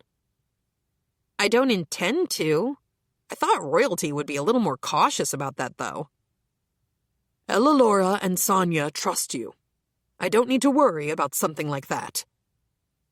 Well, if he was fine with that, I guess it was okay. Well then, Lady Flora, shall we go to your room? Yeah! I grasped Flora's small hand with my bear puppet. You can have her eat it here. That way there will be no cause for suspicion. When we tried to leave the room, the king stopped us. That was definitely true, but I didn't want to take the pudding out in front of the king. Then again, I couldn't just not pull out the pudding at this point, and it'd be a pain if he had weird doubts about me.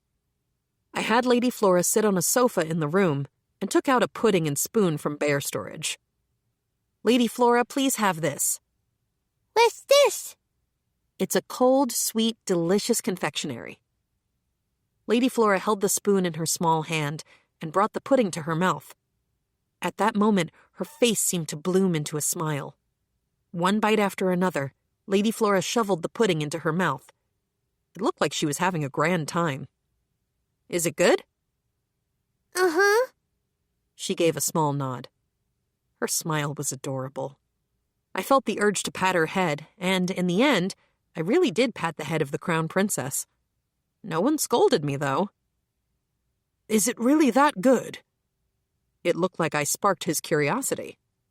Yuna, I'd like to eat some again as well. Ellalora greedily looked in my direction. You've had this before, Ellalora? Sonia asked, but her eyes were on the pudding. You too? Yes, she let me eat some before. It's sweet, cold, and tasty. Everyone alternated between looking at me and the pudding. Do you want some? Yes, I will partake in some. Thank you, Yuna. May I have some too? Anyway, I took out 3 puddings. I had 5 puddings left. Maybe I'd need to head back to Cremonia to get eggs in order to make pudding now? What is this? It's delicious. Oh my, this really is good.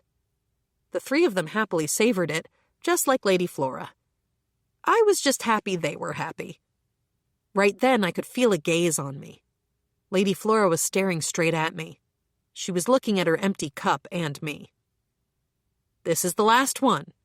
If you overeat, you won't be able to have lunch. Uh-huh. After warning her, I took out another pudding. Do they really sell something as delicious as this in the castle town? I had no idea it existed either. Well, yes, of course. Yuna thought up this confectionery, Ellalora explained on my behalf, but it wasn't like I invented it. At the same time, it wasn't like I could say I made it using my knowledge from Earth. Is that right? It's quite tasty. It really is. Do you think our chefs could make it if they knew the recipe? They could. I didn't want to tell it to them, though. You can't. Yuna is trying to help the orphans open a store to sell this food. What do you mean by that? Did Ellalora hear that from Cliff? She started talking about what I had done in the town. She told them I was looking after the orphanage in the town, and that they were raising kokeko for the eggs used in the pudding. She told them I was planning on helping the children open a store if there were any who wanted to learn how to cook. How do you know so much about that? I heard it from Cliff. The instant Cliff came here, he was so worked up talking about you that he told me all kinds of things. I guess I'd need to give Cliff a talking to about what personal information was. In that case, I won't ask for the recipe. But my daughter would be so delighted if you'd bring some over once in a while, so please do. I guess that would be okay. I had the bear transport gate and could come any time anyway. Ella Laura, please arrange it so that Yuna can come to the castle any time. Yes, understood. They ended up posting a castle entry permit on my guild card so I could come to deliver pudding. Was this really okay? 71. The bear returns to Cremonia for eggs. I was out of eggs. I couldn't eat fried eggs or scrambled. I couldn't make egg sandwiches or pudding. This was a very pressing issue. I had to do an urgent restock. So, Fina, I'm going to return to Cremonia. Do you want to go back too? What, huh? Fina gave me a strange response. I don't have any eggs, so I was thinking I would go to the orphanage. Are you going home, Yuna? I'd just go real quick through the transport gate. I am. You could go sightseeing around the capital, though, if you want to. What do you want to do? I'll go home then. May I say bye to Lady Noah? Oh, you don't need to. We'll be back today. Huh? Fina tilted her head a little. In other words, we're heading to town today, and then returning to the royal capital today? That's right. For some reason, I got the sense she wasn't grasping what I was saying. If we're quick, we can get back in the afternoon. Yuna, that would be so cruel to Kumayuru and Kumakyu. I don't mind not having eggs, so please don't do something so terrible to them. Huh? This time, I was the one who tilted my head. We'll go by the bear transport gate, so we won't use the bears. What's a bear transport gate? This time, Fina tilted her head. Right. I hadn't told Fina. Sorry, you've always been with me, so I thought I told you already. I have a bear transport gate, so we can get back to the town instantly. Yuna, I don't understand what you're saying. That was what I was thinking, too. If I was in the real world and someone told me something like that, I would have thought they'd lost their minds. I didn't know if teleportation magic existed in this world in the first place, so if it didn't, obviously Fina would say that. I want to ask you something real quick, but in this country, is there a way to, transport yourself? Like a way to go from one place to another instantly? For example, is there magic that could get you from the real capital to the town in an instant? I haven't heard of anything like that. Yeah, of course there wouldn't be. I wondered if it was okay to tell Fina about the bear transport gate. Fina wasn't the kind of girl to spread that around. Well, even if other people knew, I was the only one who could use it, and I only set them up in the bear houses, so I ended up coming to the conclusion it was okay. Fina, I really trust you, okay? Yes? She gave me a nod with her head, still tilted to the side. I headed to the storehouse and set up a bear transport gate. I think you had one of these at the storehouse over there, too. There was one in the storehouse, but I hadn't explained what it was to Fina. We'd been together so long, I thought I already told her. This gate is linked to the one in Cremonia. Yuna, even I'm not that gullible. If it were possible for me to go through this gate to get to the town where my mom is, no one would ever have any troubles. That was sure true. Anyway, you'll understand once you go through it. I took Fina's hand and opened the door of the bear transport gate. Beyond that was the inside of the storehouse of the bear house in Cremonia. Yuna? Fina looked shocked. Well, anybody would be surprised. Don't tell anyone about this. Also, you can't use it to travel without me around. When we left the storehouse, we were in our near and dear town of Cremonia. Tyrmina should be at the orphanage right around now. Shall we go? The two of us headed to the orphanage. Bear Girl! When we approached the orphanage, the children playing outside rushed over. They were the ones I started calling the Child Brigade without asking. They were still young, but they were good kids who took care of the younger ones. When one of them noticed me, a second one and then a third one ran up to me. The group of children surrounding me grew. I might have been imagining it, but I felt like there were more kids around. Everyone, did something happen? Nope, we're fine. We're working hard. I patted everyone's heads. Is Tyrmina around? Yeah, she's with the mistress. I told everyone to have fun playing and headed to the orphanage. When I got inside, we found the director, Tyrmina, and Liz having tea together. Mom! It's Fina and Yuna. You came back. We're headed back to the royal capital right away. I wanted eggs, so we came back temporarily. You needed eggs? Are there any? All of the eggs belong to you, so as long as there are some, you've got them. You didn't come all the way back from the royal capital just for eggs, did you? Well, since she didn't know about the bear transport gate, that'd be her natural train of thought. Yeah. Kuma and Kuma really worked hard. Are your summons really that quick? Since I didn't have an answer I could give her, I just let my wheels spin. Well, they are summons. I hope she was satisfied with my vague non-answer. Well, when are you heading back to the royal capital? If we're quick, we might even leave today.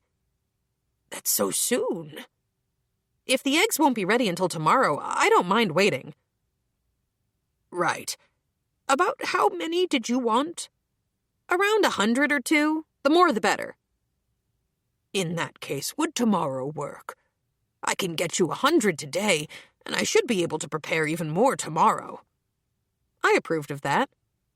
Well then, Fina, since you're heading out tomorrow, it's okay if you stick with Tyrmina today. If you want to just stay here, then that's fine too. No, I would like to go back to the capital too. I still haven't said goodbye to Lady Noah. In that case, let's meet at the orphanage tomorrow. Also, I have a request for you, Tyrmina, and everyone else. What is it? I think in about a month from now, a person selling spuds should come by, so can you accept those for me? I've already paid in advance, so pay for the rest with what you make from the eggs. Spuds? I've seen those being sold sometimes, but I've occasionally heard they cause stomach aches. So I guess they did sell them in this town sometimes. Well, I wanted to buy them regularly, so that wasn't a big deal. They're fine as long as you don't eat the parts that have sprouted or turned green. Really? So please accept them for me? All right. I took today's portion of the eggs and headed away from the orphanage. Compared to walking around in the royal capital, I didn't get as many stares. Every once in a while, I'd hear a little kid say, "There's a bear," but that was pretty much it. When I'd give them a quick wave of my hand, they'd look delighted. When I got home, there was someone standing out front. "Yuna, you're finally back." Melaine was standing before me, looking at me like she had found prey. "Melaine, what happened?" "Don't what happened me. I have so many questions for you." I wondered what was going on. I didn't remember doing anything that would have made Melaine upset. "What was that food?" "What food?" "The food you gave me before going to the royal capital." "Oh, you mean the pudding." Come to think of it, I did remember giving her some. "Yes, that's right, that delicious food." "I'm impressed you even knew I was in town. There's not a single person who wouldn't notice you in that outfit. I heard from a staff member at the trade guild that they saw you, so I waited in front of your home." Melaine firmly grasped my shoulders to prevent my escape. I could have easily shaken her off, but that sure would have meant trouble for Melaine. "I won't run away, so could you let me go?" "You mean it?" "Melaine, you're not acting like yourself." My dignified image of Melaine collapsed. "That is your fault. It's because you gave me that delicious thing and vanished." That wasn't what I meant to do. It had just been a thank you gift for her. Well then, Yuna, what is that food? It's made with eggs. I'm happy you've taken such a liking to it. Well then, I have something to discuss with you. Would you open up a shop? Those would sell for certain. I knew they'd sell. I'd been planning around it for ages. I'm sure there would be kids interested in cooking, and if they just knew how, even kids could make pudding. That was why I hadn't taught Cliff or even the king the recipe. Like I said before, I make pudding using eggs. What are the egg prices right now? It's dropped considerably. We've been getting 200 to 300 every day. It looked like the price was falling just like I wanted it to. They'd also been selling a lot more to the guild wholesale. In that case, if we sold fewer to the guild, maybe we could open a shop? According to Tirmina, we had about 400 kokeko right now. If I were to open a store, we needed at least 500. Though in the future, I wanted 1,000. If they were multiplying pretty well, maybe we'd get to 500 before long? If I limited sales, opening a shop would be feasible. The only problem was the store couldn't be managed just by children. I needed an adult to watch them. I could trust Liz or Tirmina with the job, but Liz was looking after the children and the birds. Tirmina was managing the eggs. She said she finished her work in the morning, which meant she had time in the afternoon. Maybe I could discuss that with Tirmina. I can even prepare a chef. I'd rather she not. I'd have problems if the recipe leaked. For now, can I ask you to get the store first? What do you mean? I don't want to tell others the recipe, so I don't need a chef. I understand. Do you have any preferences regarding the store? I'll leave the size of the store to you, but please make it close to the orphanage. Also, if you could, please make sure it's someplace where crowds wouldn't be an issue. There was a chance we'd end up with lines. If hundreds of people lined up, it'd cause trouble for any neighbors. Why close to the orphanage? When I open shop, I plan to have the children from the orphanage work there. You're going to have the orphans work? I think it would help them gain independence. Understood. I'm not in a hurry, so take your time. I'm returning to the royal capital tomorrow. Really? I had some errands, so I popped back in for a bit. I think it's a bit far to be coming back here just for some errands. My summons are just that amazing. I couldn't tell her about the transport gate, so I fell back on my BS escape route. Melaine didn't ask any more questions. Instead, she asked me something else. So, Yuna, she said, like she was having trouble getting it out. I wanted to ask if you could give me the pudding, but I'm not supposing you could do that. She seemed very covetous as she asked me that. She had helped me out a lot. I took 4 puddings out of my bear storage. This is the last of what I have right now. Yuna, sweetie, thank you. She accepted them happily and carefully put them away in her bottomless bag, making sure she didn't drop them, then left. Now that I thought about it, had Melaine just called me sweetie? It must have been my imagination. I decided to make pudding from the eggs I'd gotten from Tirmina, and with that, my day was over. 72. The Bear Snags Bakers, Part 1. The next day, once I got my eggs, I headed back to the capital. I'd have some peace of mind for a while with them on hand. While I was lazing around in the bear house, I heard someone calling to me from outside. When I went out, Noah was pouting and standing imposingly. She looked like she was mad, but she just looked so cute with her cheeks puffed out like that. Yuna, where did you go when you left me behind today? I couldn't tell her about the bear transport gate, so I decided to redirect the conversation. Can I ask you a question, too? What would that be? I don't really know what's up with you, but are you bored? Don't you need to go around greeting the other aristocrats or getting ready to attend the birthday celebration?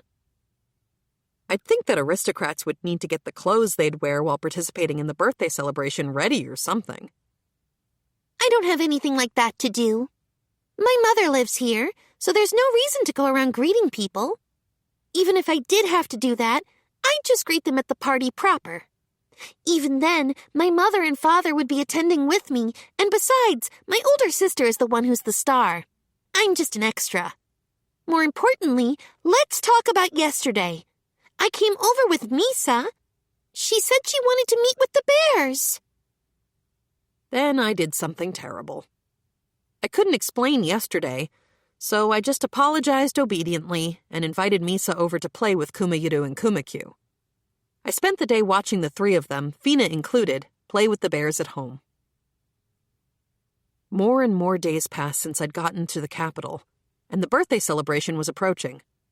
Of course, the closer it came, the busier Cliff and the other nobles got. Noah and Misa, who were bored, couldn't go outside anymore. Lately, I was going out just with Fina a lot more. I thought there were a ton of people when we came to the capital, but there are even more today. This is my first time ever seeing this many people. But the more people, the more I'm getting showered in stares. That's because your clothes stand out no matter where you go, Yuna. Ever since I came to the capital, I started getting good at ignoring things. Though saying that it didn't bother me would have been a lie, you can adapt to anything. As long as they didn't try picking a fight with me, I decided to ignore them. There's no point in worrying about that. Let's just enjoy the birthday celebration. Okay. We bought and ate stuff, browsed the stands, and wandered around looking at the capital. The capital was so vast that no matter how much time we had, there wasn't enough to leisurely go around to see it all. At the same time, I was able to get my hands on all kinds of rare things. Though a lot of things had been a pain, there were a ton of benefits to escorting Noah. Oh, that's a nice smell. The scent of freshly baked bread wafted to us from somewhere. Yes, that smells very good. Looks like it's coming from that bakery. That's perfect timing, so how about we get something to eat from there? I saw the signboard ahead in my vision. Though the store was sort of small, there was a crowd inside. Like me, it looked like everyone was lured in by the aroma. Fina and I got in line to buy bread. Even if anyone were surprised by my appearance, no one said anything to us. Then, after waiting about 10 minutes, our turn came. Looks like some tasty bread. A girl about my age was helping customers. Though she was surprised when she saw how I looked, she smiled at me right away. Thank you so much. Could I have 2 of whatever you think is best? Yes, ma'am. The girl handed each of us freshly baked bread. They smelled great. If it's good, I'll come again. We will look forward to seeing you. Fina and I walked as we ate the bread. Fina copied me, but maybe I was setting a bad example by walking and eating. I apologized to Tirmina in my mind and kept doing it.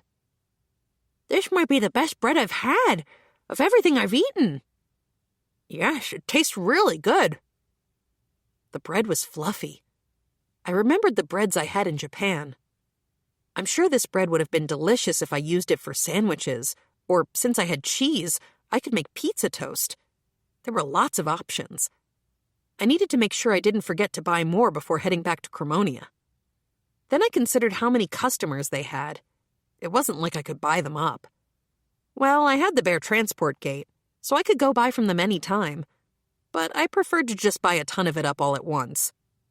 After that, Fina and I kept sightseeing around the capital while eating and walking. Since we were passing by that bakery again on the way back home, I decided to buy bread for the next morning. Fina approved. I mean, the bread was really good. I hoped that the bakery was still open. When we got closer, I didn't see any customers around. Maybe they'd closed up? In order to check, I went around to the front of the shop when I heard a girl yelling, "Stop!" Someone'd left the door open. I could see a woman in her 30s yelling. The girl from behind the counter was behind her. They were yelling at 3 men knocking things around inside. The mother put herself between her daughter and the men and was doing everything she could to stand up to them. The crowd outside was steadily distancing itself. "Hurry up and get out," said one of the men. "This store isn't yours." The 3 men were on a rampage. Bread flew into the air. Snap. "But according to the agreement, We have until the birthday celebration. There's somebody who wants to sell in this spot. The men stomped on the fallen bread. Snap. But the agreement. You keep going on and on about agreements. Shut up! You want to work here? Then you better cough up the rest of your husband's debt.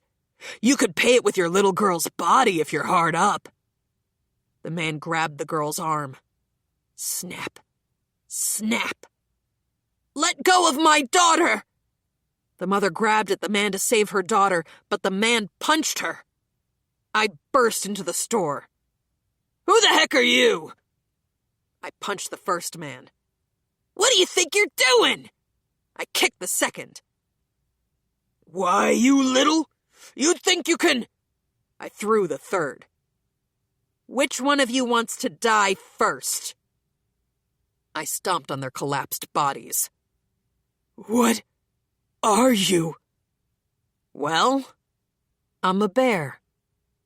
I didn't have a name to offer to men like them. You think you could get away with doing this to us? The man I'd thrown stood up and pulled out a knife.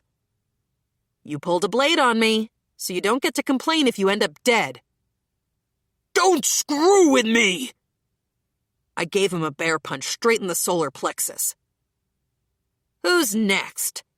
I looked at the remaining two. We remember what you look like now. Don't think you'll get out of the Capitol in one piece, the surviving toughs said as they dragged their collapsed partner away. You okay? I approached the mother and daughter. Yes, thank you. But this is a terrible mess. All of their freshly made bread was on the ground. Since it all smelled so amazing, that just made it even worse. Just looking at it made me feel a surge of anger. I should have really let them have it. They said something about a debt earlier? We took out a loan when we bought this storefront, but just when my husband passed some days ago, they told us to pay back the debt or leave. But can't you pay back the debt really easily, considering you make such great bread? When I came to buy it in the afternoon, there was a line. Plus, it tasted great. They should have been able to pay the debt back considering that. But the mother shook her head. Apparently, my late husband was tricked, and it wasn't a sum that we could pay back. There was no getting away from loan sharks, even across worlds. So they won our shop as collateral for the debt.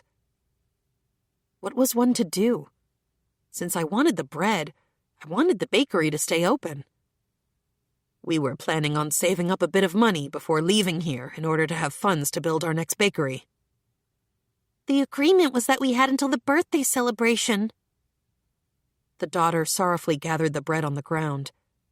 The mother gently hugged her daughter over her shoulder. They were probably despondent. I wondered if there was anything I could do for them.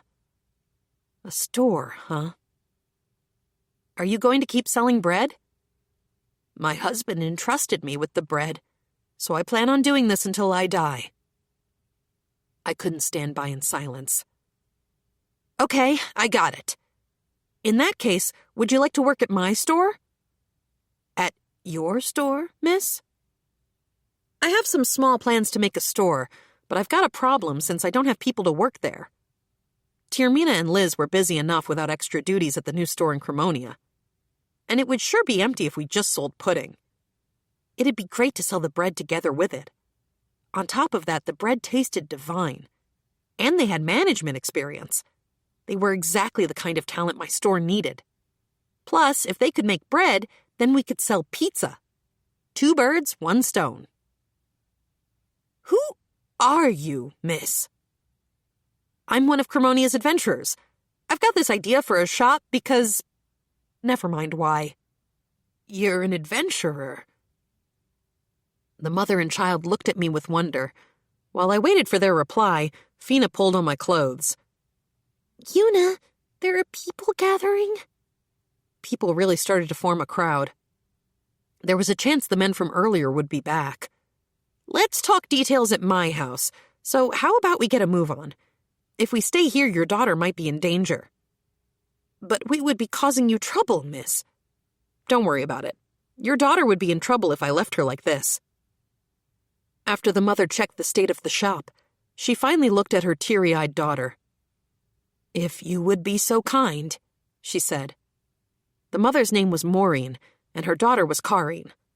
While I walked, I told them about the shop in Cremonia.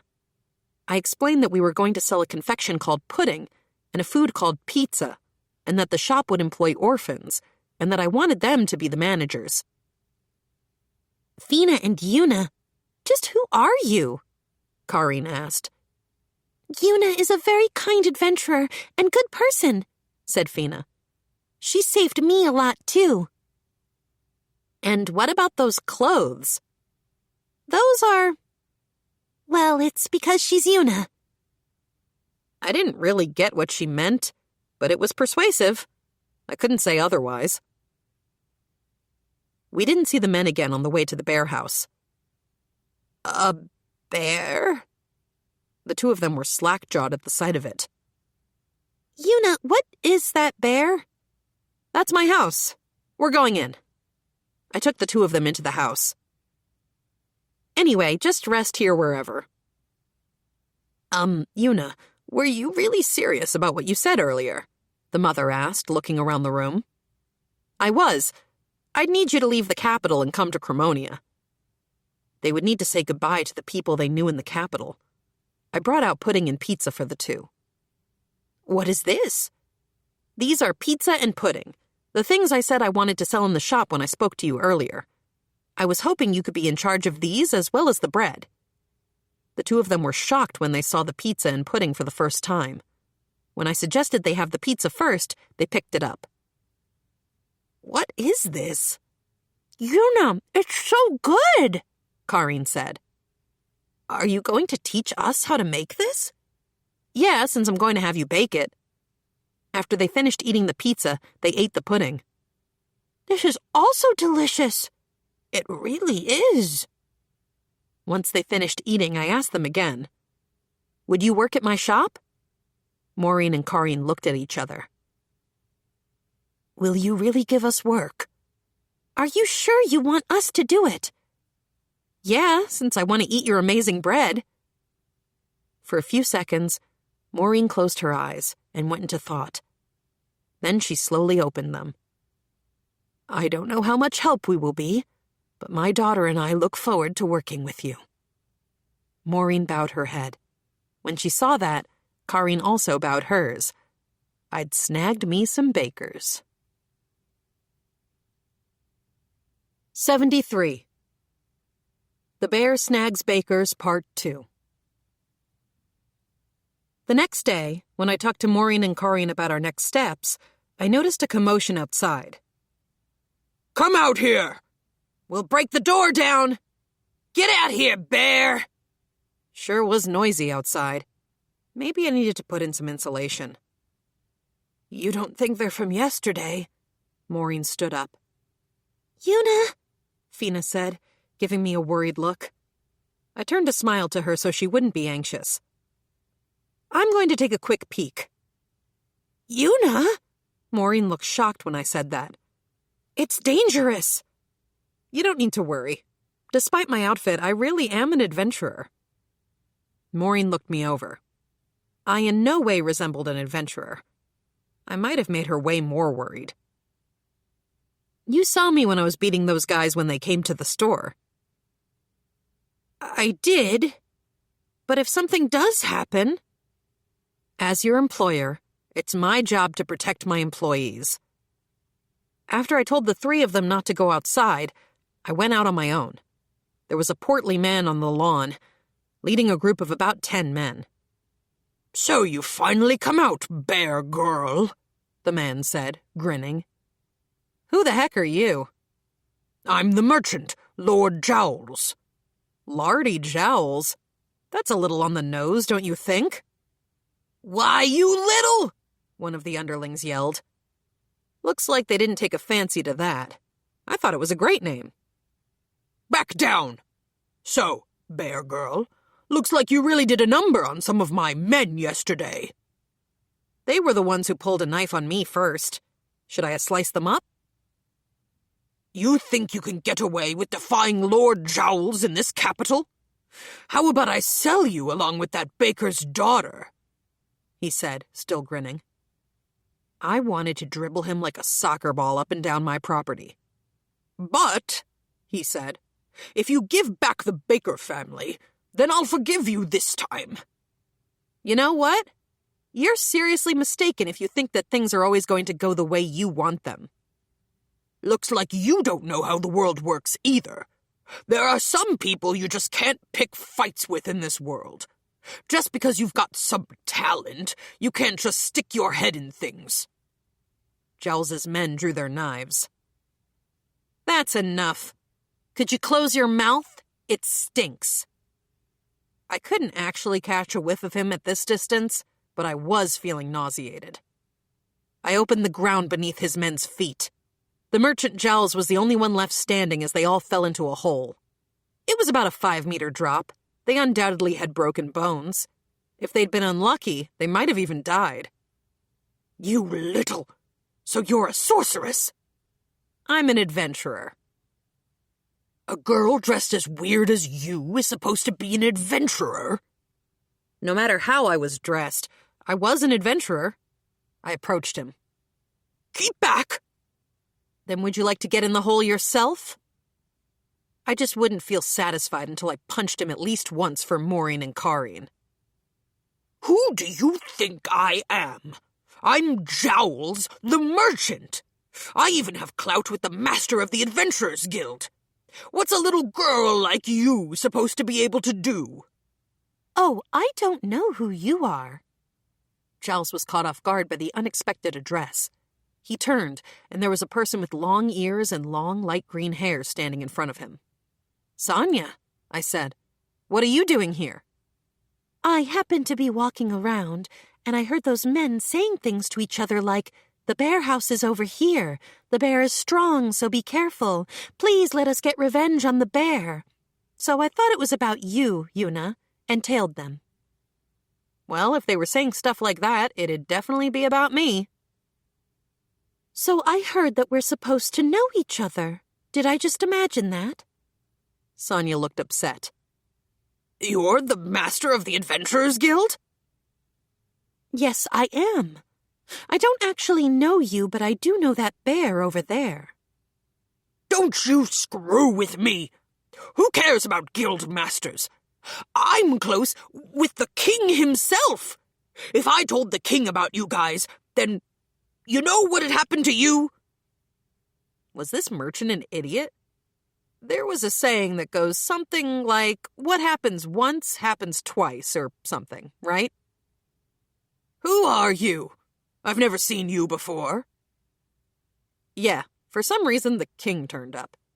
Could I joke about that? The king?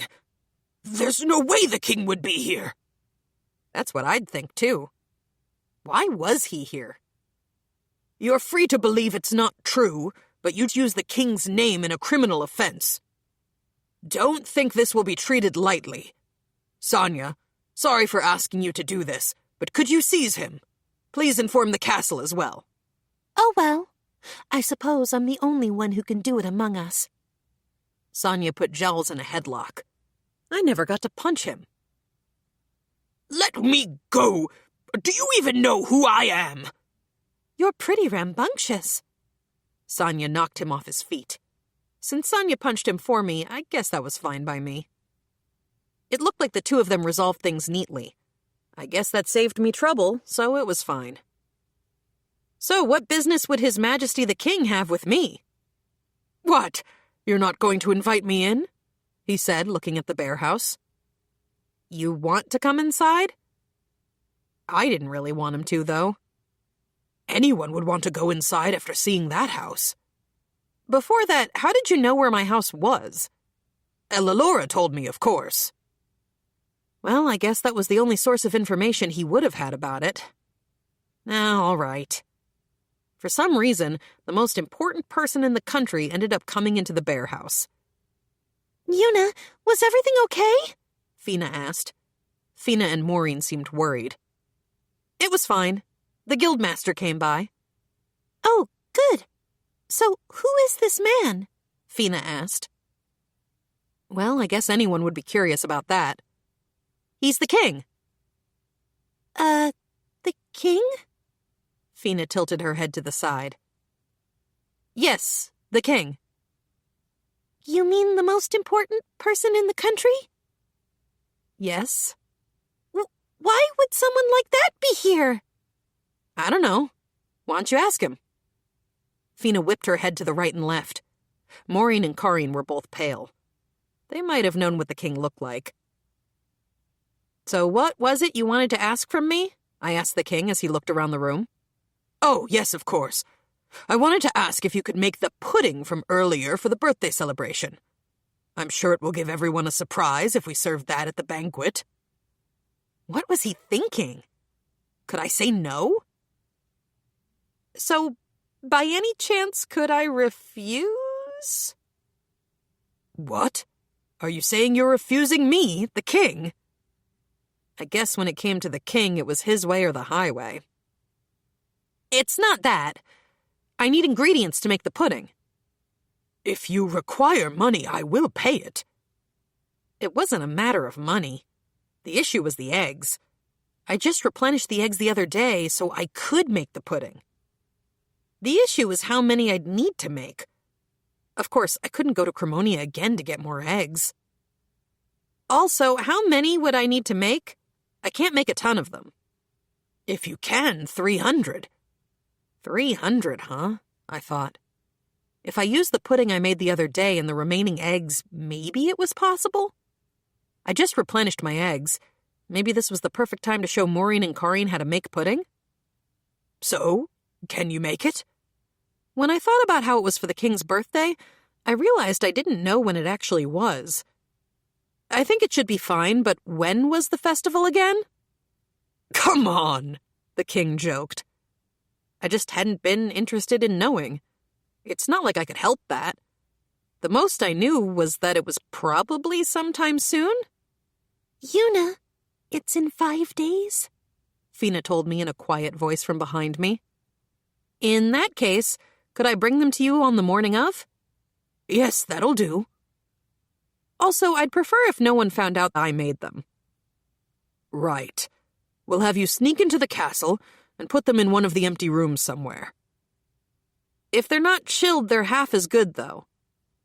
In that case, we will prepare a refrigerator in the room.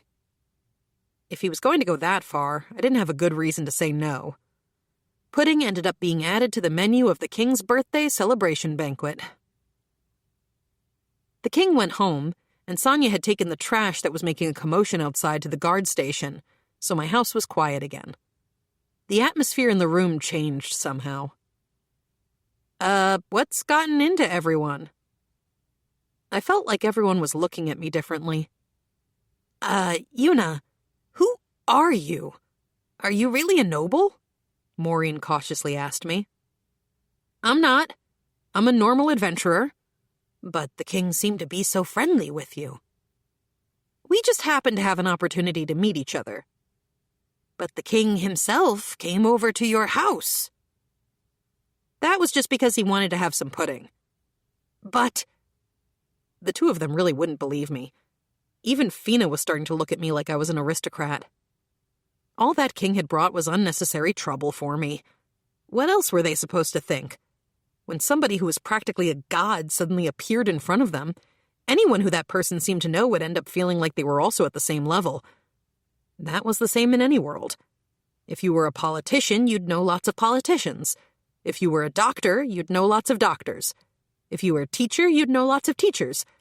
If you were a performer, you'd know lots of performers. If you were a shut-in, you'd know lots of shut-ins. You'd see them a lot in the game. No matter what occupation you were in, you'd know a lot of people in the same circle. In that case, the royalty would know a lot of nobles. Anyway, I'm not an aristocrat or involved with the royalty. I forcibly ended the conversation and talked about how to make pudding. So it'll be a little earlier than planned, but I'm going to have you both help me make pudding starting tomorrow. Does that mean we're making food for the king's banquet? I nodded.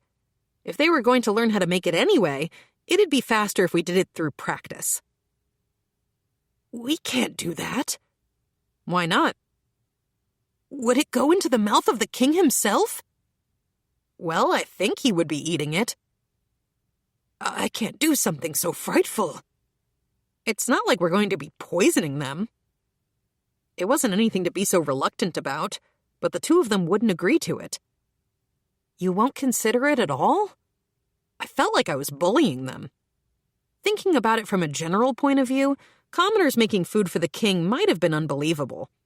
Well, if somebody told me I'd be making food for the prime minister or some place's president, I think I'd feel the same way. Since forcing the impossible wasn't a good idea, I decided to make 100 puddings with Fina in the end. In that case, Fina, the two of us will have to make them. But Fina shook her head. I can't! A2, Fina, I thought. The next day, I made the puddings by my lonely self after failing to persuade Fina to help. For the time being, I had the three of them watch from the side so they could learn how to make it. At the very least, I wish they'd crack the eggs, but they wouldn't even do that. Putting it together with the pudding I made the day before, I decided to make 300 puddings by myself. I silently cracked the eggs and whipped them. The three of them just watched. Were they that reluctant to make food for the king and his court? They didn't pick up on the bitter thoughts I radiated, and I ended up making the 300 puddings. I lined up the vast amounts of pudding in a gigantic refrigerator. Though most of the eggs I replenished were gone, Maureen promised to make bread, so I was looking forward to the next day. 74. The bear goes home to Cremonia. I ate bread Maureen made this morning, too. It really was delicious. Your stone oven is pretty great, Una. I was happy she said that. As I took my time eating breakfast, Ronzel came to the bear house. Why are you here so early this morning? I had a report on Jowls, whom we caught the other day. Right, that lard. According to Ronzel, Jowls tried to wheedle and threaten people by using the names of other countries' kings. He was also involved in violence, scams, and a whole bunch of other things. Maureen's bakery had also been part of that report. Maureen listened in. This is how the talk basically went. The debt would be wiped clean. The bakery would officially become Maureen's. Is that really true? Yes. Jowls's property has been confiscated, and he will be receiving the death penalty based on the results of the investigation. The death penalty? To use the king's name for crime is to tarnish it. In addition, His Majesty himself saw it happen. We cannot turn a blind eye. Well, I suppose not. His threat was that he was close with the king. It wouldn't have been odd for the people to have thought that the king was involved with criminals from that. Ronzel brought the deed to the shop for Maureen. She cried happy tears as she accepted it. Ronzel bowed his head and left. A hush came over those of us who were left there. Isn't that great? The shop your husband created is safe. Una. I really wanted you to come to Cremonia, though. Maureen was beside herself and had no idea what to do. Don't worry about it. Your husband probably would have wanted you to protect the shop. I'm so sorry. You've done so much for us. This is when you're supposed to be happy. Una, thank you. After that, Maureen and Karin went back to their shop. It was too bad, but what was I supposed to do? Things had gone in a good direction, so I had to see Maureen and Karin off toward that horizon. All I had to do was just go buy bread. While I was making dinner with Fina, Maureen and Karin came by. What's up? Could I talk to you for a bit? Said Maureen. I wondered what she wanted to talk about. I brought the two to a room. Maureen and Karin were just sitting in their seats looking at me. Maureen took a deep breath, pulled a paper out of her pocket, and offered it to me. Una, we'd like you to have this. It was the shop's deed. Huh? I had no idea why they'd give me that. Please let us work at your shop. Why? You don't need to come to Cremonia. You can keep your shop open in the capital. I talked it out with my daughter today while we were cleaning up the shop. You saved us, Yuna. And you trusted us and showed us how to make the pudding the king himself came to ask you for. We can't go back on our agreement just because we got our shop back. You don't need to worry about that. Maureen shook her head. Please take it. Maureen once again forced the deed over to my side of the table. I'm happy, but I can't take this. Yuna, if you end up not liking my shop, you can always go back. But if you like my shop, you can stay as long as you like. I gave the deed back to Maureen. Please cherish the shop that's a memory of your husband. Thank you. The two of them bowed their heads. They decided to head out to Cremonia the day after the birthday celebration. After the birthday celebration, the people who gathered would head back to their respective homes. Since the people going back to Cremonia would be going as a crowd, they wouldn't end up attacked by monsters or bandits as they traveled. The two decided to head to Cremonia as part of one of those groups. Apparently, the two of them would be cleaning the shop and going to see people who helped them in the capital until they headed out. For their sakes, I really needed to make sure this was a good shop. On the day of the festival itself, I was waiting for Ella Laura so I could take the pudding to the castle. There were tons of people going in and out on that day, and even with a permit, I couldn't go into the castle by myself, so Ella Laura would be going with me. Fina, do you really not want to come? Yes, I'll watch the house. It seemed like meeting Lady Flora while we were looking around the castle the other day had sort of become a trauma for her, though nothing bad actually happened to her. As a commoner, even meeting royalty was enough to make her tense up. I didn't want to force it, so I ended up deciding to go alone. I told her I'd come home as soon as I could, though. Eventually, Ella Laura came by. Morning. Good morning. I'd like to see everyone's faces when they eat the pudding as soon as possible. Ella Laura looked fiendish. She was the same as the king. Please make sure you really don't spread that I made them. I won't. You know, His Majesty comes up with some fun ideas. The people who end up being roped into those ideas sure end up with a lot of trouble, though. You're right, but it is fun to watch.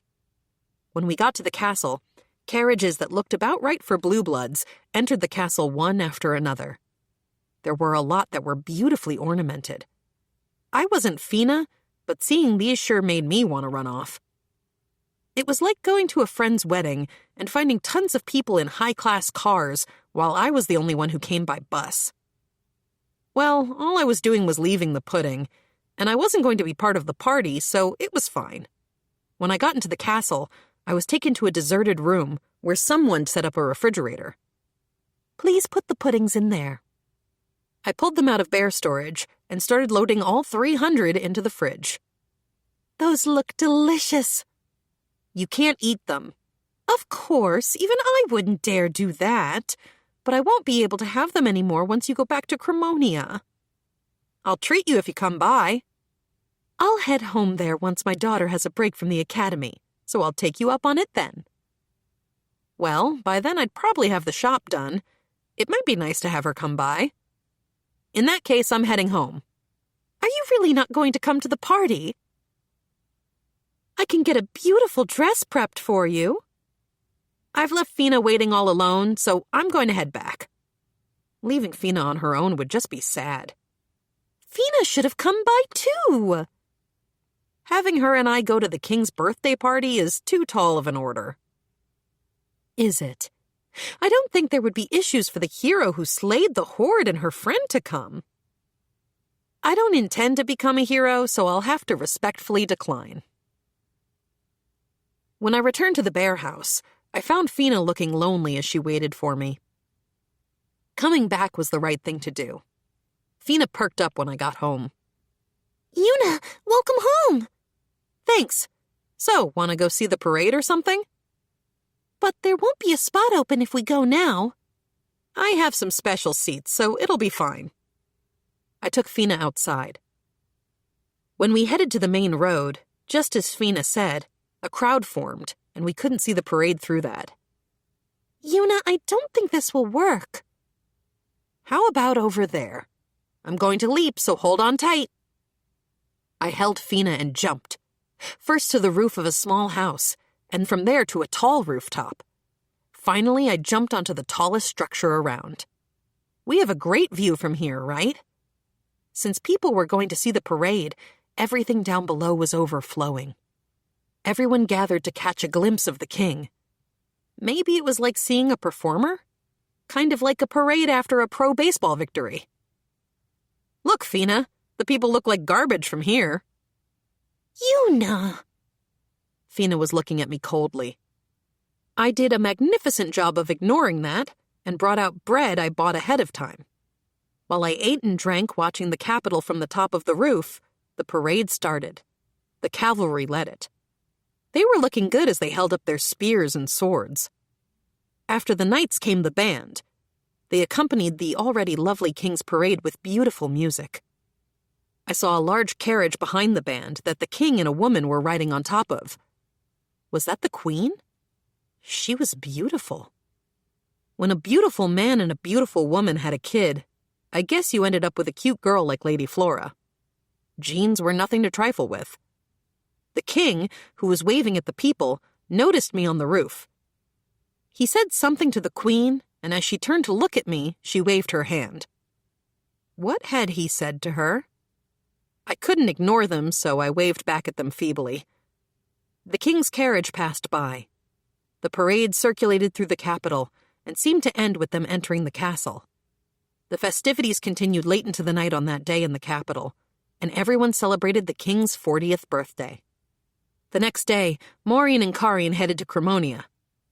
I also headed out to see the people who helped me before heading back to town. The Adventurers Guild came first. Thank you again for slaying the monsters. You're welcome here any time, so just let me know when you're working in the capital, said Sonia. Next, I headed to Elalora's house. Yuna, thanks for everything you did for us. Thank you on behalf of my daughters, too, Cliff told me. Yuna, you're heading home before us, Noah said. Yuna, please have another match with me next time we see each other, Shia said. Yuna, if Cliff does anything odd, just let me know, said Ellalora. I'll make sure that the flower bed is blooming by the time you come back, so please come to see it soon, Seralina said. Once Cliff's work was done, Noah would be going back to Cremonia with him. I was invited to stay until then, but since they didn't need me to escort them this time, I politely declined. Next, I went to Gran's house. Next time you come to my town, do come by my house. I will welcome you with open arms, he said. I want to say goodbye to the bears, said Misa. I called the bears out, just like Misa asked, and she said goodbye. At the very end, I headed to the castle. I wish I could have shown you the faces of the aristocrats when they had that pudding. All of them came and asked me to introduce them to the person who made it, the king said. He laughed at the memory. Please make sure you don't tell anyone about me. So, what would you like to do about payment? Oh, I forgot. I wasn't hurting for cash. Keeping quiet is enough payment for that. What, you don't trust me? I don't really have any money issues, so if Lady Flora seems like she's about to say something, please figure out some way to fix that. Understood. So aren't you going to see Flora? I'll bring Pudding again. She seems like she would cry if I see her. I just couldn't do kids crying. I see. I'd like to eat pudding again too, so please come back sooner rather than later. After finishing my goodbyes to the people who had been so kind to me, I decided to head back to Cremonia. Then again, I could come back whenever I wanted. Extra Story. The Three Girls See the Capital, Part 1. Because Lady Noir invited me out, I'm going out with Lady Noir and Lady Misana. I tried to invite Yuna, but she said no. I wonder if I'll be able to stomach it. Oh, it makes me nervous. I was stewing on the sofa, waiting for the time to come, when Yuna put money on top of the table. She said that I would need money if I was sightseeing around the capital, so I should bring it with me. She was right that my plans would involve money. We might eat somewhere. I got money from my mom already, but Yuna said that since she'd invited me here, she would pay for everything. It was just that Yuna gave me a lot of money. I think it's because she trusts me, but I think it was too much. She told me I could use it however I wanted, but I couldn't use that much money. I wanted to say, Yuna, you can have it back. This is strange. In the end, I couldn't say no, and I ended up taking it. I would like to make sure I spend as little of it as I can. When I left Yuna, I went to Lady Noir's residence on my own. When I got to her house, the maid bowed to me and gave me a very polite greeting. I also automatically bowed my head and said hello back. I just couldn't get used to this, no matter how many times it happened. Fina, welcome! Good morning, Lady Noir. Once Misa gets here, we'll head out. Once I got there, we didn't have to wait very long for Lady Misana to come. My dearest Noah and Fina, good morning. Lady Misana, good morning. Misa, morning. So, shall we head out? Lady Noir said, but I wondered where we would go. Even though Yuna gave me money, I really didn't want to go anywhere that would cost a lot. Dear Noah, where will we go? Lady Misana asked. I know one place we're going, but are there any places you two would like to go? I didn't know what to say when she asked where I wanted to go. I didn't know what there was in the capital, so I didn't know where I would want to go. I thought that walking around the capital would be enough sightseeing for me, but I wasn't sure if that would work. If there was one place I did want to go, it was the castle. I knew you couldn't go inside, but I wanted to see the castle from nearby. I couldn't say that out loud, so I held back my words. Is there not anywhere you two want to go? Actually, where were you thinking of going? Lady Misana asked. That's still a secret. It seemed like Lady Noir wouldn't tell us where she wanted to go. When I saw Lady Noir smile, I felt nervous. I hoped that it would be a place where I wouldn't get a stomachache from going. I've come to the capital many times before. It's your first time at the capital, isn't it, Fina?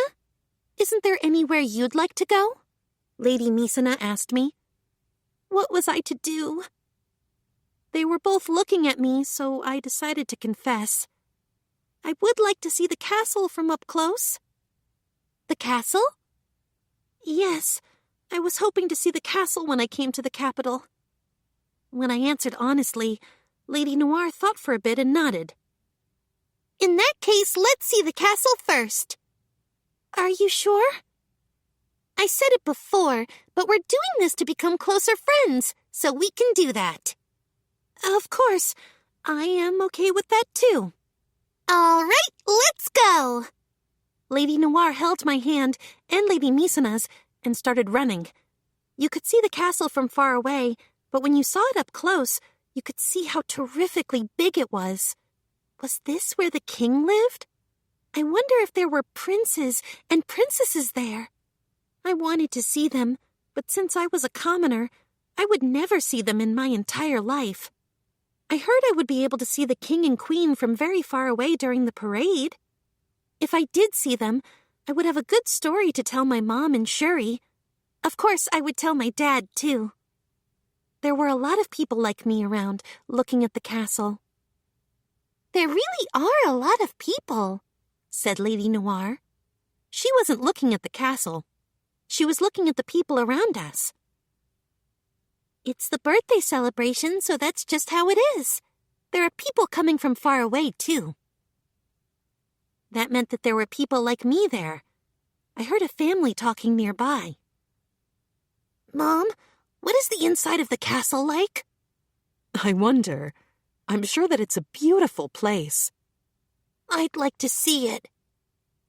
I was curious about what the inside of the castle looked like, too, but I couldn't go inside. And, because it was the birthday celebration right now, you could see a lot of guards. Because of that, you couldn't even get close to the castle gate. Well, since we can't go in, how about we go around the castle? It was a very charming idea, but was that really okay? I did really want to see the castle from all kinds of spots. It's since we can't guide you inside, and since we want you to have fun, Fina. I think Lady Noir was trying to be considerate of me. She really was very kind. Lady Misana said okay too, and they guided me around the whole outside of the castle. The two of them told me about what it looked like inside. The training grounds are ahead of that wall. There's even a pretty garden in there. They were both very kind. I thought aristocrats were bossier, but they weren't like that. Or maybe they were just special? After that, Lady Noir and Lady Misana told me about what was over there, and how pretty the scene looked from up high, and we finished our fun look around the castle. Lady Noir, Lady Misana, thank you so very much. It was very fun.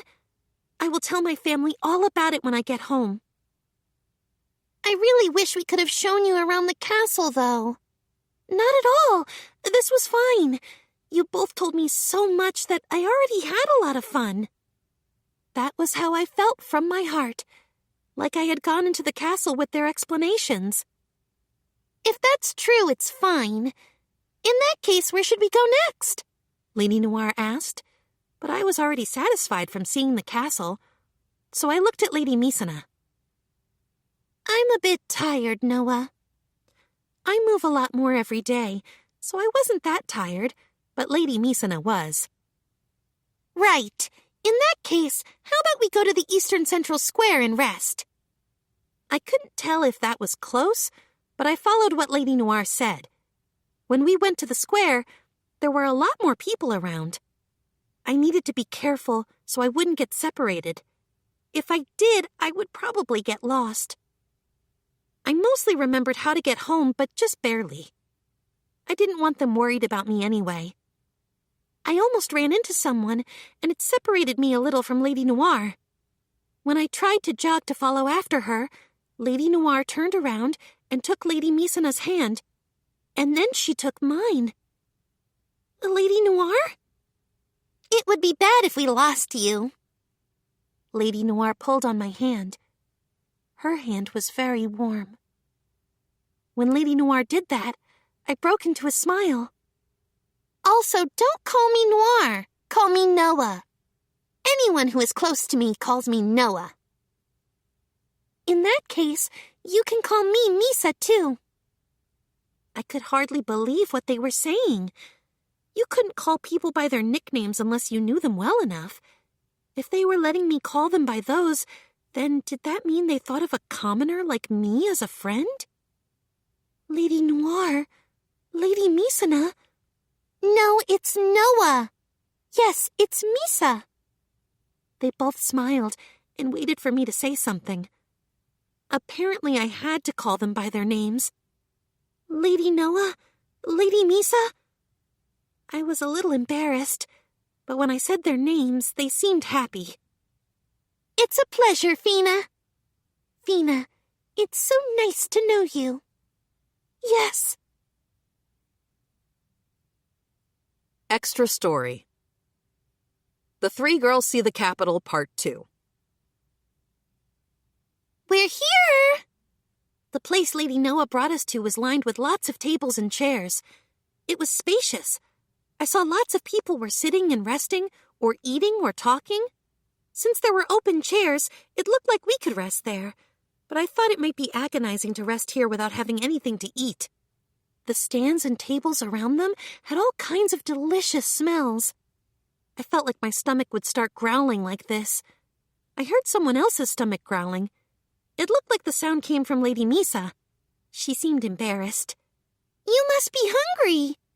Yes. I felt the same.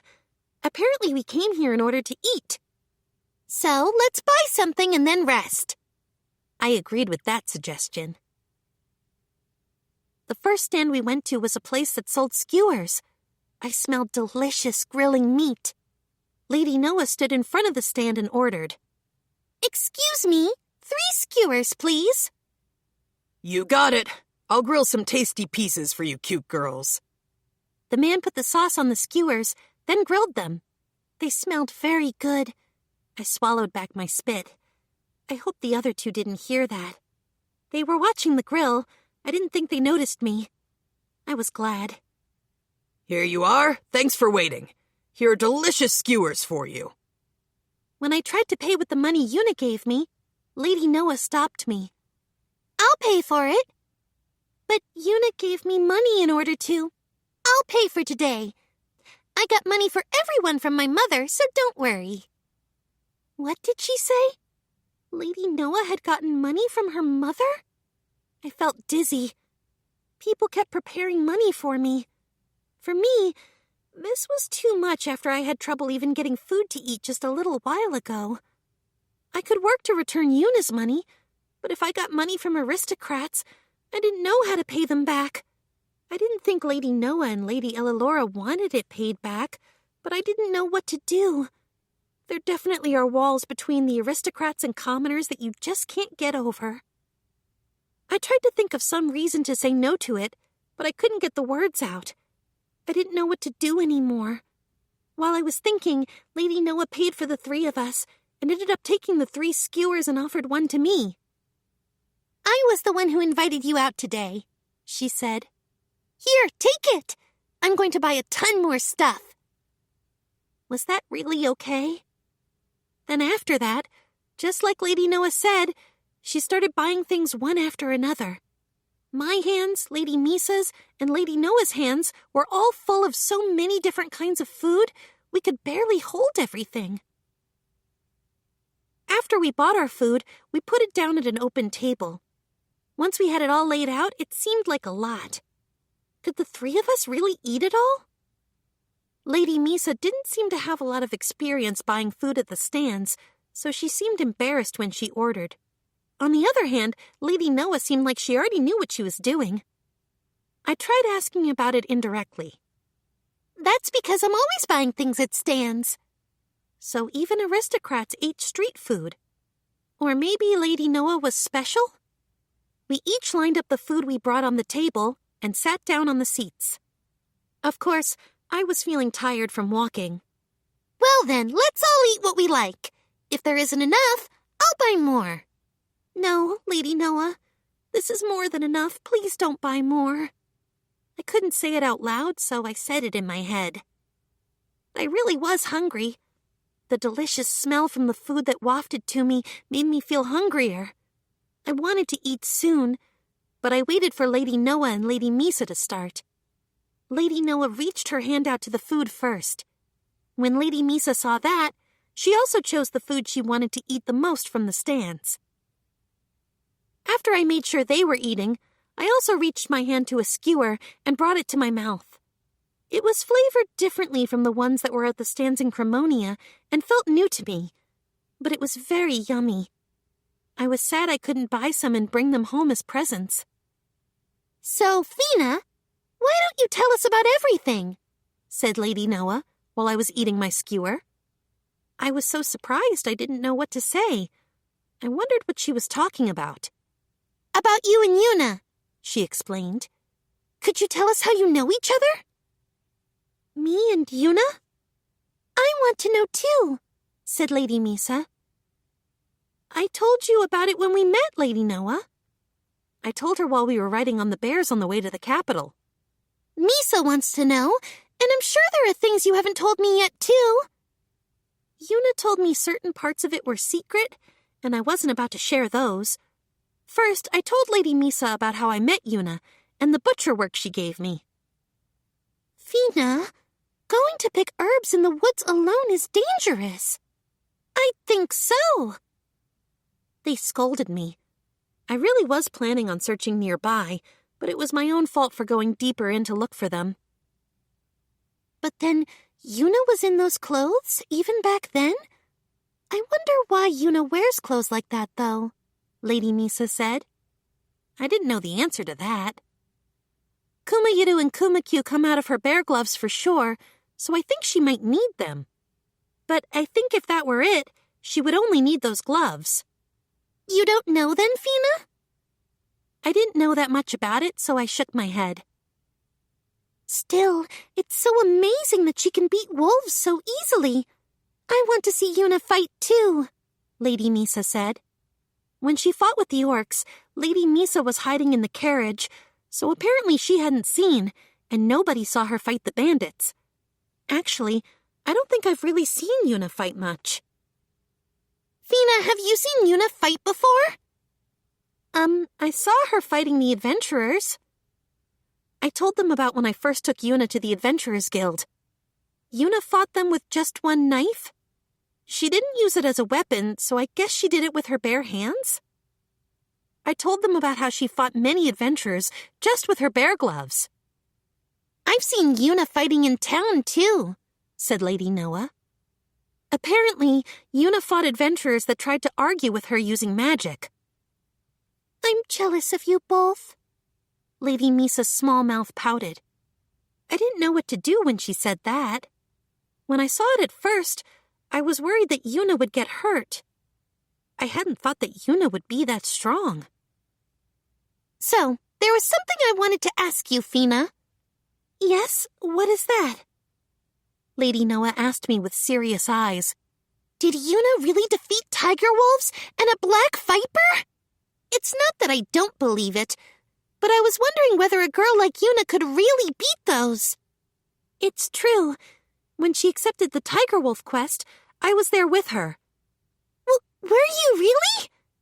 Then did you see the tiger wolves? I shook my head. I was waiting for her far away with Kuma, but she showed me the tiger wolf she slayed. Since the bear house was a secret that Lady Misa didn't know about, I couldn't tell her about it. You weren't with her when she defeated the black viper too, were you? No, I think she only went with the master of the Adventurers Guild for that, but I heard she defeated it all on her own. I heard that from my father. It looks like it was true. Yes, I helped with the butchering. It was super big, so it was a lot of work. The black viper's body was a lot of trouble. Mostly it was hard to get the blade of the knife to cut the skin. My dad said that if it were alive, the skin would become even harder. Yuna had to be amazing to be able to defeat a monster like that. Now that you mention butchering, you can do that, right, Fina? I can. I did it with those orcs. Marina said I did a good job. But it wasn't like that was amazing. It was just that I've butchered stuff since I was young, so I knew how to do it. I didn't think it was that amazing, but Yuna was always praising me. It was because my dad wasn't there anymore, and my mom was sick, so I had to work. When I talked about my family, the mood turned gloomy. It's fine now, so please don't worry about it. My mom is cured, and she works for Yuna. She works for Yuna? Isn't Yuna an adventurer? In other words, is your mom an adventurer? It looked like Lady Noah didn't know about the birds and the eggs. I told them about the orphanage. So Yuna was doing all of that? Yuna is so amazing. When they said nice things about Yuna, for some reason I also felt happy. Yuna made the pudding you both ate from those eggs. What is Yuna? I didn't know that either. She was a mysterious person in bear clothes who had Kuma and Kuma, was an adventurer, saved an orphanage, and cured my mom. I wondered if Yuna had family. She hadn't talked about her family even once. I'm sure there was a reason for that, but I couldn't ask her. No matter what she wore, Yuna saved my life, and she was my favorite person. Extra Story. The Three Girls See the Capital, Part 3. How did you meet Yuna, Noah? Lady Misa asked. I asked about that when we were coming to the capital. Apparently she saw Yuna in the town while she was fighting adventurers at the start. After that, I heard she called Yuna to her mansion and rode on Kuma and Kuma. Ever since then, Lady Noah has loved those bears. I understand how she feels. With the way their fur feels, you feel happy just hugging them. I'm jealous of both of you. Lady Misa listened to what Lady Noah said and acted a little like she was sulking. But Fina is with Yuna a lot more than me, so I'm jealous too. But that's for work. When I explained it to them, I heard them say, "That's so nice," and "That's so unfair." Since I would go to Yuna's house to butcher things, and Yuna would come by when I was helping my mom, I would see her a lot. And she was also taking me places a lot because she said she was bored. She would tell me things like, "Let's go eat," and "Let's go on a walk." Just the other day, we rode on Kumayuru and Kumakyu and went to a far-off village. I really was with Yuna a lot. I guess it made sense that they were jealous. We were talking a lot about Yuna for a while, and the food that was on the table disappeared. I was full now. I think Lady Noah and Lady Misa were too. We worked our hardest to make sure the three of us didn't leave anything behind. It would be a waste to throw it away. We prettied up the tabletop and rested. "How about we go to the next place soon?" Lady Noah suddenly said. I didn't really mind, but I wondered where we would go. Lady Misa tried asking where we were heading, but Lady Noah wouldn't tell us. "It's a secret, but I'm sure that there's something great that's been finished up there." Lady Noah smiled. I wondered what she meant when she said there was something great that was finished there. Lady Misa and I tilted our heads. We were brought to the front of a store. There wasn't anything that looked like a sign around. I wondered what kind of store this was. Lady Noah was going inside, so we went in too. "Excuse me, I'm Noir Fusharose." A man came over. Why, it's Lady Noir. You came all the way out here. We were planning to bring it to your residence tonight, as promised. "I'm sorry, I wanted it a little earlier. Is it already done?" Yes, it is. The man went into the back and came back immediately. He was carrying something in his hand. It wasn't that large. I wondered what it could be. This would be it. Please take a look at it. Lady Noah checked the thing that she took. She looked happy. She was holding a residence card, or maybe it was a guild card? But it seemed like there were a lot of them. I wondered how many there were. "Thank you very much. They look exactly like I wanted." Lady Noah grabbed the cards and said thank you, then showed them to us. I looked at the cards and what they said. Bear Fan Club Membership Card. Membership number 0000. Name, blank, age, blank. I looked at the back. Bear Fan Club rules to join. 1. You must like bears. 2. Must have permission from the president and vice president. 3. Keep it strictly secret. That was what was written on it. "The Bear Fan Club?" Lady Misa asked. "Yes, these are membership cards for the Bear Fan Club. I was thinking about it while I was coming to the capital, so I asked my mom to make these." Lady Noah looked happy when she told us. "I was going to have them sent to my house, but I wanted them earlier." I wondered if Yuna would get mad. I could see Yuna with an angry face, even though she's never been angry. It was scary. "So then, these are for you two. And make sure to write your names in yourself, too." Lady Noah handed us the membership cards. When I looked at the card, it said my membership number was 0002. If there was a 0000 number, then that was Lady Noah, and so I suppose 0001 would be Lady Misa? "I'm going to be member number 1, Fina is number 2, and Misa is number 3. "What about number 0? "That's Yuna, of course." Did I have to be number 2? I wondered whether Lady Misa really should have been 3 when I was 2. I tried to speak up. "Since I'm president, I'll be member 1, and Fina is 2 as vice president." I'm the vice president? Was a vice president the second most important person? I didn't know what to do. I needed to do something to say no. I think Lady Misa would be a better vice president. Misa hasn't been around Yuna enough, so she can't. Lady Misa nodded at that. That really was true, but I couldn't believe I would be vice president. And you're the one who's closest to Yuna, Fina. You need to report to us about all kinds of things as the vice president. What was I supposed to report about? Oh, of course, keep this a secret from Yuna. You can't talk about it. Even though Yuna was member number 0000, apparently we had to keep her in the dark. Something bothered me more than that, though.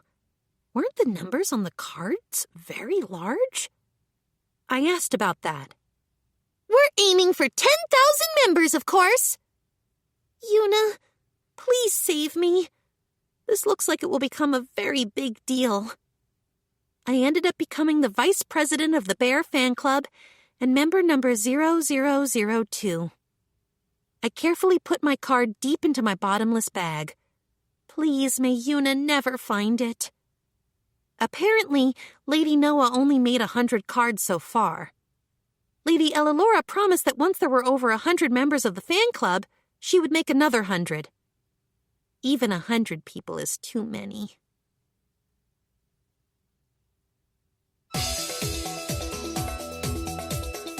This is Marissa Lenti. This production of Kuma Kuma Kuma Bear, Novel 3, presented by Seven Seas Siren, was recorded at Out Loud Audio in Los Angeles. This program was produced by Custom Shop, a division of John Marshall Media. Executive producers, Jason DeAngelis, Adam Arnold, and Robin Lai. Kuma Kuma Kuma Bear Volume 3. Copyright Kuma Nano, 2016. Originally published in Japan in 2016 by Shufuto Sekatsusha Co., Limited, Tokyo. English translation rights arranged with Shufuto Sekatsusha Co., Limited, Tokyo, through Tohan Corporation, Tokyo. All rights reserved. Thank you for listening.